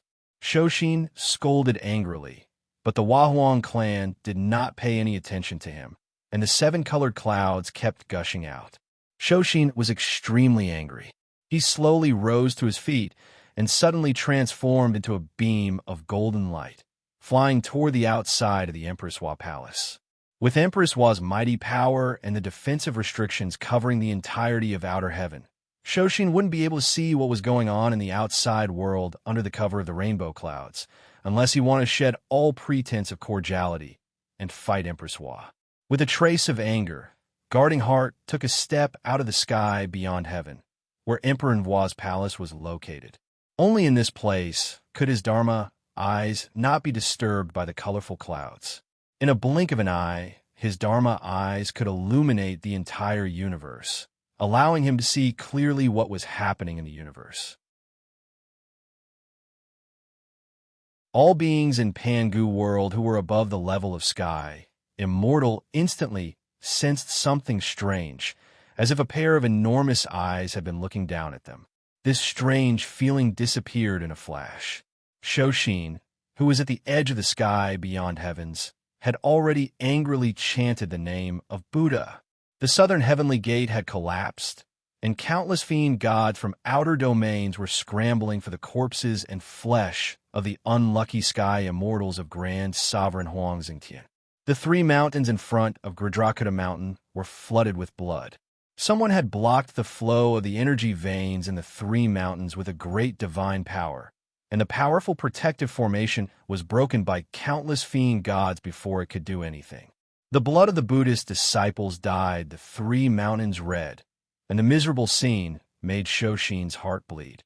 The Buddhist disciples who could enter Gridrakota Mountain were all people who had a profound foundation and great affinity with Buddha. Many of them were Buddhist seeds who had reincarnated thousands of times and had been monks for generations. Every one of them had a great possibility of becoming a Buddha in the future. For Shoshin and the others, who were dedicated to the glory of Buddhism, the death of any disciple on Gridrakota Mountain was an unbearable loss. Niwa, Shoshin roared. He no longer called the Wahuang clan by her title, but by her nickname. Buddha was enraged. At this moment, a red Buddhist flame burst out from the top of Shoshin's head, burning through the void of heaven beyond, revealing the chaos inside. Dozens of beams of golden light suddenly darted over at high speed. Dozens of monks, whose heads were bleeding or arms or legs were broken, fell at Guarding Heart's feet in a sorry state. A bodhisattva, whose body was covered in glowing jewels, but his chest and abdomen had been heavily slashed, revealing his colorful internal organs, cried out hoarsely, "Patriarch, quickly go and save Gridrakota Mountain. The disciples can't hold on any longer." Shoshin trembled with anger and shouted, "Are you here to deliver the news? Why are you only here now?" Two streams of hot tears flowed down the bodhisattva's face as he cried out, "Patriarch, we can't get close to heaven beyond. Once we do, we immediately lose our way. We have mistakenly entered the chaos a few times, and many of our senior brothers were killed by natural hazards in the chaos, leaving nothing behind." Guardian Heart was stunned. His eyes widened in anger, and rays of Buddhist light shot out. Instantly, the void trembled, and a few young girls with seductive figures suddenly transformed into petite and adorable beehives. They flapped their wings and rapidly flew into the sky beyond the heavens. A sheet of colorful mist swept over, and the bee tigers disappeared without a trace. Apparently, they had been brought into Empress Wa's palace by the Wahuang clan. Shoshin's Dharma eyes were very powerful. Before the girls turned into bee tigers and fled, he saw the leading girl, who was a peak stage primordial immortal, carrying a large flag that glowed with a bright light. In the middle of the flag was an ancient demon rune that emanated a mysterious aura, and the images of countless mountains, rivers, and demons could be vaguely seen in the light. Shoshi knew that this was a supreme treasure of primal, the myriad spirit flag, which the Wahuang clan obtained from the chaos. It had the powerful effect of deterring all demons, ghosts, spirits, and otherworldly items. At the same time, it also had the power to confuse and disturb the void. Obviously, this group of young girls who had cultivated into beehive tigers had used the myriad spirit flag to isolate the communication between the sky beyond heavens and the outside world. They had used the myriad spirit flag to send the Buddhist disciples who had come from the great spirit Vulture Mountain to beg their patriarch to save their lives to suffer in the chaos world. It was obvious that the Wahuang clan had secretly activated the restrictive power of Empress Wa's palace to cut off heaven beyond when the fiend god from the outworld attacked Mount Grizzly Vulture. Otherwise, the 7 Buddhist patriarchs would not have been so slow to realize that so many of their disciples and grand disciples have been killed. Shoshin was so angry that his limbs were trembling. He suddenly recalled the warning that the Huahuang clan had given him. It cannot be any more accurate. A woman's heart was the most vicious. The Huahuang clan's plan was closely followed by the other, one closely interlocking with the other, leaving no loopholes. Shoshin and the rest had suffered a great loss. Mount Grizzly Vulture was the foundation of the Buddhist League. If the Mount Grizzly Vulture was really breached by the fiend gods from the outworld, the 7 Buddhist patriarchs could forget about bringing glory to the Buddhist League. Even now, if the fiend god from the outworld took another step on the first 3 mountains of Mount Grizzly Vulture, it was equivalent to giving the 7 Buddhist patriarchs a tight slap to their faces. Now, they were slapping the faces of the 7 Buddhist patriarchs so hard that Shoshin felt as if his internal organs were burning, as if there was boiling oil inside him. Niwa, Shoshin roared into the sky once again. He roared like a Vajra lion and rushed back to heaven beyond. The colorful mist spreading out from Empress Hua Palace gradually dispersed, and the cold voice of the Huahuang clan was heard, with a hint of inexplicable charm. Shoshin, what are you shouting for? You blocked the gate of Emperor Nvua's palace and forbade me to go out. I've already tolerated it. But you even yelled and disturbed the peace of Emperor Nvua's palace. Don't go too far. Shoshin raised his right hand and cast a Buddhist palm incantation down toward Empress Hua Palace. The sound of chanting filled the air, and a strong scent of sandalwood wafted in the air. A huge hand, measuring 10,000 miles in circumference, which looked like it was carved out of pure gold and was emitting a bright white gleam, appeared in the sky and smashed down toward Empress Hua Palace. Prince Chongqing broke the void with the mirror of Kunlun, cried Shoshin.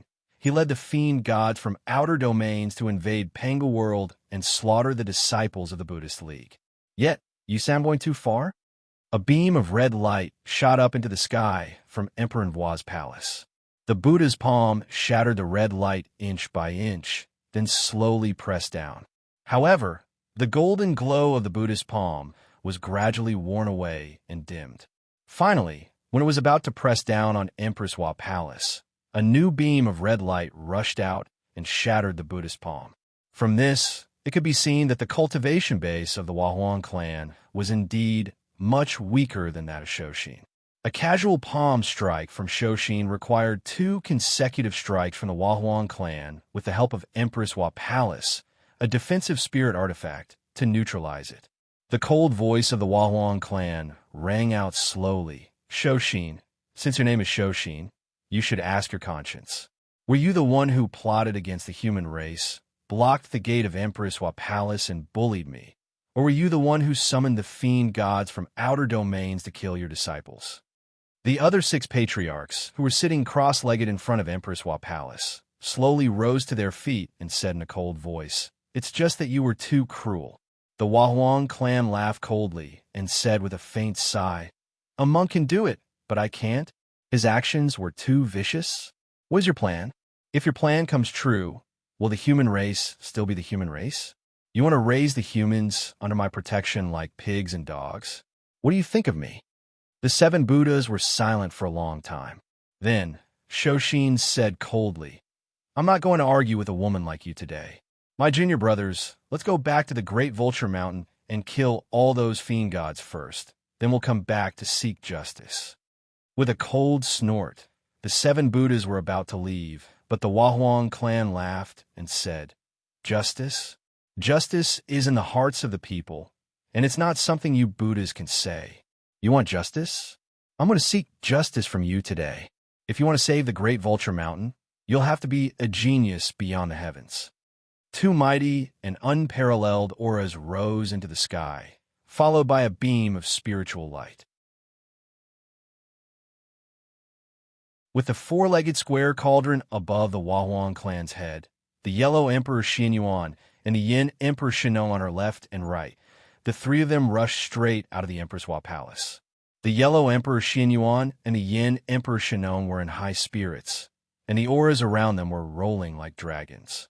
The billowing purple aura mixed with the endless chi of merit surrounded them, and the aura made the 7 Buddhas exclaim in unison. The Yellow Emperor Xianyuan and the Yin Emperor Shenong had already successfully fused with the Tao and stepped into the ranks of the top existences in the Pango world, achieving immortality and indestructibility. What made people even more helpless was that, just like the Huahuang clan, they fused with the immeasurable virtue and the immeasurable psyche power of the human race, and they formed the golden body of merit. This made the 7 Buddhas so angry that their claws were numb, but they dared not to really attack them. The golden body of merit was protected by the heavenly Tao, and whoever dared to touch them might be immediately punished by the heavenly Tao. Even figures like the 7 Buddhas were not willing to fight recklessly.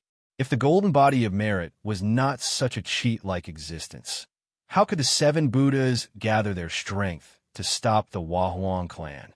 With their cultivation, 2 of them could suppress the Huahuang clan and make her unable to move. Because they did not dare to attack the golden body of virtues recklessly, the 7 Buddhas could only envelop the entire palace of Emperor Envihua with their enormous willpower and block the exit of the palace of Emperor Envihua by taking a beating. That was why the little maids of the Empress Hua Palace dared to take turns to fight the 7 Buddhas. The Huahuang clan looked coldly at the 7 Buddhas, who were speechless, and said softly, "I told you, you won't be able to walk out of the human realm beyond heaven easily." 5 figures flashed out of the air, and a deep and hoarse voice slowly sounded. "Monk, we all think that the human race is still better than the human race."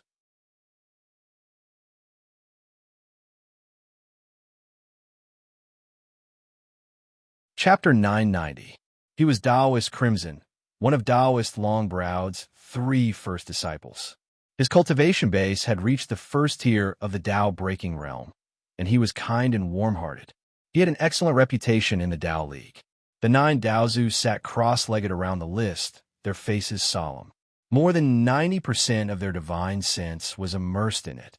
Ever since Pangu created the world and the 9 patriarchs of the Tao League fused with the Tao, the general trend of Pangu world had been planned, plotted, and driven by them. The chaos fiend gods falling like rain was something that they could easily calculate. The 33 heavens shook, and suddenly, Taoist Longbrow's furious roar rang out from within the Daoyu Ocean. Above the 33 heavens was the supreme Daoyu Ocean. Once these souls were conferred as gods, the entire Pangu world would fall into the hands of the Tao League. But this time they were going to become gods in Pangu world, and the vast Pangu continent needed a powerful artifact that could control and monitor the entire Pangu world to refine the investiture of gods. Therefore, the 9 Daozu had joined hands and refined the supreme treasure of primal used by the celestial court to monitor Pangu continent into the investiture of gods, which was also the ultimate version of the countless investiture of gods. There were 36 entrances to the Taoist palace, and each entrance had 9 palaces from left to right. Starting from the first hall, the further back one went, the taller the hall in the middle became. The last hall in the middle of the Taoist palace was more like a tower than a hall. The 36 halls corresponded to the 36 heavens of the Taoist sect. There were many doors on each level of the hall, and in front of each door stood a giant golden-armored heavenly general. But with 90% of his divine soul fused with the investiture of gods, he could not act rashly in a hurry. After pondering for a long time, the Taoist suddenly reached out a hand and made a grabbing motion. The bronze sword breaker he used to fight Great Horns last time glowed faintly and fell into his hand. And this time, they had the entire human race in their calculations. Once they succeeded, Pangu world would be in their hands. Even if the 7 patriarchs of the Buddhist League got some benefits, it would not hurt the general trend. By then, the destiny of the entire human race would be seized by the Tao sect. The power of the entire world will be used by the Tao sect, and the 9 ancestral patriarchs will be able to transcend mortality and attain sainthood. The slightest mistake in one's mind during artifact forging would result in failure, not to mention that they were forging a grand mist artifact. Tao Integration Realm? What would the Dao integration realm amount to then? To be honest, the Daozu were also a little uneasy about the investiture of the gods in their hands. Thus, every soul was carefully selected, and every soul was extremely important. How could they allow them to do as they pleased within the divine seal, decree, and devour each other? The 9 Daozu were preparing the souls for apotheosis. They were not the natal fiend gods that the immortals of the fiendish Dao kept in their magic treasures, nor did they keep the natal poison goo. They could not let these souls devour each other. There was not the slightest sound in the vast Dao palace. Immortals dressed in Taoist robes sat in groups of 3 to 5 in each of the palaces. They were either quietly cultivating, reciting scriptures, or concocting elixirs and weapons. Everyone had their own things to do, but no one dared to make any noise. The souls that were sucked into the divine seal decree kept clamoring to devour each other, and kept clamoring to refine and control the entire investiture of the gods, which greatly weakened the power of the divine seal decree and prevented it from monitoring the deaths and injuries of all living beings on Pangu continent normally. Suddenly, the Wahuang clan released the fiend gods from the outer domains into Pangu world.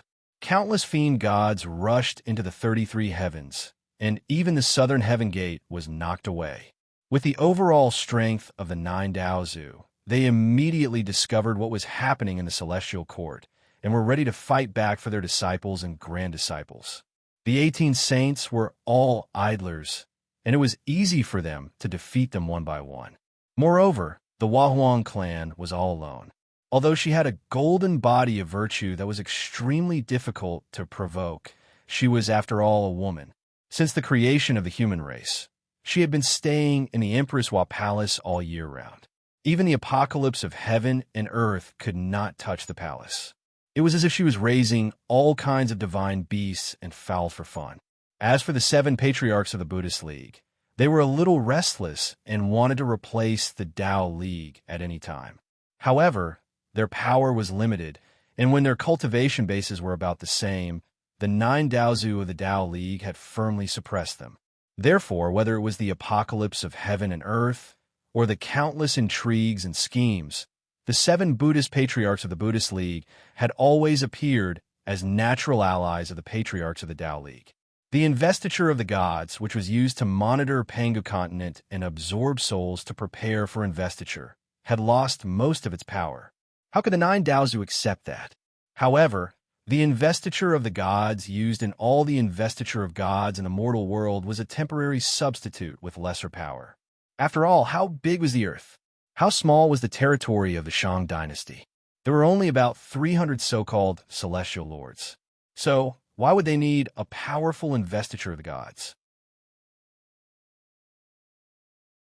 Perhaps, as Wuxia had expected, the 9 Daozu had been busy comprehending the heavenly secrets and improving their cultivation bases all year round. They had been running around and plotting against this and that, and they had been busy with endless tasks. Therefore, in addition to their formidable overall strength, their level of artifact refinement was not that great. This was the Palace of Dao Origin.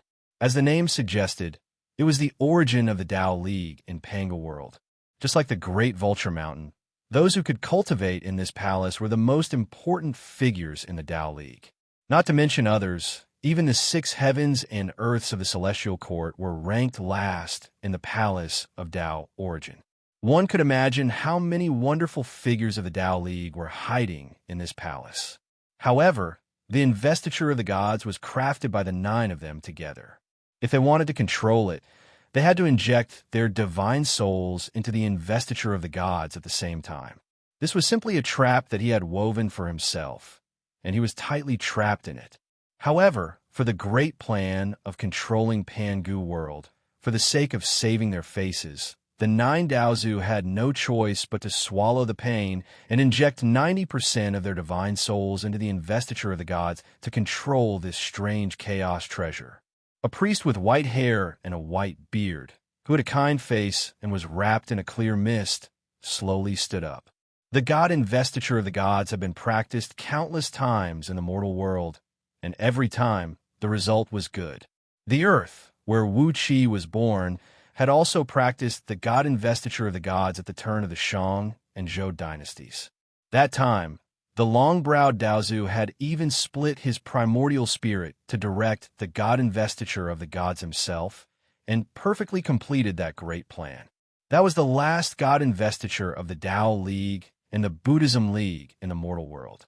However, the 9 Daozu were not powerful enough, so they joined hands to forge the god investiture of the gods together. As a result, they succeeded in making the investiture of the gods. However, this god investiture of the gods had quite a lot of flaws. After all, the 9 Daozu worked together. Even though they had lived together for countless years and were almost telepathically connected, they couldn't keep their minds perfectly when forging the god investiture of the gods. This god investiture of the gods was the greatest weapon that the 9 Daozu of Tao used to trap the humankind this time. Originally, all the external conditions were within their calculations, and there were no loopholes. However, the biggest loophole was precisely the 9 patriarchs of Tao sect themselves. The palace of Tao origin was entirely cyan gray, like a volcano, containing an inexhaustible heat. It could erupt at any time and shake the entire Pangu world. The key to opening this volcano were the 9 Daozu. Everything in the palace of Tao origin was under their control. It could even be said that before today, the entire Pangu world was under the control of the 9 Daozu. Because of the greatly weakened power of the god investiture, Wuxia was severely injured by the counterforce when he destroyed his soul for the first time, but remained unharmed after that. Of course, Wuxia had isolated the aura with the fiend slaying sword formation, but it also had something to do with the greatly weakened power of the god investiture. In the last courtyard of the palace of Tao origin, on the top floor of the tallest hall, a golden light enveloped the entire hall. Within the golden light was a vibrating purple god investiture. A large number of figures were faintly visible on the god investiture, while countless twisted characters flashed down from the god investiture from time to time. These characters seemed to be human names, with the names of some stars vaguely marked behind them. Chi Chung, take the god-whipping whip and kill all those evil creatures, said the long-browed Taoist with a cold grin. They have invaded Pangu world, but they have delivered themselves to us. Choose those with stronger cultivation bases and kill as many as you can, so that you can accumulate some virtues. When the god investiture absorbed the first soul, the soul of Lord Baong, the crown prince of the celestial court, who was killed by Wu Qi as a sacrifice, it began to change. The soul that was sucked into the god investiture almost instinctively wanted to control and occupy the god investiture, and as the god investiture kept sucking in more souls from Panga continent, the competition inside reached a fever pitch that could make anyone collapse. Not to mention that they were allowed to occupy the god investiture. If this were to get out, it would be a joke, and the 9 Daozu could not afford to lose face like this. Above the boundless purple mist, a simple and heavy Tao palace was steadily carried on the backs of 4 sacred beasts. The azure dragon in the east, the vermilion bird in the south, the white tiger in the west, and the black tortoise in the north. All 4 sacred beasts were about 1,000 miles long, and a vast light was radiating from their backs, which turned into a thick light wheel on which stood the Tao Palace. Especially this time, they were working together to refine a supreme artifact of primal, which they were going to turn into the ultimate version of the god investiture, which would have all kinds of unimaginable functions. It was an extremely huge project, and if any step went wrong, there would be unpredictable changes. So, when Lord Boang's soul began to refine the god investiture, one of the Daozu immediately stopped him with great magic power. But the good times did not last long. More and more souls entered the god investiture. While devouring each other, they racked their brains to try to occupy the god investiture, which drove the Daozu crazy. Now, the god investiture had stored the souls of hundreds of thousands of people. Only a few of them had the fate to be conferred as celestial lords, but the others were also very important candidates, They would be conferred as mountain gods and water gods of the mountains and rivers of Panga continent, as well as city gods and land gods of the various cities. This system of clergy had been practiced by the celestial court for countless years in the mortal world, and it had long been proven to be a mature, reliable, strict, and highly controllable system. After receiving the whip with both hands, Taoist Scarlet bowed to Taoist Long Eyebrows, then transformed into a beam of light and flew out of the palace of Tao Origin. Not to mention the importance of the god investiture to their overall plan, just this matter alone would make them lose face. Therefore, the 9 Daozu could only pour their enormous divine souls into the god investiture to deter the countless souls in it and prevent them from devouring and fighting at will. The other was to activate the power of the god investiture so that it could exert its strongest power to monitor the entire Panga continent. That was where the flaw lay. Standing outside the Daoyuotian Palace, Taoist Scarlet wielded the whip with all his might and lashed it out. A loud rumble rang out, and the cries of the 6 celestial emperors rang through the heaven and earth. A beam of light descended from the sky and shattered more than 70% of all the immortal spells and restrictive spells in the 33 heavens.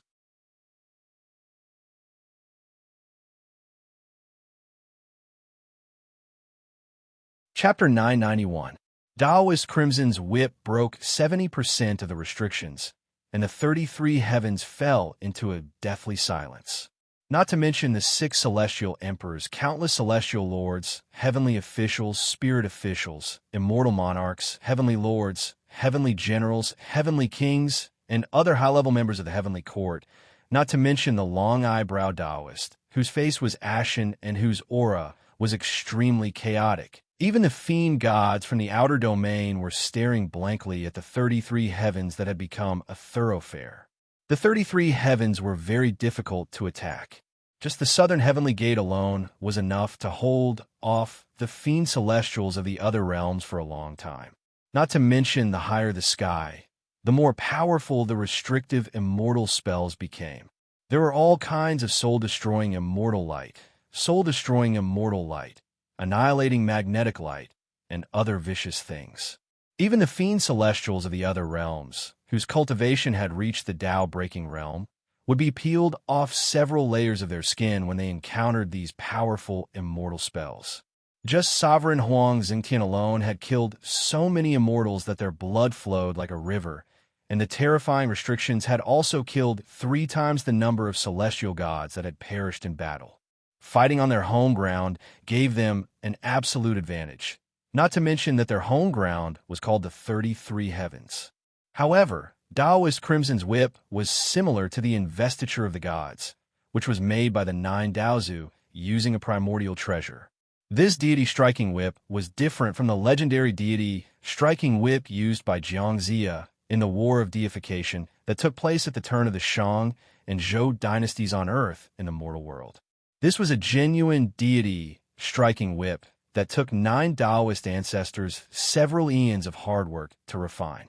Its lethality was extremely tyrannical. No matter if it was a saint, immortal, fiend, mortal, demon, or ghost, it only needed a light lash to shatter them. The 9 great Tao patriarchs had worked together to create the treasure, and Taoist Crimson was at the peak of the Tao-breaking level. The restrictive spells of the 33 heavens had been set up by previous celestial emperors, and among the thousands of celestial emperors, only a handful had reached the Tao-breaking level. That was why Taoist Crimson's whip had almost shattered the 33 heavens. The celestial gods looked down at the countless celestial gods of the 33 heavens, their faces pale. The fiend celestials of the other realms drooled as they looked at the countless immortals in the 33 heavens. All of a sudden, a loud rumble rang out.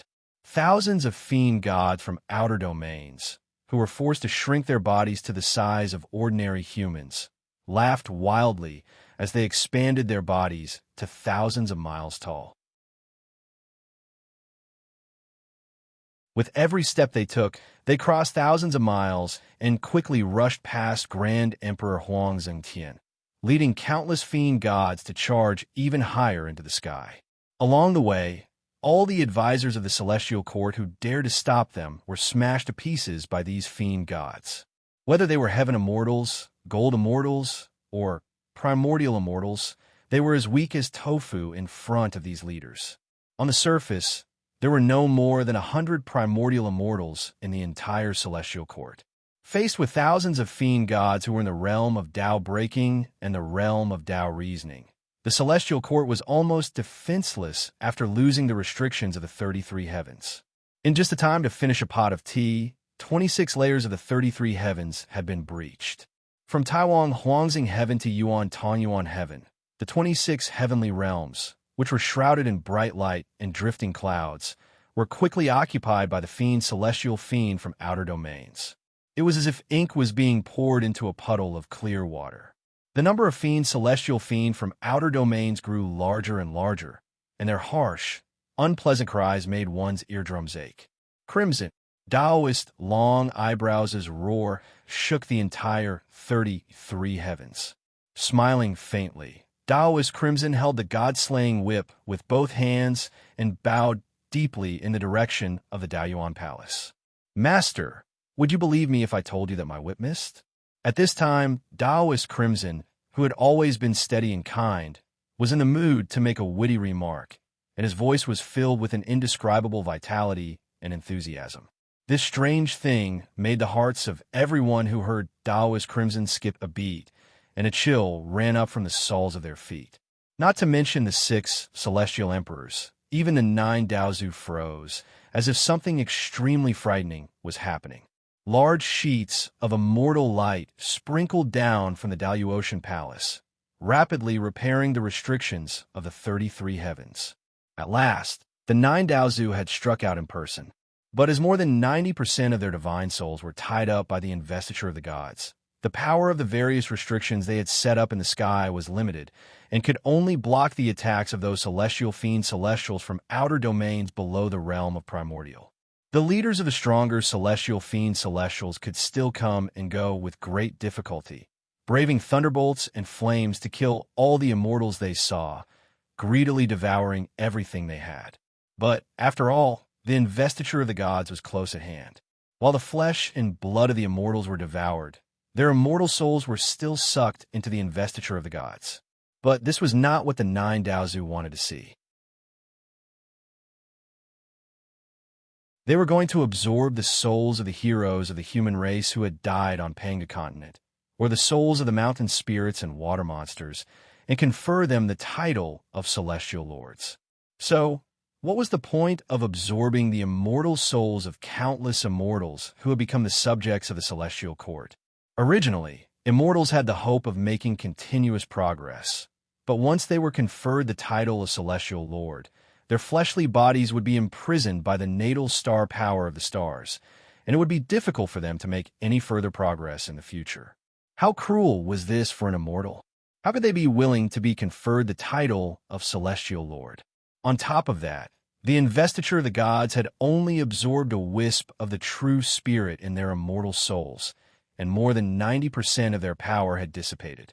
So, even if they were possessed, they would have to cultivate for many years to regain their cultivation base and magic power. And where could they find so many bodies with excellent aptitudes to possess?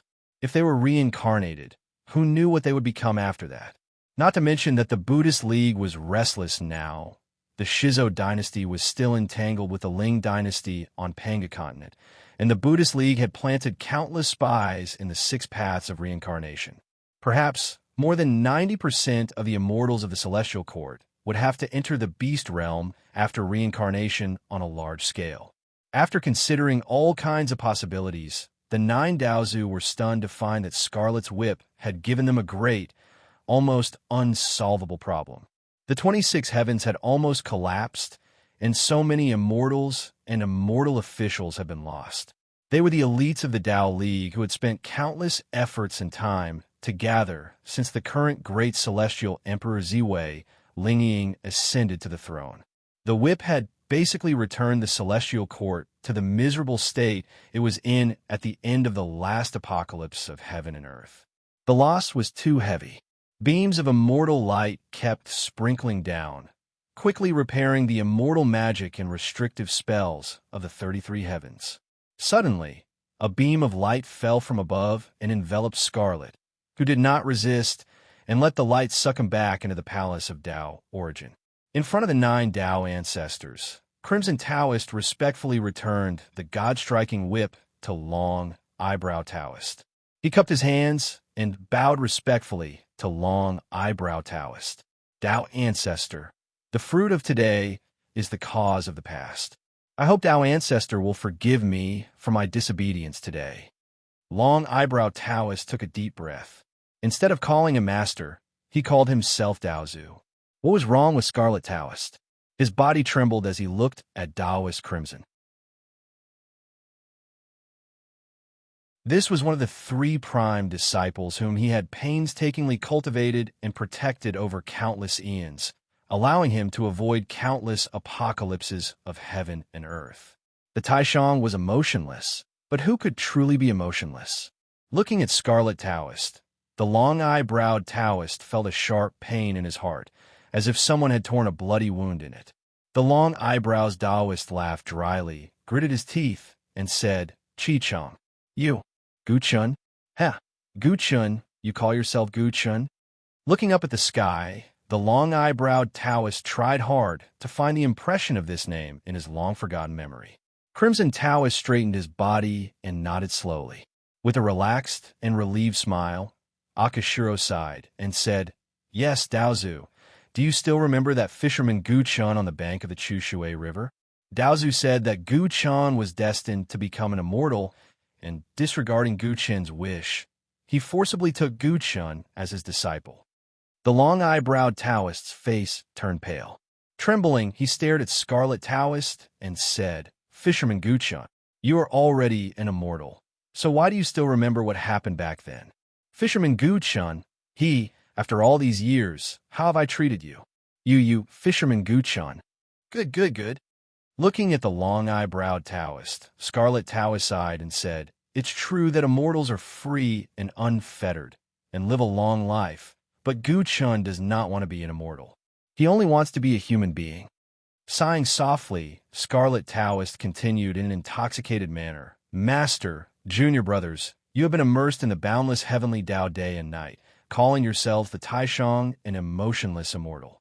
You have been meditating in the palace of Tao origin or in the outer heaven immortal mountain, just to improve your cultivation base, magic power, divine soul, and everything that can be improved. You have no parents, no wife, and no children, standing high above the masses, regarding all living beings as ants." With a sigh, Scarlet Taoist looked up at the ceiling and said in a low voice, "And I still remember my wife, my son, my dog, and my boat on the river of Chu.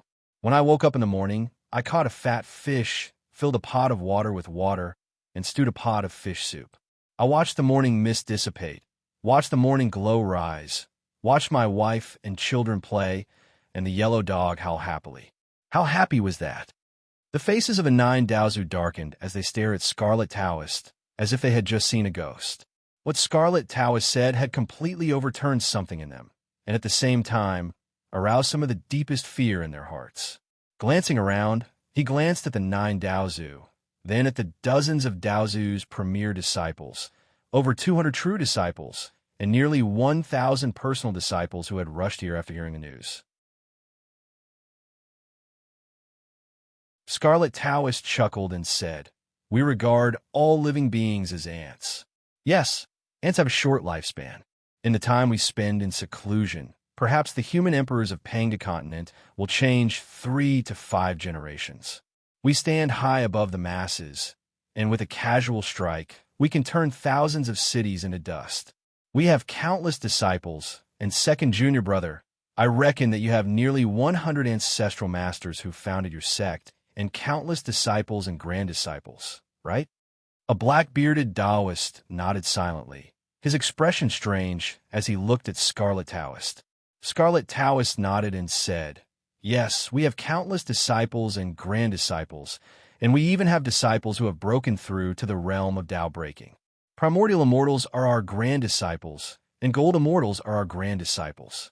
With a single order, The 9 heavens will tremble, and the outer heavenly realms, and even Pangda continent will be shaken by thunderbolts and flames. With a wry smile, Scarlet Taoist shook his head and said, "We stand high above the masses and regard all living beings as ants. But, putting aside the 9 Daozu, do you still remember the pain, sorrow, and joy you experienced when you were ants? Do you still remember the flowers in spring, the green grass in summer, the golden wind in autumn, and the white snow in winter? Do you still remember all the flavors? Do you still remember your parents when you were human? Do you still remember your relatives when you were human? Do you still remember your old friends when you were human? What are you trying to do?" Taoist long brows interrupted Scarlet Taoist. Looking at him, Scarlet Taoist sighed and said, "I don't want to be an immortal, but a human." After a long silence, Taoist long brows clenched his jaw and asked word by word, "How many people like you are there in Tao League?" Scarlet Taoist smiled and said softly, "You'll have to ask Goddess Niwa about that." There was a dead silence in the palace of Tao Origin. The faces of the 9 Daozu were ashen.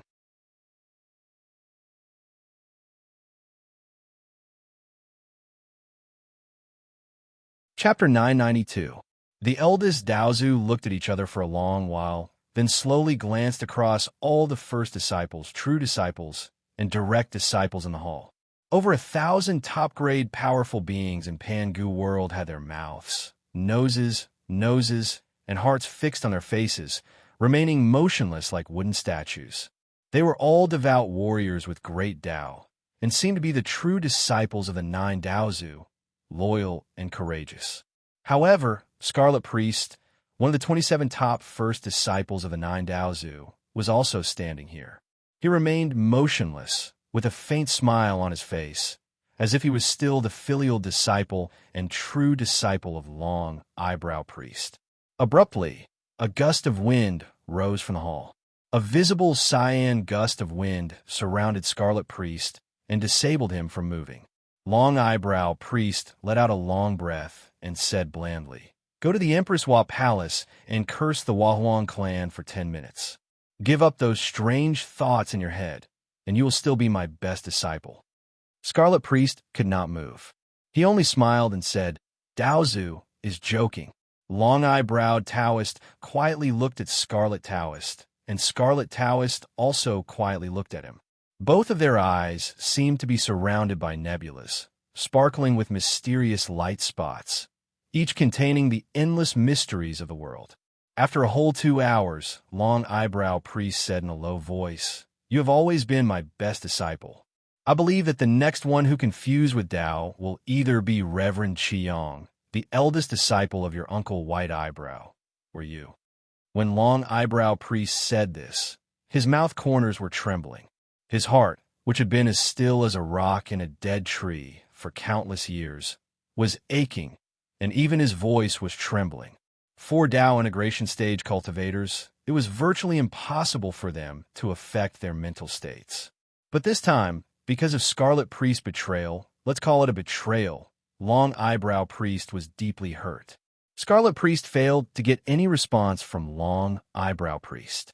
He just smiled, looked at Long Eyebrow Priest, and slowly nodded.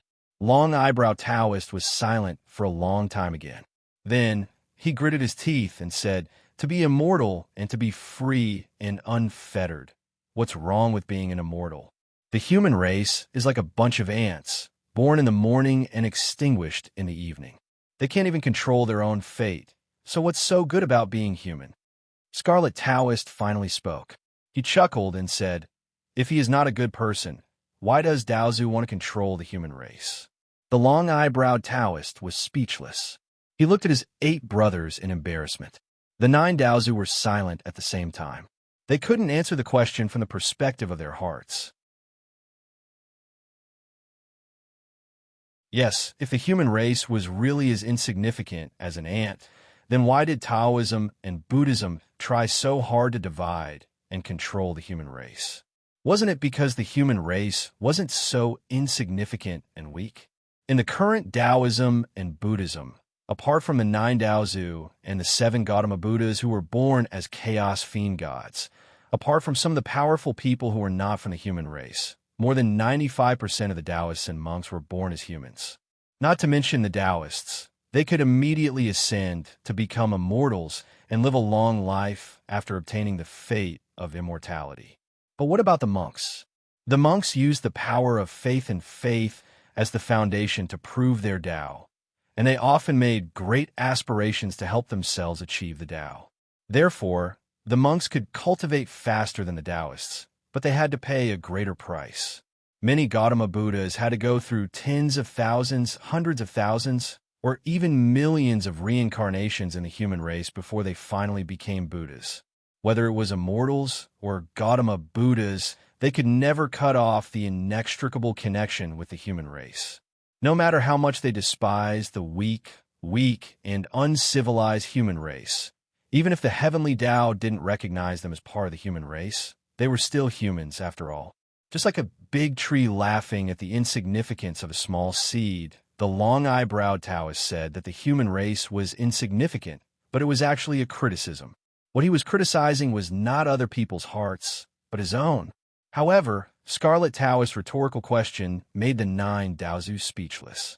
After another long silence, the long-eyebrowed Taoist sighed and said in a low voice, "What a criticism!"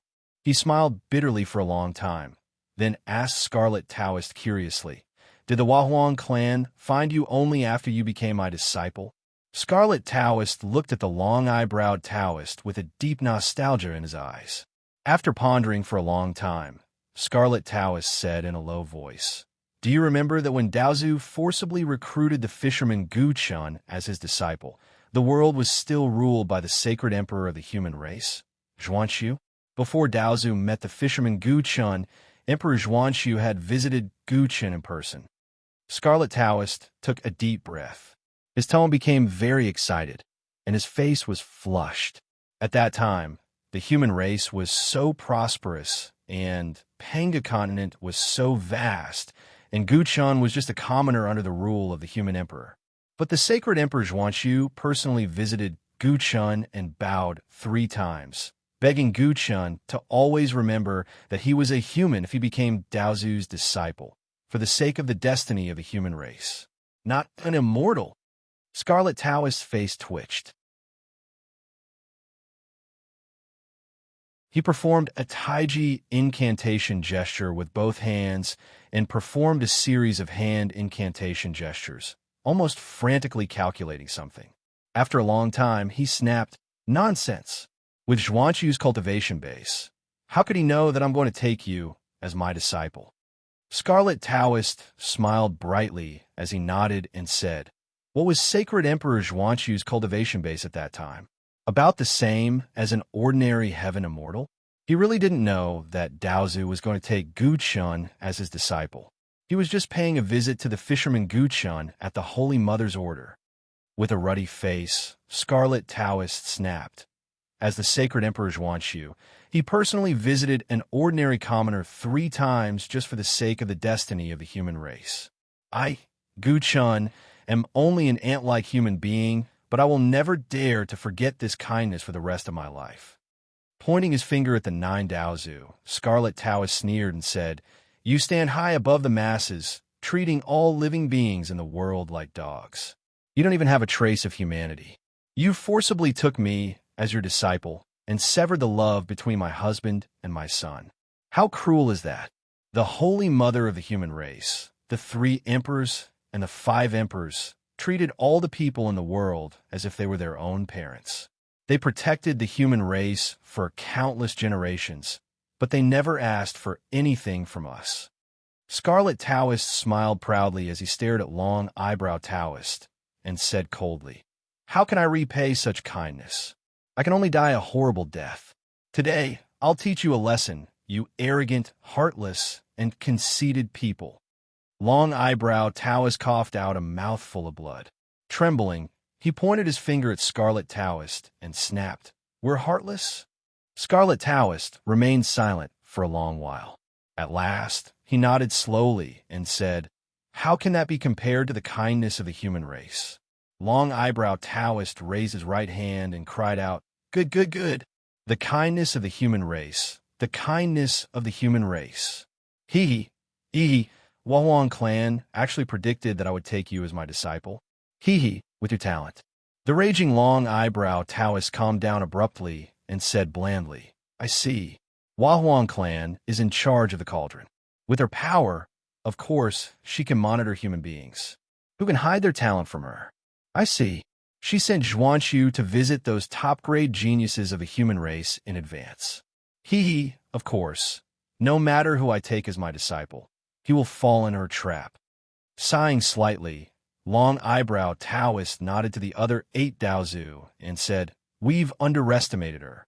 Indeed, we've underestimated Huang clan, said white-eyebrow Taoist, who had a pair of silver-white eyebrows and was the number 1 among the 9 Daozu.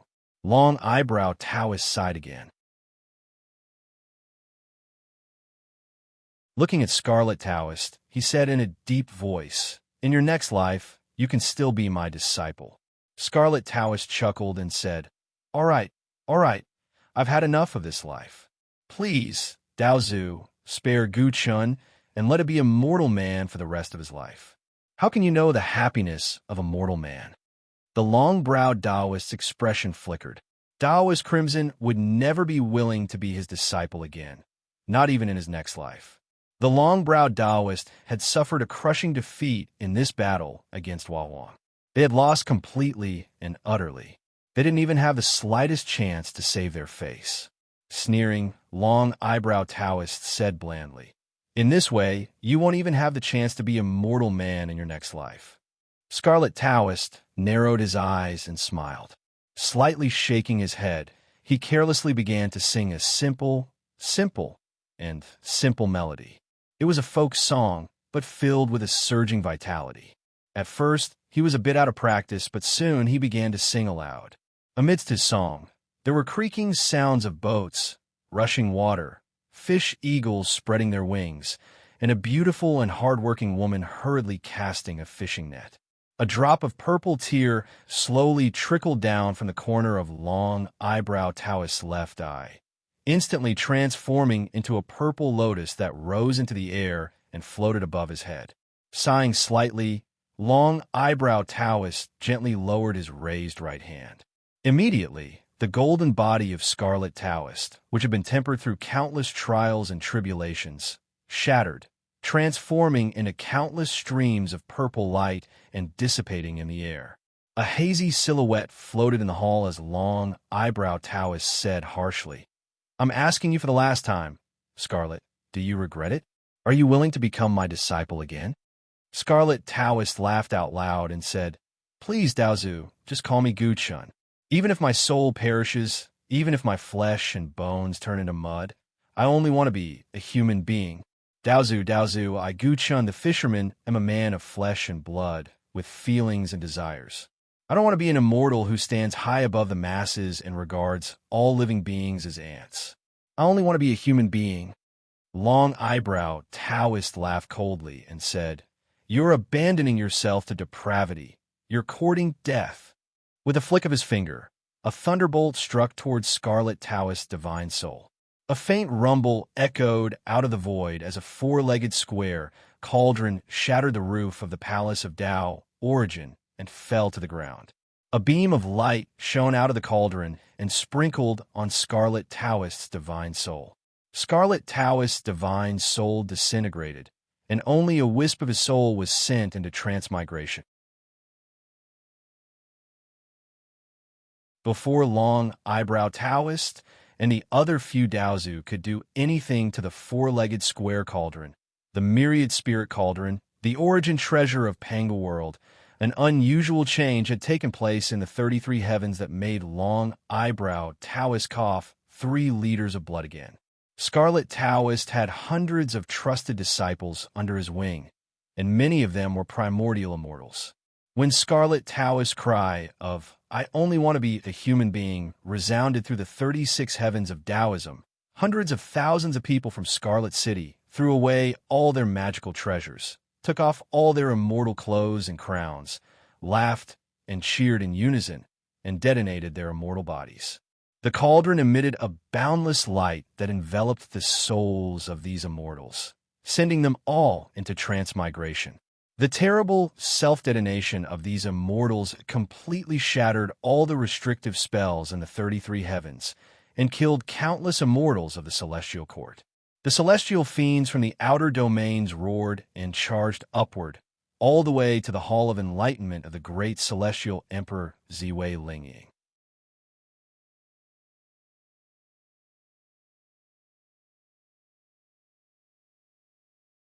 Chapter 993.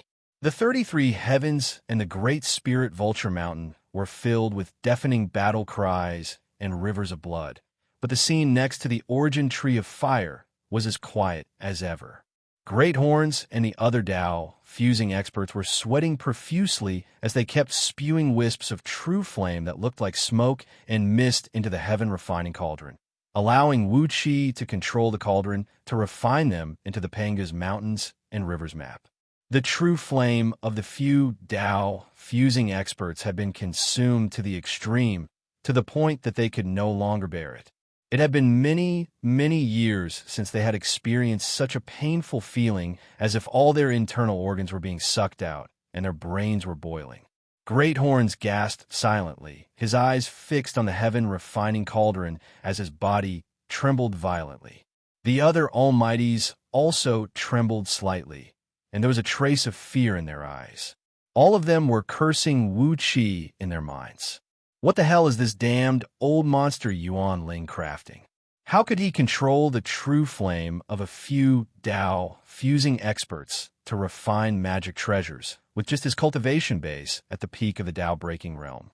Although only a few years had passed in the outside world, millions of years had passed inside the Dark Een Celestial Tower, where Wuxia, Great Horns, and the others had worked together to speed up time.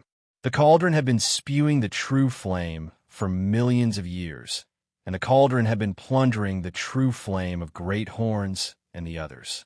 Even though they had all reached the realm of Dao fusing and possessed boundless magic power, they were still tormented by the cauldron.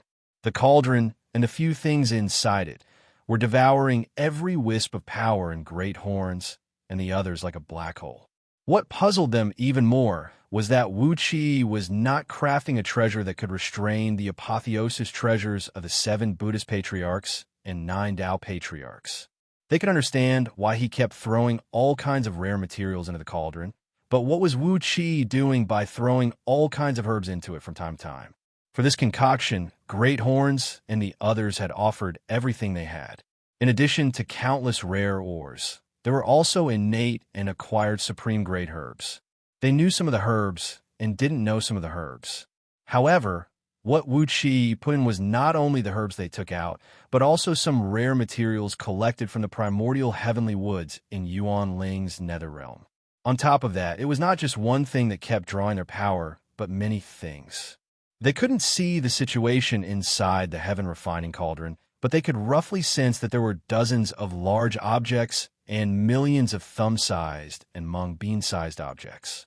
Could it be that there was some kind of artifact that needed to be assembled with these parts? Great Horns and the others had only opened 5 or 6 of them when it came to artifact crafting and pill concocting, so they naturally had no right to speak in front of Wuxia. No matter what Wuxia did, no matter how Wuxia treated them as large energy sources, the few Dao fusing experts could do nothing but devour the natural energy in the outside world, refining their natal flame and fusing it into the cauldron. But as time went by, the devouring force in the cauldron skyrocketed, giving Great Horns and the others the illusion that their bone marrow was being pulled out. What kind of freakish artifact could require such a powerful force to support it? Great Horns' mouth was wide open, with a long tongue hanging from the corner of his mouth and drool dripping down from it. He had made up his mind that when the concoction was over, he would give Wuxia a good beating. Otherwise, he would not be able to vent his anger. How many years had it been since he fused with the Dao? Who could make a Dao fusing expert work like a dog? Wuxia had done it. All of a sudden, Wuxia, who had been throwing all kinds of materials and herbs into the cauldron for millions of years, rose to his feet and stepped into the cauldron. All of a sudden, Wuxia's body turned illusory and turned into a cloud of rich natural energy. Except for the largest object in the cauldron, all the other small objects had fused into Wuqi's body, turning into a misty mass of primal energy that kept spinning. Wuqi was smuggling. Great Horns and the others had provided Wuqi with their natal flame so that he could craft the Pangu's map to fight against the 7 Buddhist patriarchs and 9 Tao patriarchs. But Wuqi felt that it was a waste of time to just sit there and do nothing while crafting a supreme artifact of primal. In his previous life, Yuan Ling had wanted to improve his fleshly body to the level of invincibility with the Heaven Refining Unity art, the most powerful and bizarre chapter of the Heaven Refining Grand Magic he had comprehended, and truly reach the realm of the strongest fleshly body among all Chaos Fiend gods. But in his previous life, Yuan Ling's cultivation base was not very strong. He had worked hard for a long time, but he could not gather all the materials he needed, and he did not have enough cultivation base to melt the materials he obtained. But this time, he had a few mighty Tao fusing experts to selflessly provide him with their natal true flames and countless materials to waste at his will. Wuqi immediately thought of the last chapter of the Heaven Refining Grand Magic, the Heaven Refining Unity art. During the hundreds of years of boring refinement, Wuqi had used 50% of their natal flame to craft magical treasures, and the other 50% to cultivate the Heaven Refining Unity art. In any case, although these guys were Tao fusing experts, they basically knew nothing about alchemy and artifact refinement, so they had to endure whatever Wuqi did. For millions of years, Wuqi had been controlling the natal flame of Great Horns and the others, refining and purifying their flames. The first wisp of innate thievery energy permeated the surroundings at all times, and by analyzing their natal flame, Wuqi had gradually mastered their innate divine abilities and the various great Taos of heaven and earth they had comprehended. The true flame of a Tao integration stage mighty figure was extremely precious. They wouldn't use it for no good reason, and they certainly wouldn't allow outsiders to see what their true flame looked like. But by chance, Great Horns and the others had offered their natal flame to Wuqi when he was crafting magical treasures this time. The natal true flame was the fusion of one's spirit, energy, and soul with the great Tao of heaven and earth. Wuqi did not steal the spirit, energy, and soul of Great Horns and the others, but he had stolen all the great Tao of heaven and earth in their natal true flame over the past millions of years. It was like how Great Horns and the others had taught Wuqi their great Taos for millions of years, but they had never taught their disciples with such dedication. At this moment, the few almighty experts' comprehension of the great Taos had merged into one in Wuqi's body. In Panga world, when it came to the mastery of the great Taos, even the 7 Buddhist patriarchs and the 9 Tao patriarchs could not compare to Wuqi. Because of the continuous improvement of his cultivation base, Wuqi's divine sense had reached the level of Tao fusing realm, and his magic power and cultivation base were as profound as the ocean. His magic power and cultivation base were as vast and unfathomable as the ocean. The so-called peak-level Tao-breaking experts were no match for him. At this moment, he could be described as a half-step Tao fusing expert.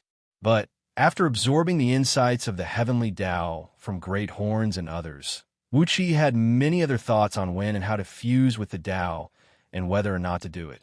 Inside Heaven Refining Cauldron, dozens of powerful magical artifacts that were almost as powerful as chaotic spirit treasures were absorbed by Wuqi before they could take shape, and a huge number of spirit pills of various colors were swallowed by Wuqi in one gulp.